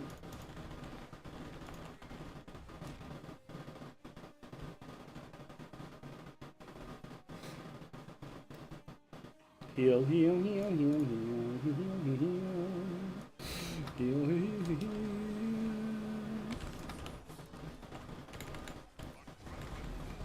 Okay, nice.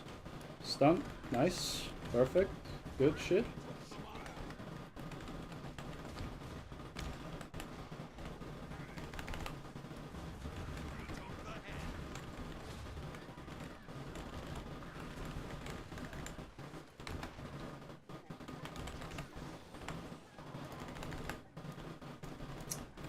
Stuns again.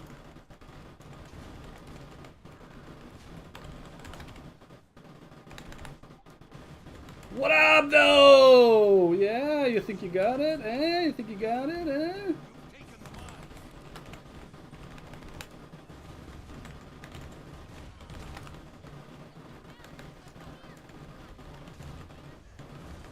Oh, why are you alive again? I'm stunned. Can move, can move, can move, cannot move, I cannot move forever, cannot move forever. Holy shit, man. How did he get resurrected, by the way?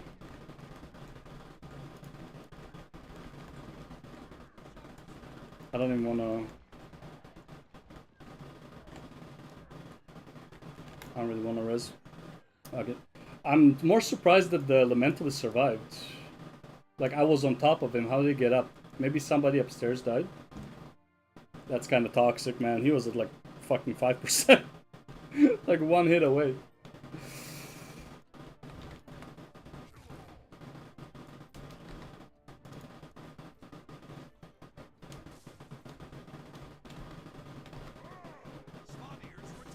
There is only one choice. Drink and fulfill your destiny. Oh man, just as he dodged. It's fucking toxic. Oh, he's dead anyways, so who cares? If I can only move, he'll be dead, that is.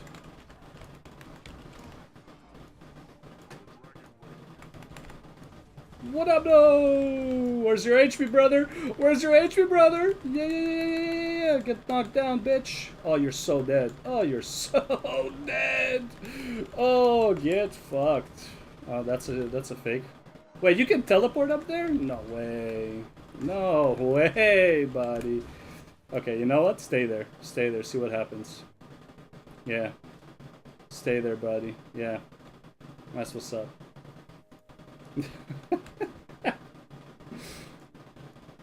Damn, man.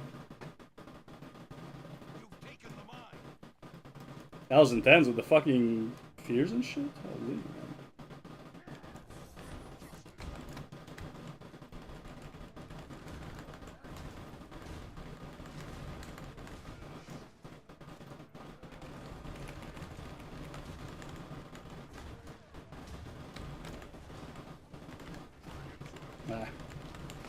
Out of range.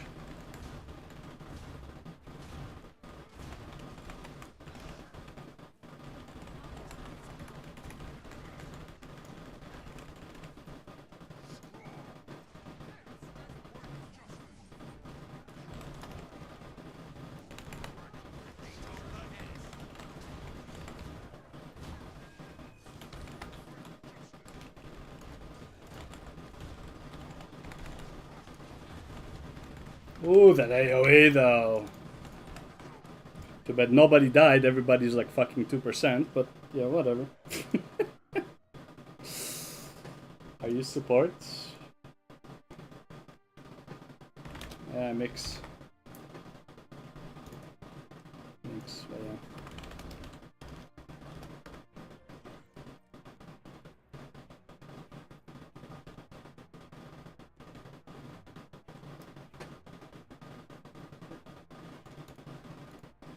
I guess he's upset because I wasn't dealing enough damage. I can sum it up with I'm just bad.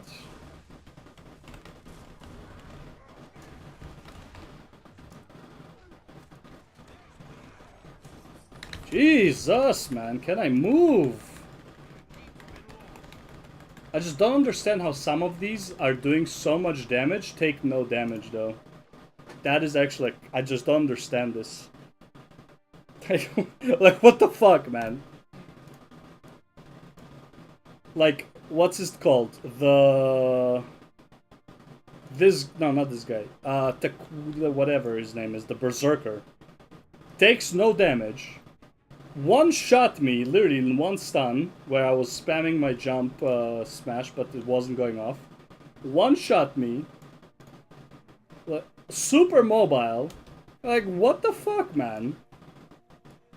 Like, what is going on here?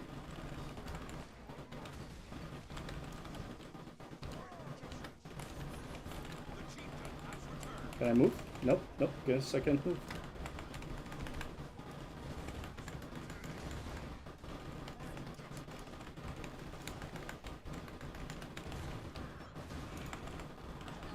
Can't move! Can't move! Can't move! Can't move! Just can't move! I just can't move, bro! The whole time! Just fuck moving, bro! Like, who needs to move in this game, bro? Oh my god, man. I know what it was. It was the fucking Harbinger 5. But, like, what the fuck, man? I swear I used to be able to stun with my spin. And I know it also has, like, a CC breaker. Meanwhile, these guys are getting... and now it's not going off.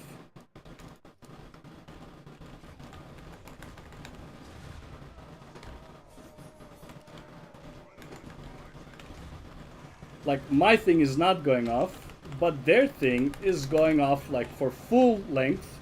Also, I don't know why it just went in that direction. It makes no sense. The guy was behind me.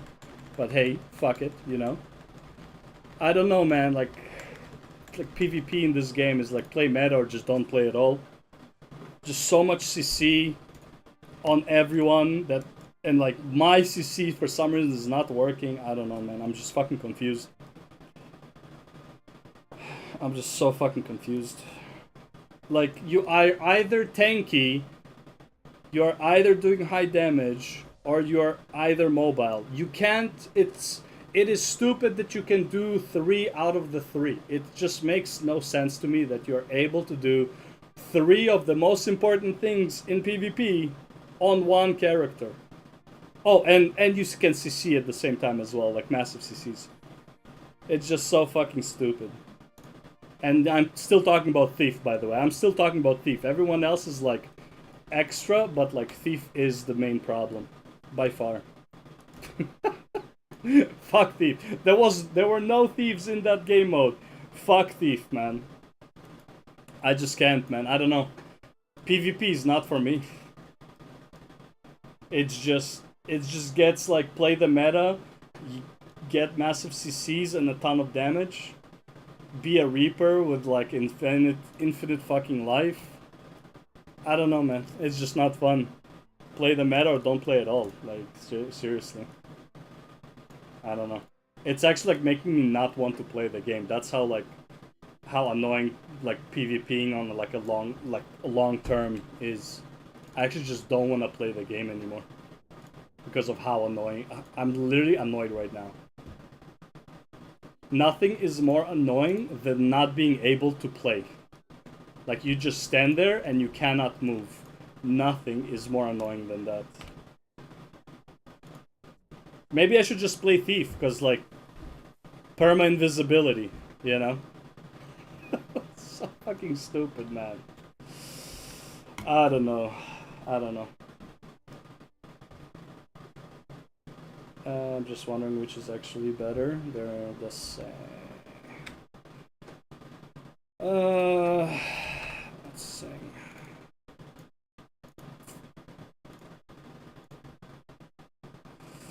This is actually faster for a new player. It's faster to get Soto if you have it. New player, I see that Soto isn't time gated and there's less content to go through to get it, but the materials needed seem to be more expensive, so farming or buying them might take longer. Or just it is cheaper and less time investment into Soto, but I don't like suggesting skipping story in order to get something. If you are already in Soto, you might as well just get Soto Skyscan. Love your content. Join the next stream with friends. Add me. Yeah, no. Trying the elite skill of warrior makes you immune to all that shit. No, it doesn't. Not my elite skill.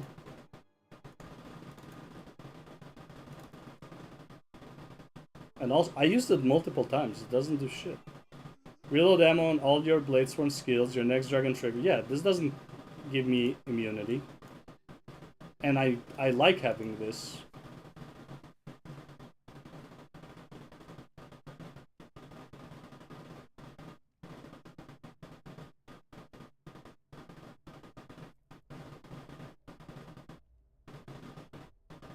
Yeah, Berserker, sure. Yeah, fuck Berserker, man. I don't find Berserker very fun. Spellbreaker... Oh, they have stupid Spellbreakers. Where is it? Berserker. Yeah, I'm not a fan of Eviscerate. I just don't like this. Like, no, I don't like almost anything about Berserker. I don't like the way it plays. I don't like the skills. Like, I don't like Eviscerate. Just don't like Berserker.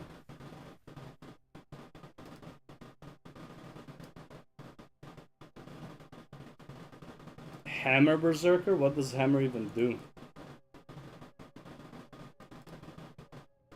Yeah, like, dude. I'm sorry, if you... Again, this is why I hate PvP. It is fucking stupid that you can do massive damage and CC. You shouldn't be able to do both. You either do massive damage or you do CC. If you're CC, you should be support. You shouldn't be doing damage. If you're a tank, you are doing CCs. If you're a healer, you're doing CCs. If you're doing damage, you shouldn't be doing CCs. I know, that's what I don't like about PvP in MMOs. And also, that's not true. In FF14, that's really not the case. Samurai has like no CC. Dragoon has no CC. It's pure damage. They're pure DPS. And I'm not talking about like, you know, like an immobilize or a slow. Those ones are fine. I'm talking about hard CC, like hard stuns. Hey.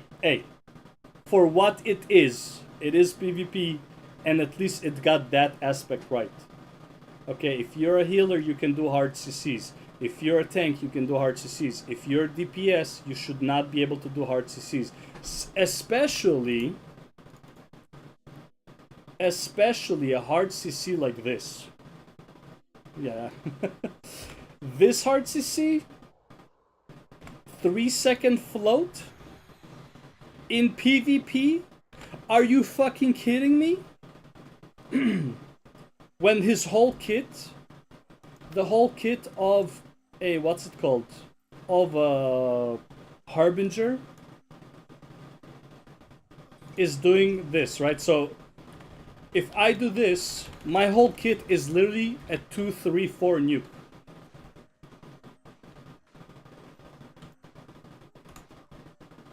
Honestly, it's not even about diminishing returns. I don't give a shit about diminishing returns. I think diminishing returns is a bad concept in PvP as a whole. World of Warcraft has diminishing returns. The CC in World of Warcraft is out of control. It is actually like fucking garbage. The amount of CC in World of Warcraft. Okay? I hate World of Warcraft PvP. If there's one PvP I truly actually hate, it is World of Warcraft PvP. As someone who managed to get to 2000 rating, I did not enjoy a second of it.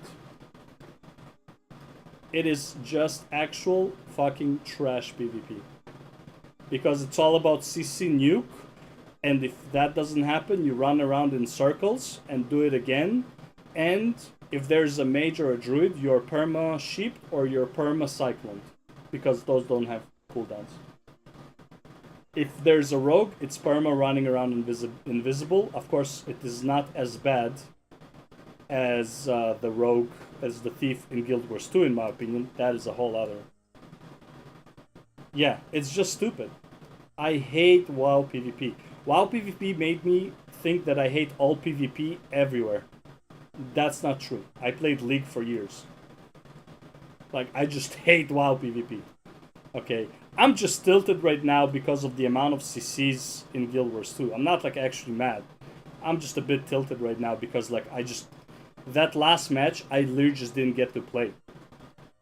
Like, pretty much, you encounter a fight and you just cannot play. You just get CC to oblivion. And I don't want to run 3 CC breakers. That's stupid. I shouldn't need to run 3 CC breakers. That's so fucking retarded. Okay? Should have 1 CC breaker at like a somewhat decent cooldown. That's it. Like 5 to 8 second cooldown on your CC breaks. Nobody should feel like they cannot play the game multiple seconds at a time. If you are CC'd for more than 2 seconds, this is a dog shit mechanic. I have no problem with dying. I have a problem with like not being able to move. That is the thing that tilts me the fuck the most. Similar with World of Warcraft. Fucking being sheeped for 15 seconds? Are you fucking kidding me? And then 12, and then 8, and then 4, and then you're immune? Really? I need to be sheeped for 30 seconds in a row to get immune? Yeah, dude, that's stupid. And you do so much damage. What the fuck?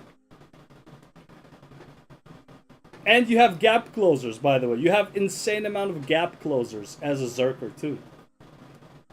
That's just fucking cringe, man. Like, that design... First of all, why does that even make sense? You don't even need that much CC in PvE. So why is it even a possibility for PvP? That's what I don't get. But meanwhile, you have Mirage with a 35-second cooldown in PvP. Why? Why does Mirage have 35-second cooldown on this, 30-second cooldown on this, 35-second on a stun break? Why? When everybody's playing at a 10-15 second ratio, why are you playing at 30 to 35 seconds? I just don't understand it. Well, like, what was the rationale between these timers? These are hardly mobility skills. This moves you like practically nothing. Right? By the time you move this, a person could already run up to you.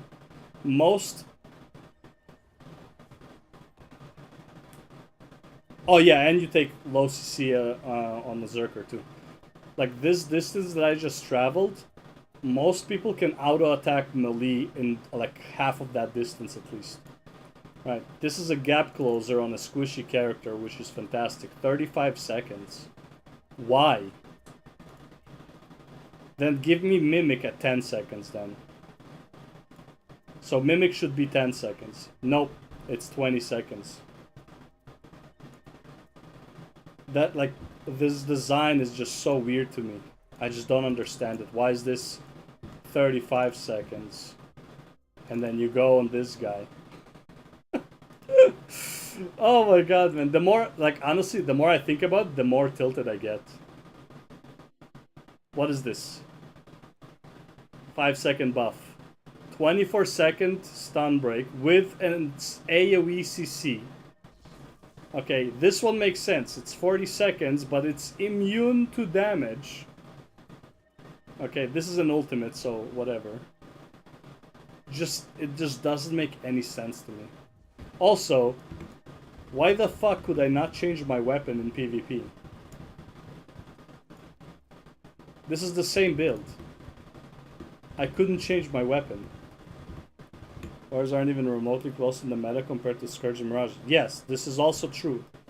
This is also true. So, and by the way, it's not Mirages, it's Virtuoso. It is specifically Virtuoso, and the only reason that Virtuoso is even remotely usable is because it is the only thing that can nuke a Scourge. It's not that Virtuoso is good, it's just that it's the only thing that can kill a Scourge. That is why Virtuoso is meta. To counter the meta. That's how stupid it is. Okay? Like, the only thing that is meta, realistically, is Scourge. And because Scourge is meta, you need, the only solution for it is the Virtuoso. So Virtuoso is actually like, if there are no Scourges in that match, Virtuoso is actually like not gonna do very well. Because it's only there for the Scourge. Which is really fucking stupid. Yeah, they need to do some. Honestly, I don't think they make drastic changes mid-season or something. But like when the disparity is this big, with the new elite specs, engineers are going to annihilate Scourges, so the meta will shift just based on that. I honestly think Scourges are going to just get nerfed in the next patch. The problem is how long it takes to get these nerfs going. I'm not saying all of the classes should be balanced. Like, I don't think everyone should be S tier, whatever. I think there should be characters that are just stronger. But I don't think there should be like an S tier and then a B tier. You know, and nobody at A tier. In my opinion, everything should be S, A, and B. If you have something that is performing at the level of a tier C, buff that. Buff whatever is aspects of that, buff that in PvP. PvE, you don't need to buff things, okay? There's like, everything is doable pretty much with pretty much anything. Like, you don't really need to buff PvE. But PvP, if something is underperforming or something performing too much, you need to bring that into like a closer gap, right? And honestly, it can be as much as like, let's say Berserker is performing too much. I'm not expecting you to go ahead and like nerf numbers for Spear or nerf some things like here. Nerf these things, like whatever Berserker gives. Where's it? These ones, I guess, is Berserker? Yeah. Nerf these things. Like, just nerf the things that make Berserker fucking broken. Okay. Which one's this? Stuns your target and stun yourself. Gain adrenaline, extend Berserker duration if you hit. But it also breaks stun. How the fuck does this work? Okay, so you're not really stunned. And it's on an 18-second. So you... 18-second ultimate that breaks stun... Stuns for 3 seconds. Most of their stuns are from Core Warrior. Well, then nerf something else then. I understand that the stuns coming from, like, they can come from Core Warrior, but nerf something that only has to do with Berserker to put it in line with others. If you hit anything, you stun. Dude, that is so fucking stupid. Like, I don't know, just eviscerate maybe. I don't know what you use in Berserker. I don't know enough about Berserker. I'm just saying nerf Berserker specific things. I don't care that Berserker can stun. I care that Berserker can stun and one-shot me. That's what's annoying. And he can do it repeatedly until he gets the stun off. He can do 4 stuns, miss 3, the 4th one hits, and then he one-shots you. That's what bothers me. I don't care too much that he stuns so much. I care that he one-shots you and he can stun you so much. That's what I care about. It's the combo.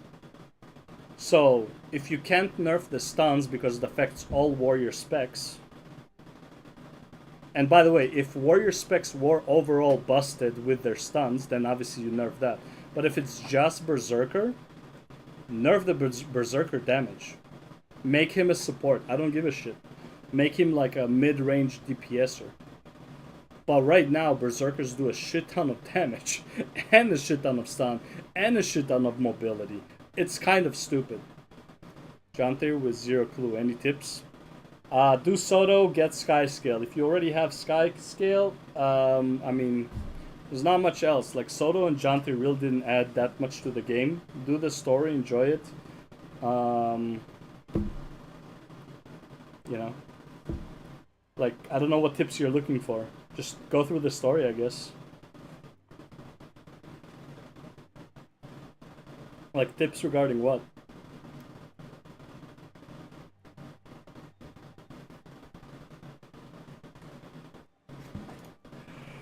Yeah, man, I don't know. I don't know what to do with PvP. It used to be more balanced, I think. Legendaries is in Soto? No, it's not. No, it's fucking not. If you want easy legendary, do raids.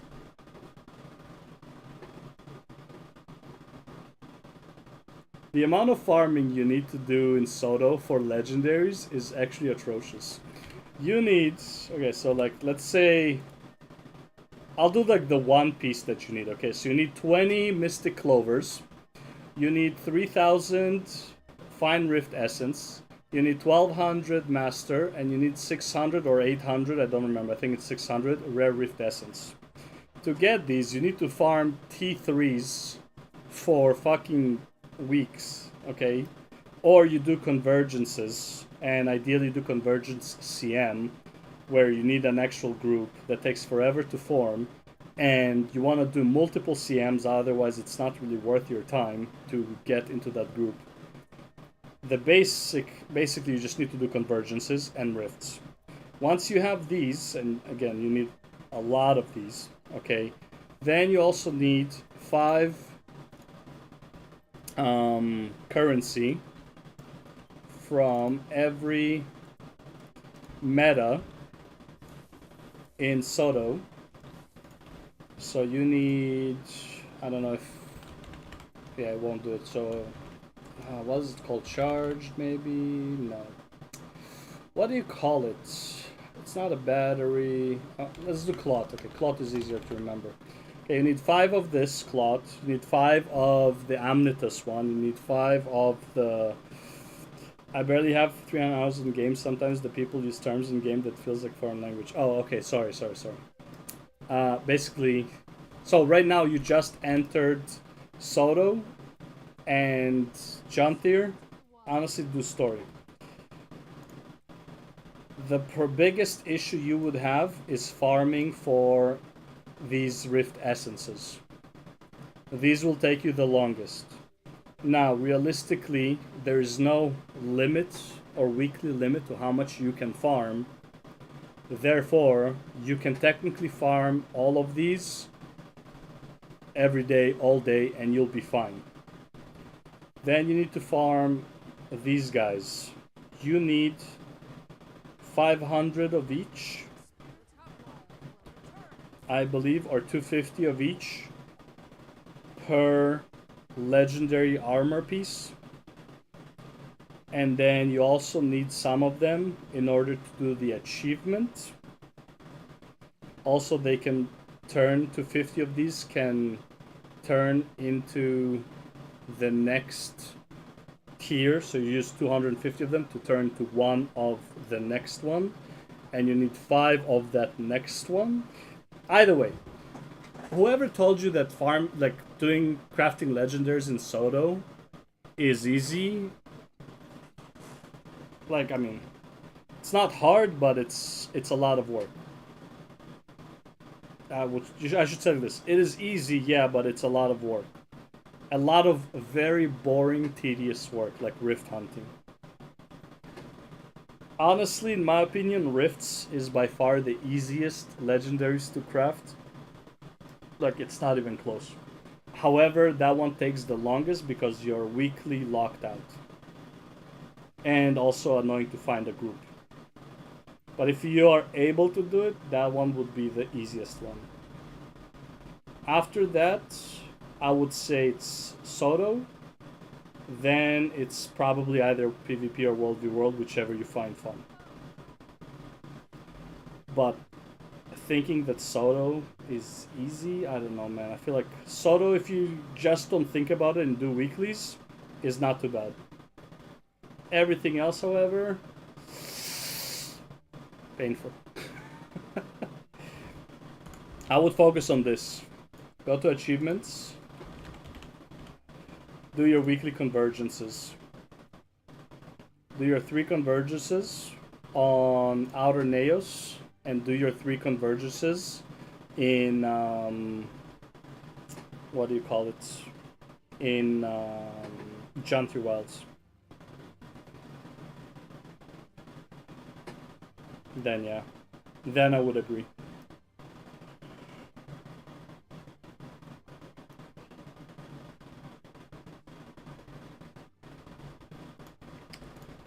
But honestly, I think armor is not even a priority.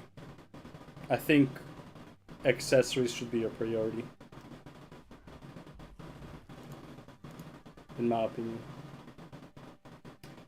Legendary kit or something, I forgot what it called in the Wizard's Vault. What does it give? So these kits, Astro Vault, these kits, if you right click them, if you don't have it yet, right click it, you would have a preview, which I can't do because I already bought it. Yeah, I can't right click anything anymore. There's nothing to view. Or maybe, wait, hold up. If I do this. Oh yeah, so if you click on it, there's an eye under the image. It would open up what's inside. And then you can also preview what's inside and see what it is. Okay, so just go to the legendary kit. It would show you which legendaries are inside. Or just wiki. Another way. Just type in wiki. Wiki. Legendary. Weapon. Starter. Kit. And then we'll open this page and you can see what's inside. So right now we are on starter kit, or key can refer to these. Which one are we on right now?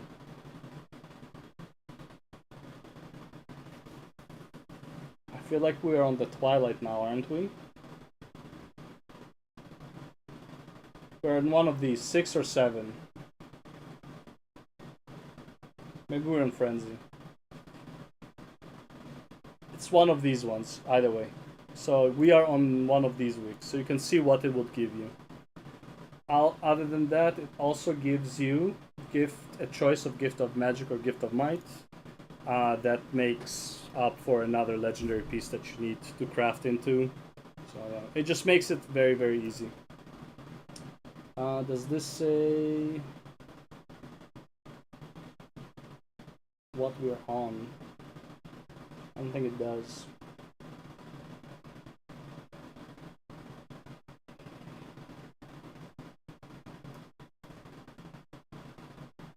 What's check mark for? Oh, it just shows where, in which set they are located. Okay. So yeah, that's what it is. Yeah. Honestly, probably the best thing to get out of Astral, because it has Sunrise Greatsword. Was it Sunrise this week? So it could be. Oh, it says set 8. I'm stupid. It says it right there. It says set 8 at the bottom. I'm actually retarded. I didn't see it. So yeah, so it's set 8 right now, which means which means next set is going to be probably set 1, unless they're adding sets. I don't know if they keep adding sets. Looks like they are though, but I'm not sure. Anyways, the only one you would want to get out of that, realistically, I mean still collect them because of Gifts of Might and Magic, is this one. I call it Kamotaki because it's too weird to say the name. Kamohaoli Kotaki. I just call it Kamotaki. Easier. And also funny to say. And yeah, this is the only one that I would recommend because everybody's using a legendary spear anyways, so you might as well get this because it's shared across all of your characters. All of your characters can use a spear. So yeah. Anyways, I'm gonna grab, I guess, lunch at this point. So I'm gonna shut the stream here.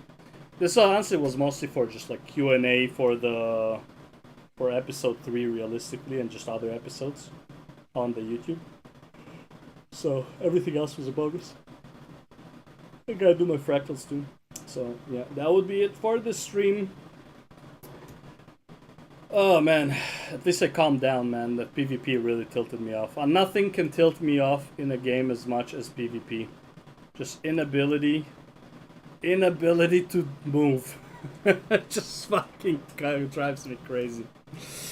Alright guys, take it easy. Thanks for watching. Thanks for the questions. Was a blast. I'll see y'all in the next one. Whenever it is. I'm not much of a streamer.